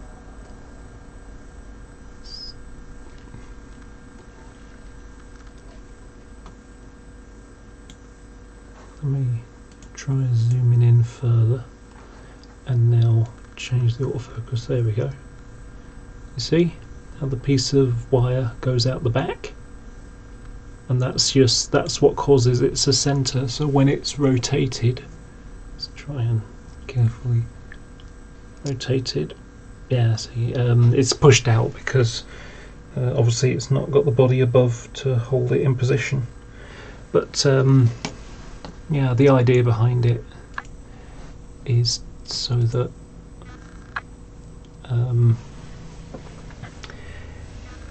to center it. Anyway, so I don't need that anyway, but I keep them anyway just in case, because you never know, someone else could need one someday, and it's like, oh, I've lost the spring, can someone help me? And I just happen to have, well, 12 of them. So all these pieces are being gotten rid of, because ultimately I will have the skirting fully done.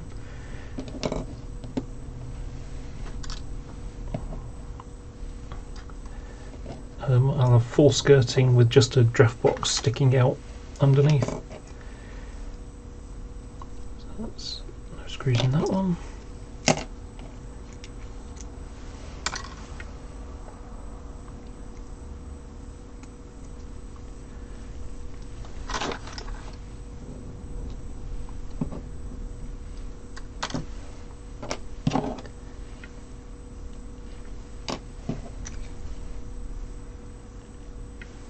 Okay, so these can now lose their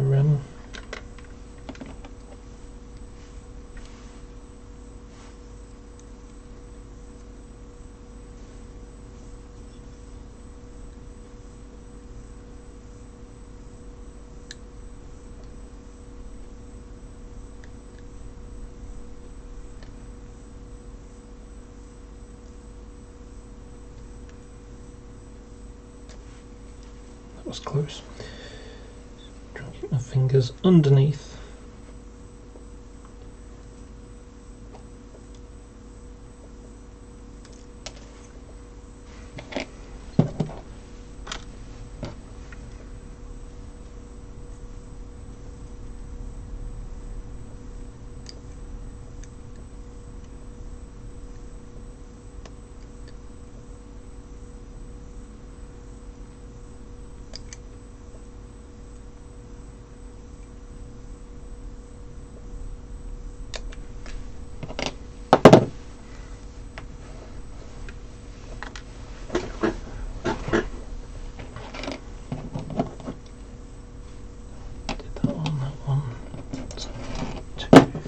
And then I've got this one to do as well.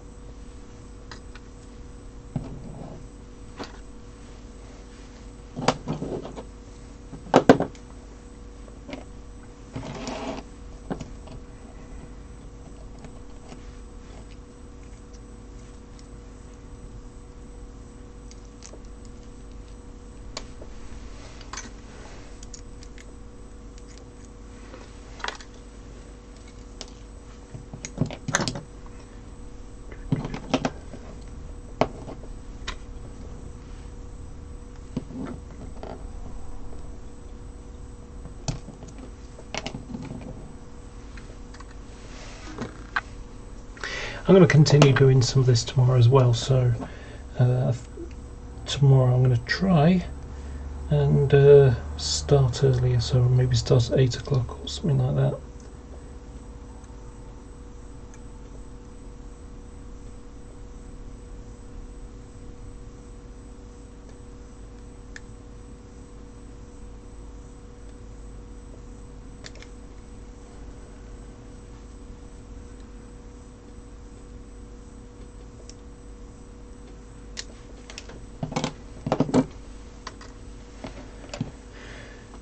Okay, so that's a full set almost ready.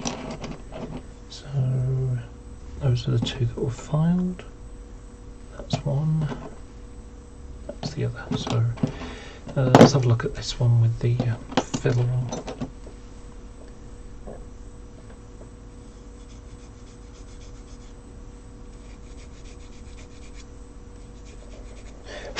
Yep, that's good. Use a little bit of sanding.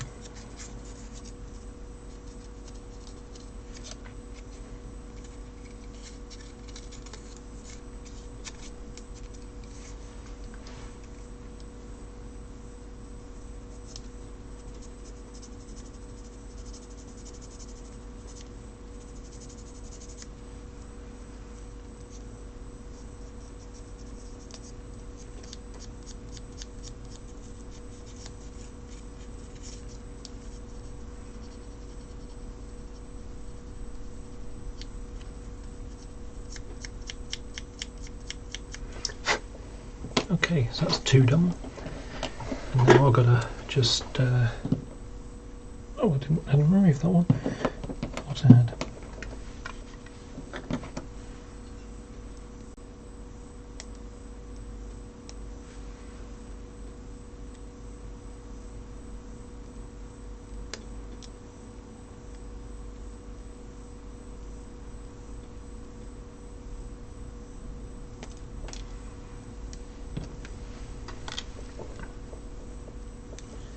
So how many of you got nervous when I did that? Thinking, oh my god, we can just watch blood coming out in a moment.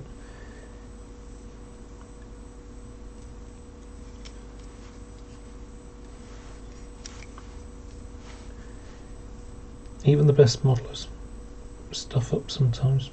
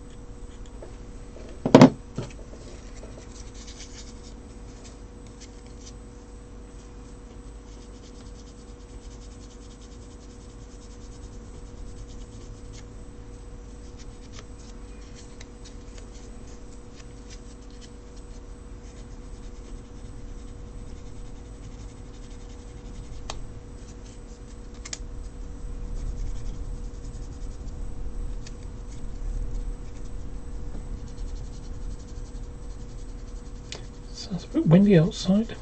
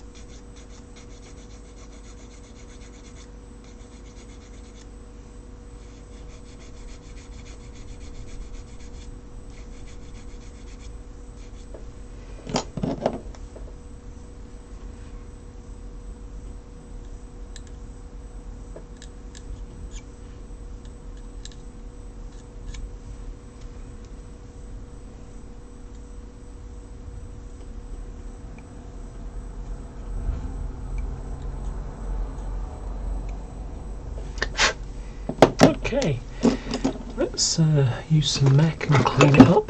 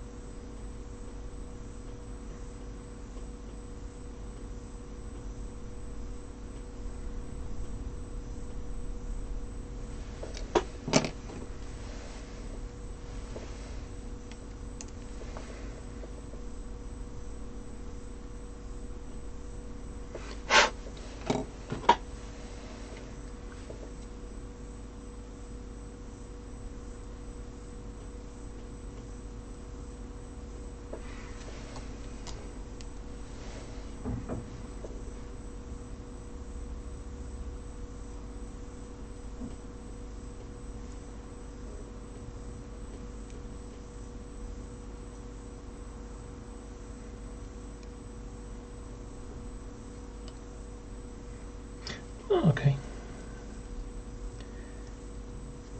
So the plug just came loose there.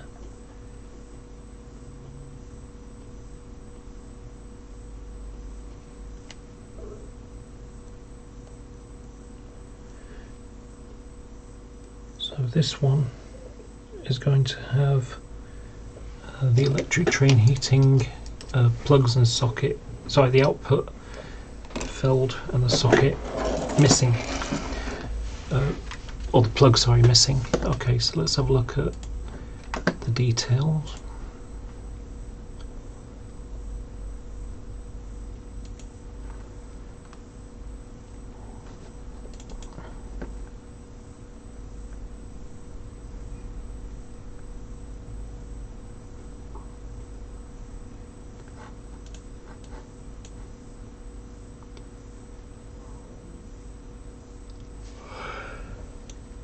Oh, excuse me. Okay, so let me just switch screens for you so you can see. Transition. So this box here, normally if we look there, it normally have the cable coming up to that, which the back model does have. And now I want it to look like this. So what I need to do is remove the wire coming out and this one, the end plate is shut, so it's got like a little spring handle on it. You pull the handle up, you plug it in, you let go, and it holds it in position. So I've got to alter that. So I just had it was a bit wobbly. It's not that one. Not that one. Excuse me, my stomach is making funny noises.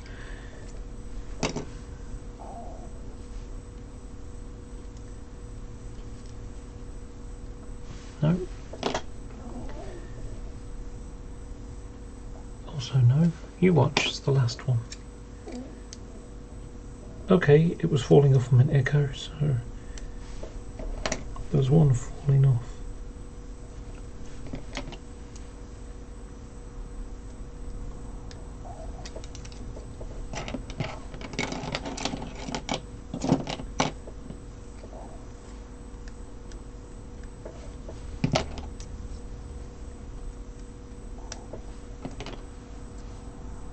There it is. Okay, so I'll take two of them. So this one needs, just gonna snip.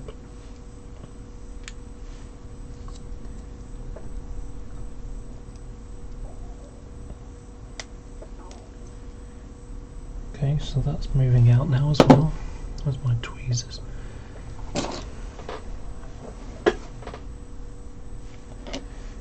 Okay, so do all really tight details now.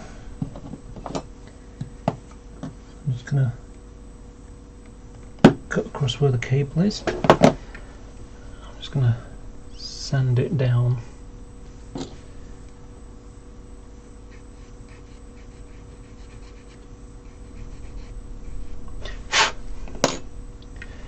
And now I'm gonna glue it back in, because I don't want to lose it. So there's a little hole on the end there. I'm going to glue that back in.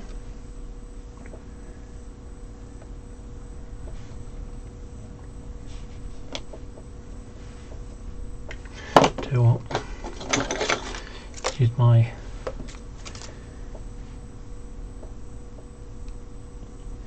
by the time I get this in fact I think I'll use some of this, so slightly more gloopy, but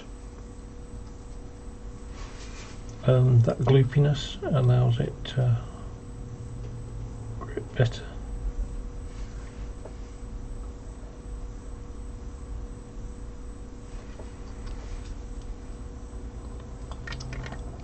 The plastic weld or mech, sorry, is oh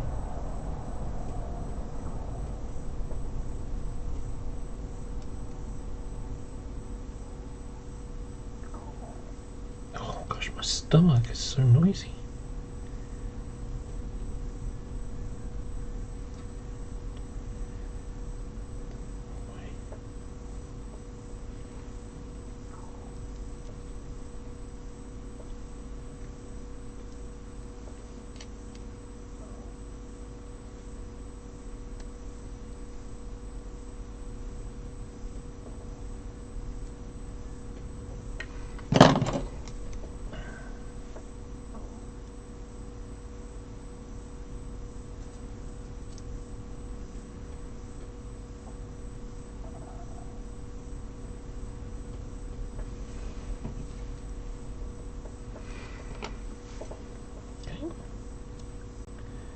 Side pocket needs to stay on, but I need to, let's move this cable.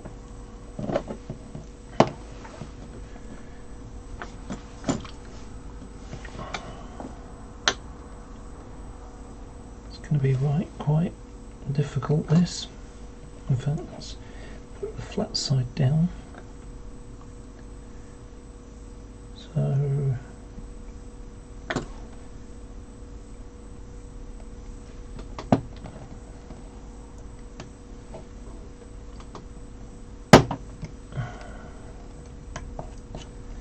a little wedge.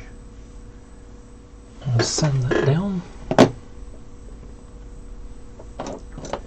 or file it down rather.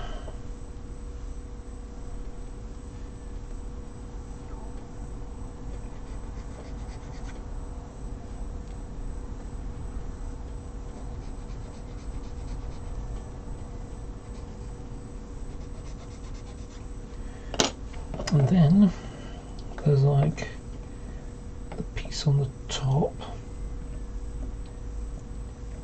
that piece that needs to be underneath because it's closed. Let me show you picture.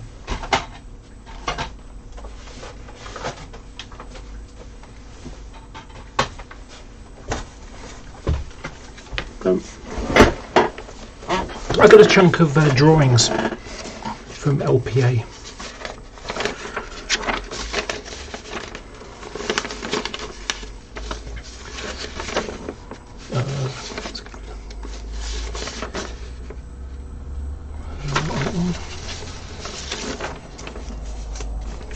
I think I've got one missing.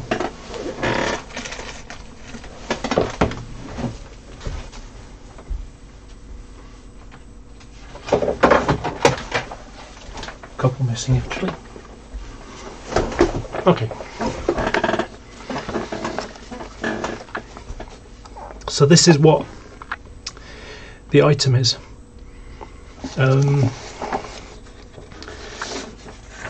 So that's the 600 amp output. So this one is the box at the bottom. And that's where the cable comes out. That's the other version, a more boxy version.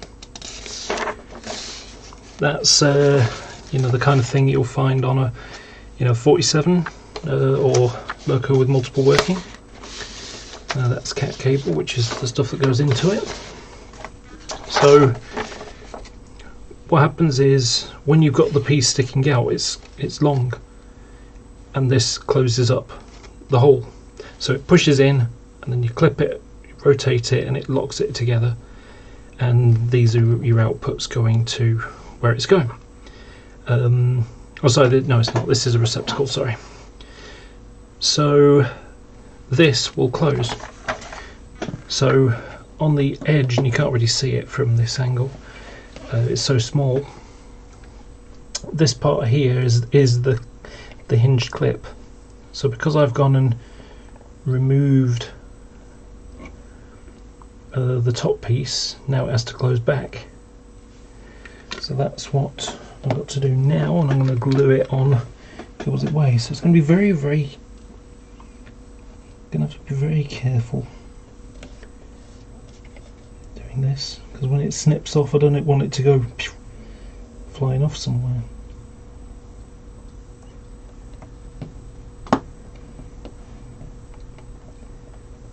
And now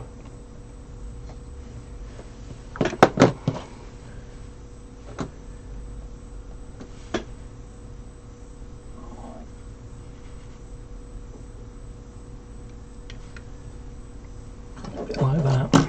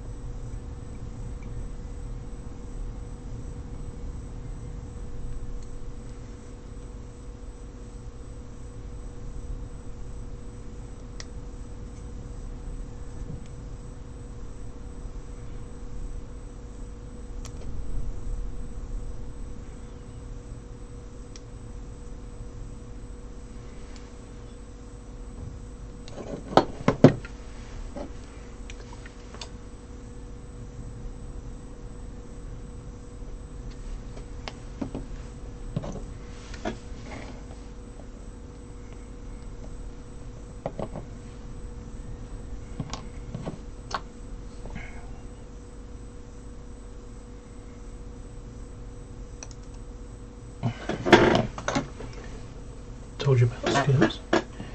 Really useful.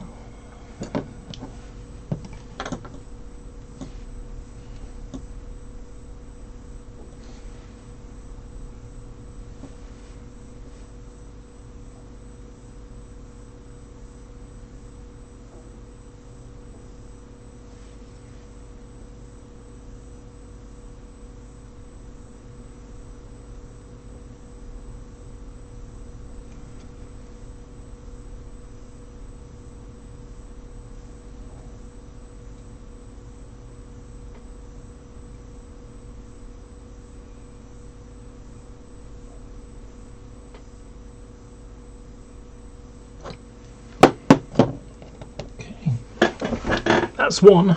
I'm going to just pop a bit of glue in here and reinstall it.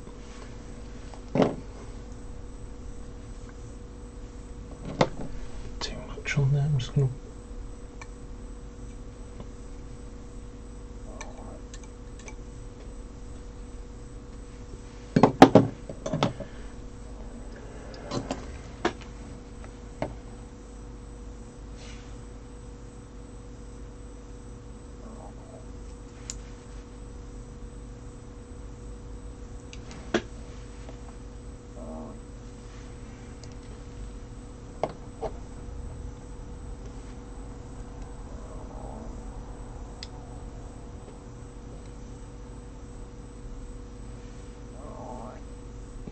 Crying out loud, stomach, shut up.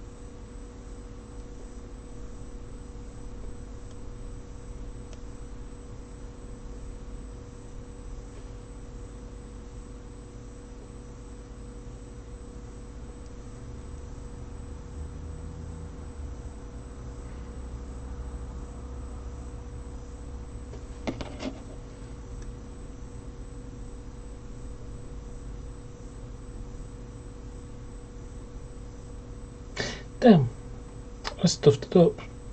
I cut off the wrong end. I'm going to have to modify this and try and fix that. Okay. Yeah, the bit was supposed to be hanging down as the bit I didn't remove. The bit above was the bit I did remove. So I'm going to do it again. Fortunately, I've still got the other bits here, so I should be able to. It's so tiny.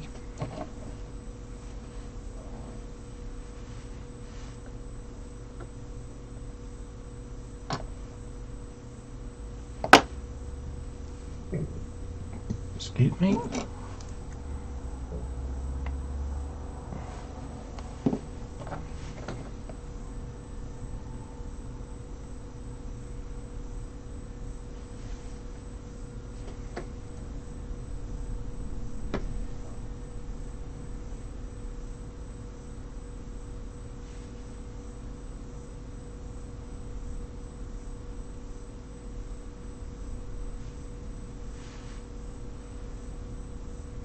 So that's good, that's fine now.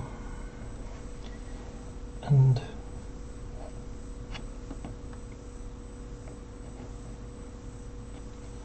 I'll leave that to dry and I'll do another one.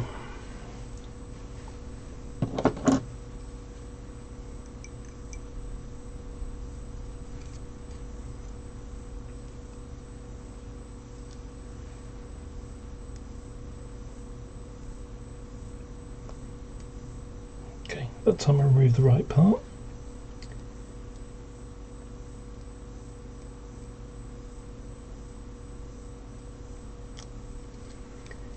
And now I'm going to remove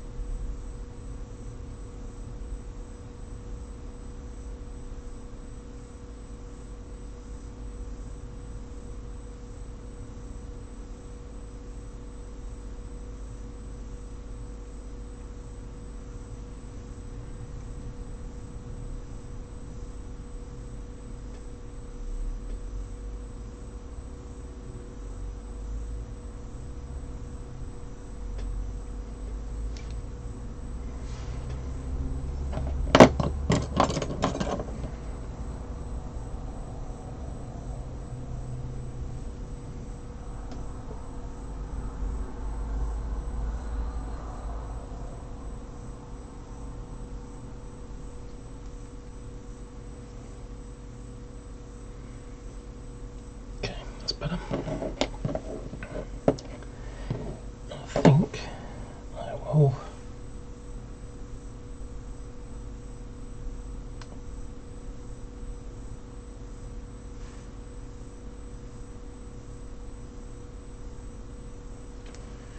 First one, I'm going to cut the end off and then glue it back on and then put the little tiny cover on.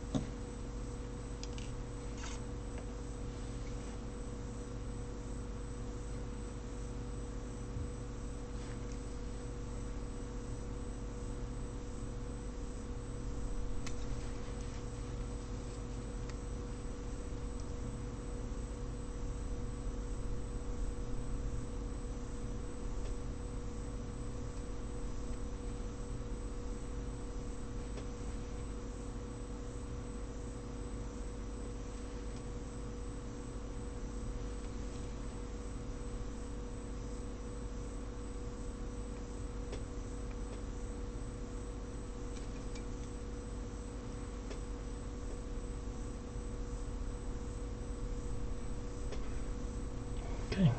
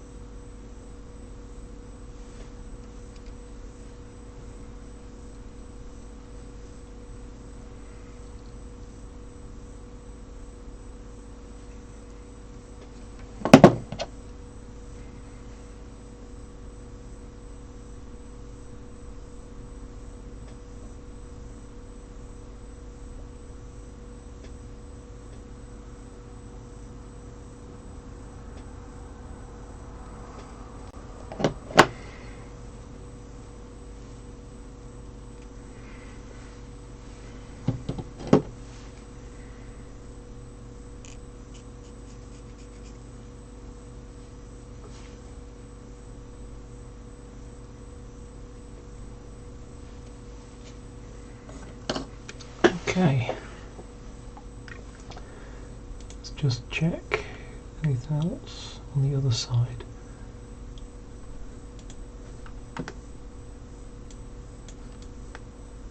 No, that's the same under there.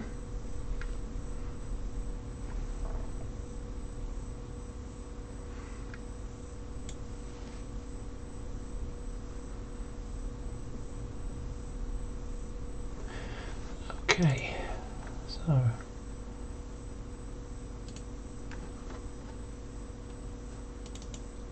what's 146 like?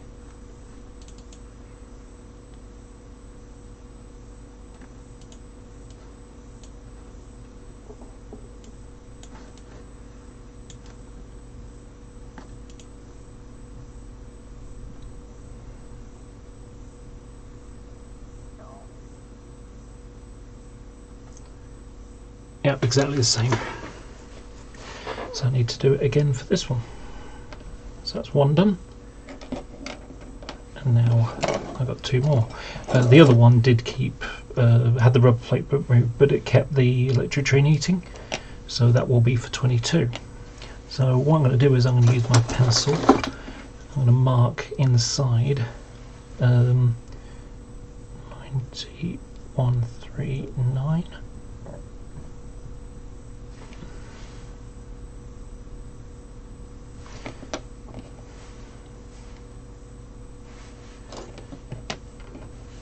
Excuse me.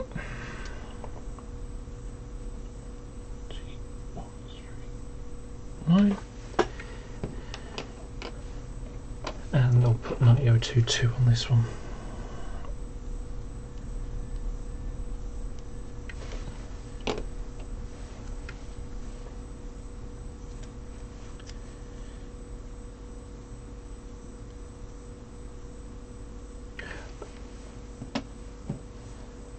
This needs to be 9146.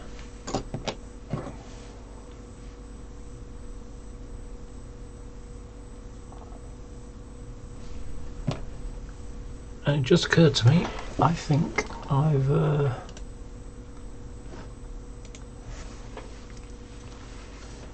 I think 23 has it moved as well, so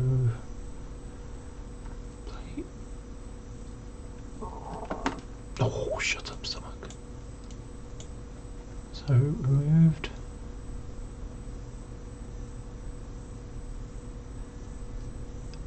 Oh, it's 39 that was keeping it.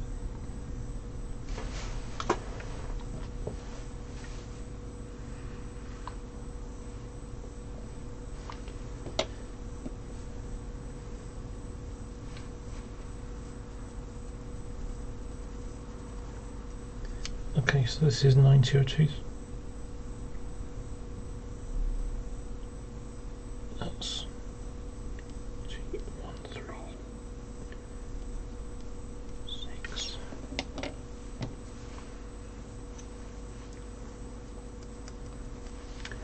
Let's get them right. Okay, so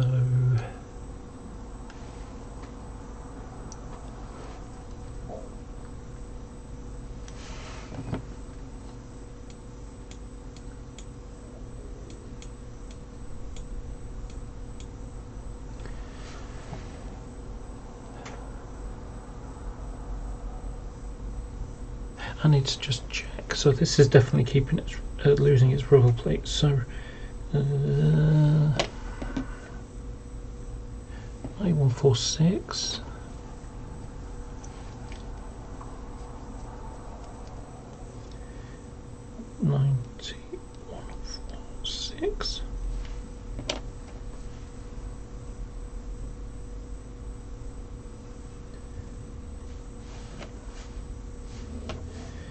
Do this 9022.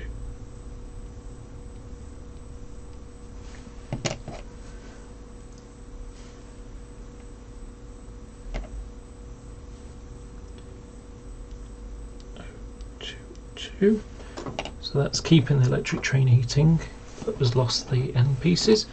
And these are, oh gosh, I've written these as 22 as well. These are 23.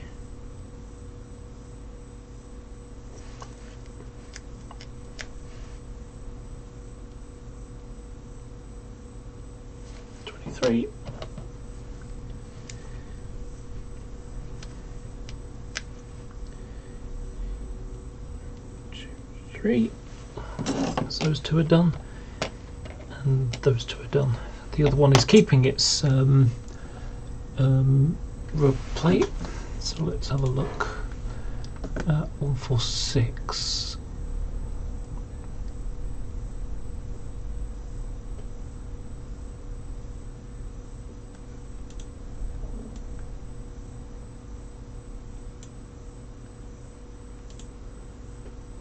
Okay, well that one definitely lost its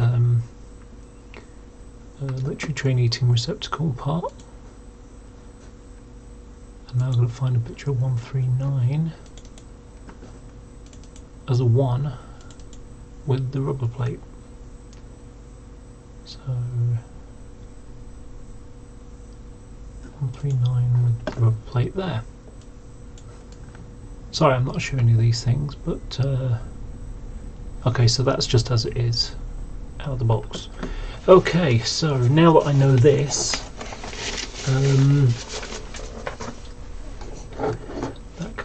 that's what.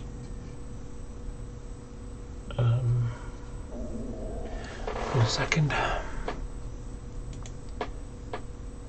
9146 has got the vent, and that one's got the vent, and it's got the, yeah, okay. So that's 139. That's 23. That's 22. Okay, so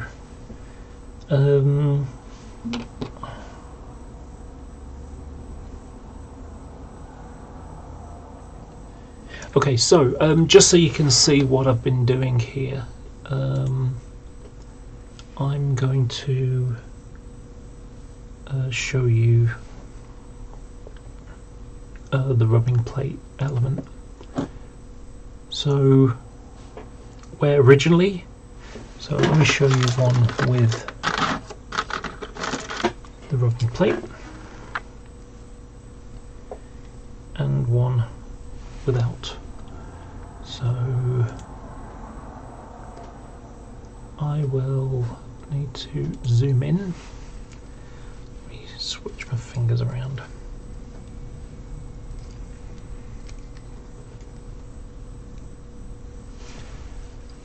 Okay, so yeah, to be able to do two things at once is quite amusing. Okay, so turn off the autofocus and now show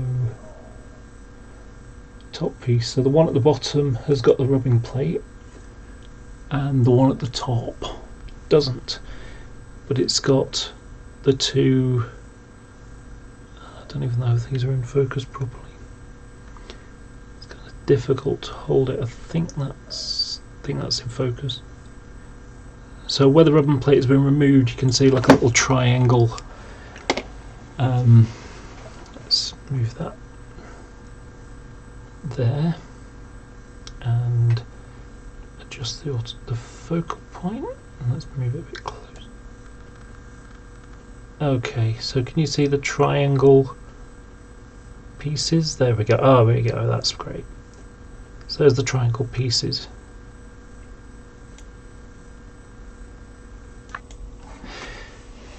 Okay, I'm going to try something. I've never done it before, so I'm going to try it with a piece of plasticard. I've seen tank modelers do this, but I've never done it myself, and I want to see whether it looks scale or not. So I'm going to put just a little dimple in a piece of plasticard here, and I've got a little box full of tiny little, things, and these are from a Brita filter. So basically I've emptied a Brita filter and it was finished with, and I want to put one of the grey pieces in that little dimple I just made.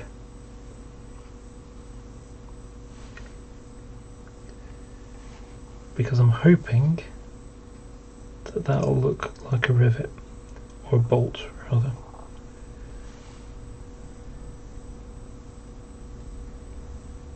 So I'm going to see how it looks.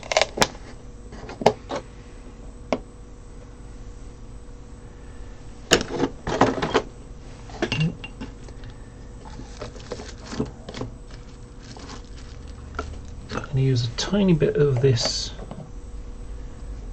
glue. I'm going to stick it on the end of this. Actually, I'm going to put it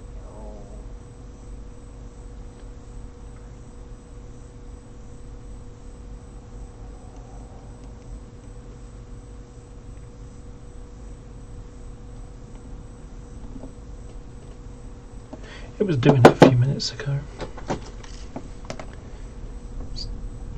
Just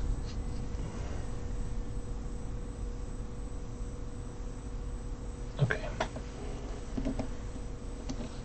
So now that I've done it, now it wants to come out. Didn't a minute ago. But I've got a tiny bit on the end of this. So I'm going to see.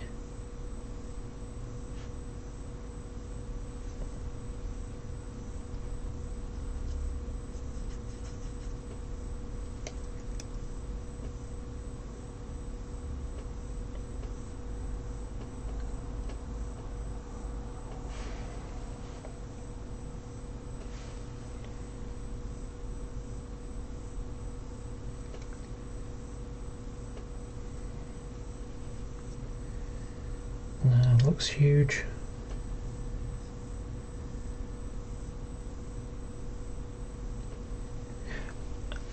Okay, let's try again. This time I'll dig a bit deeper and a bit rounder.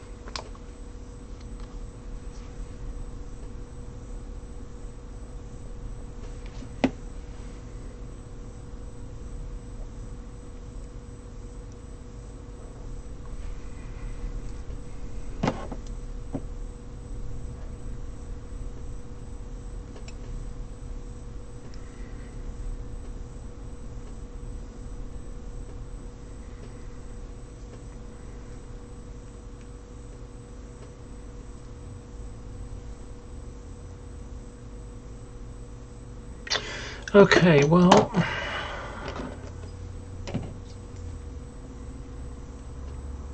yeah, when it comes to these, it's much too big.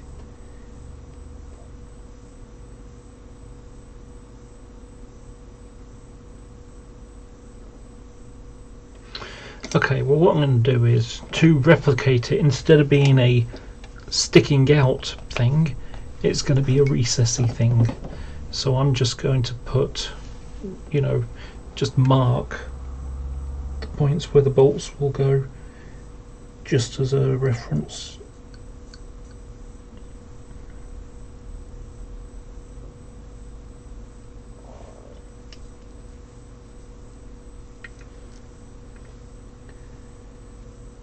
So at least, even though they're not actually there, they're just a groove, at least it looks like something's there.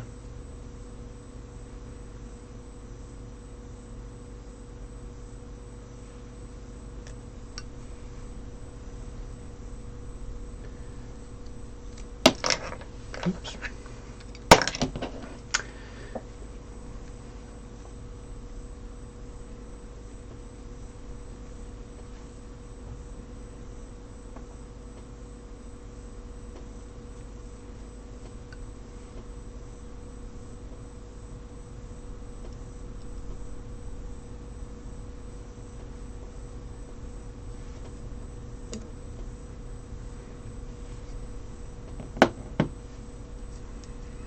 Okay, so we hold this up here, and now I'm going to change the autofocus.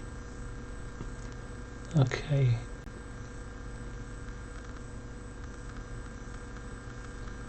There you go. Can you see how it's got the little, they're holes now, but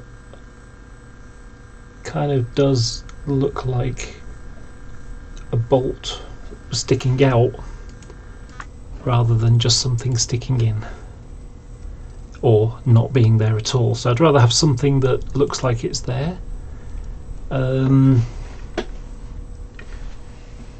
than have just a flat thing. So now I'm going to do it with the other ones.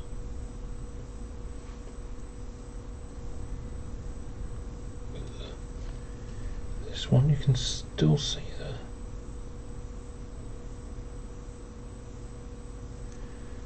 sticking out. Okay, where's my...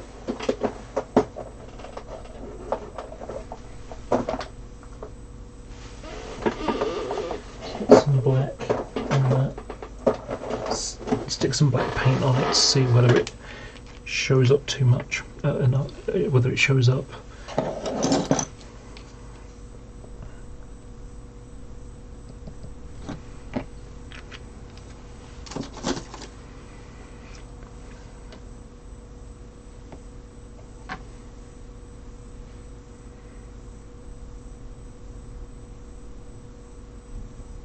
Oh, it's fine.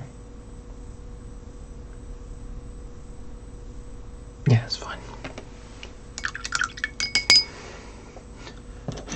This water almost looks like fresh orange juice, doesn't it?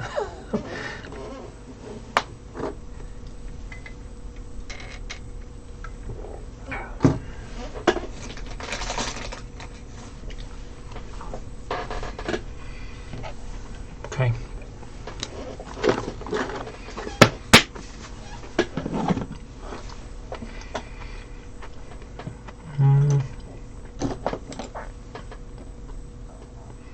Since I've just painted them, I'll do that one last.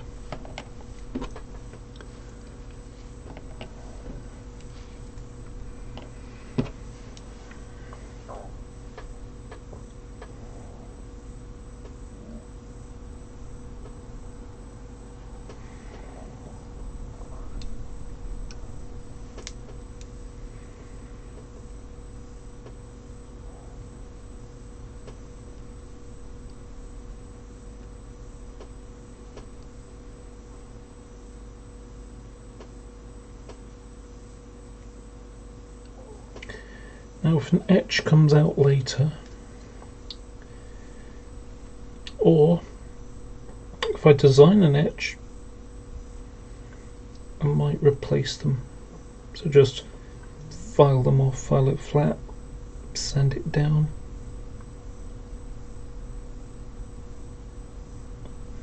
And then, oh, that was a bit off.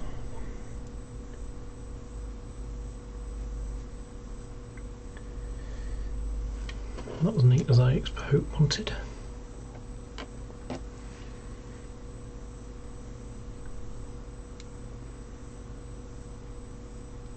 Ugh. That one's got a big dent in it. Use some filler. Redo that. Green filler's already out.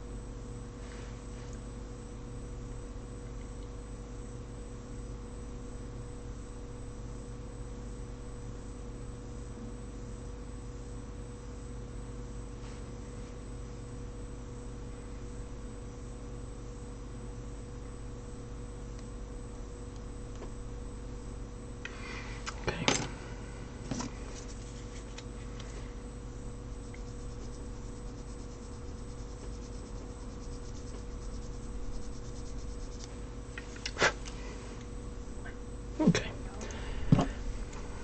Put it back on.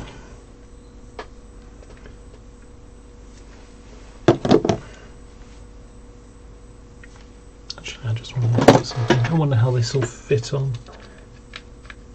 Wow. Yeah, it does. Cool.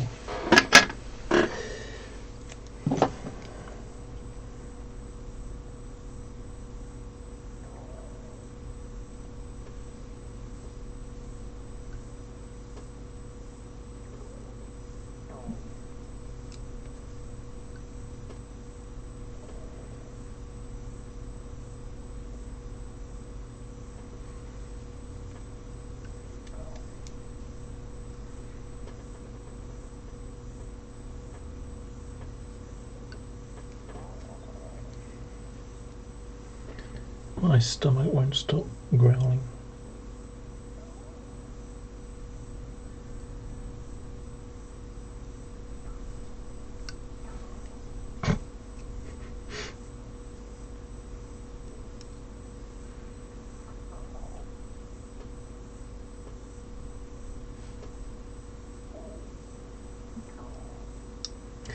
First little tummy, well, big tummy. You can have your dinner later.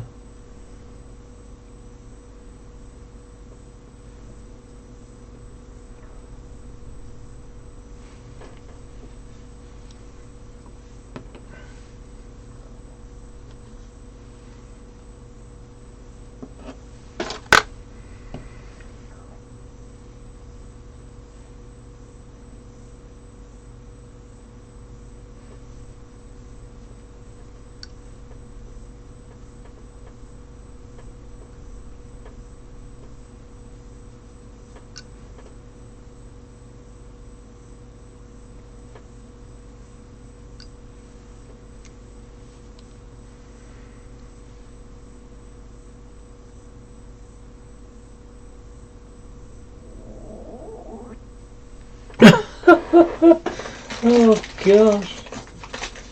What was it? What's it going to do next? Squinoogle? Red Dwarf joke if you...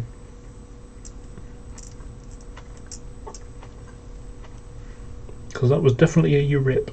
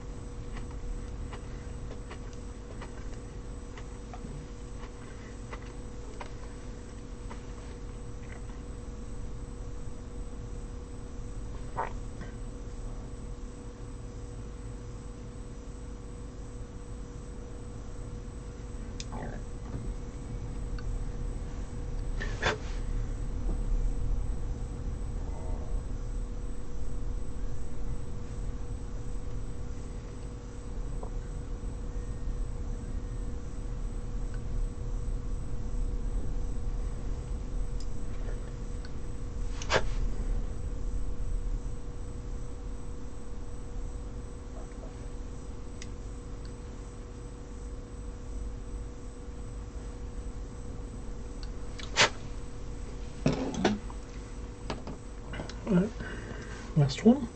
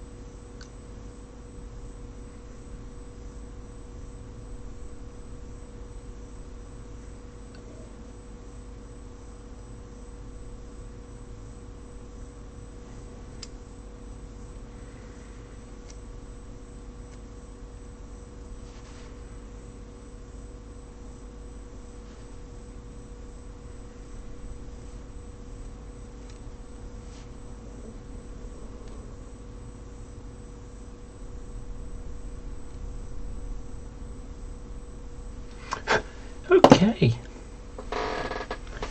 that's all done.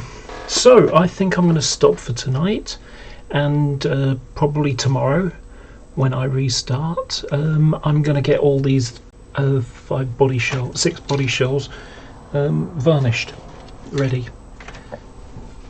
So that's it for tonight. So thank you all for watching. I hope you've enjoyed this, and I hope you'll come back. Like I say, almost certainly tomorrow. So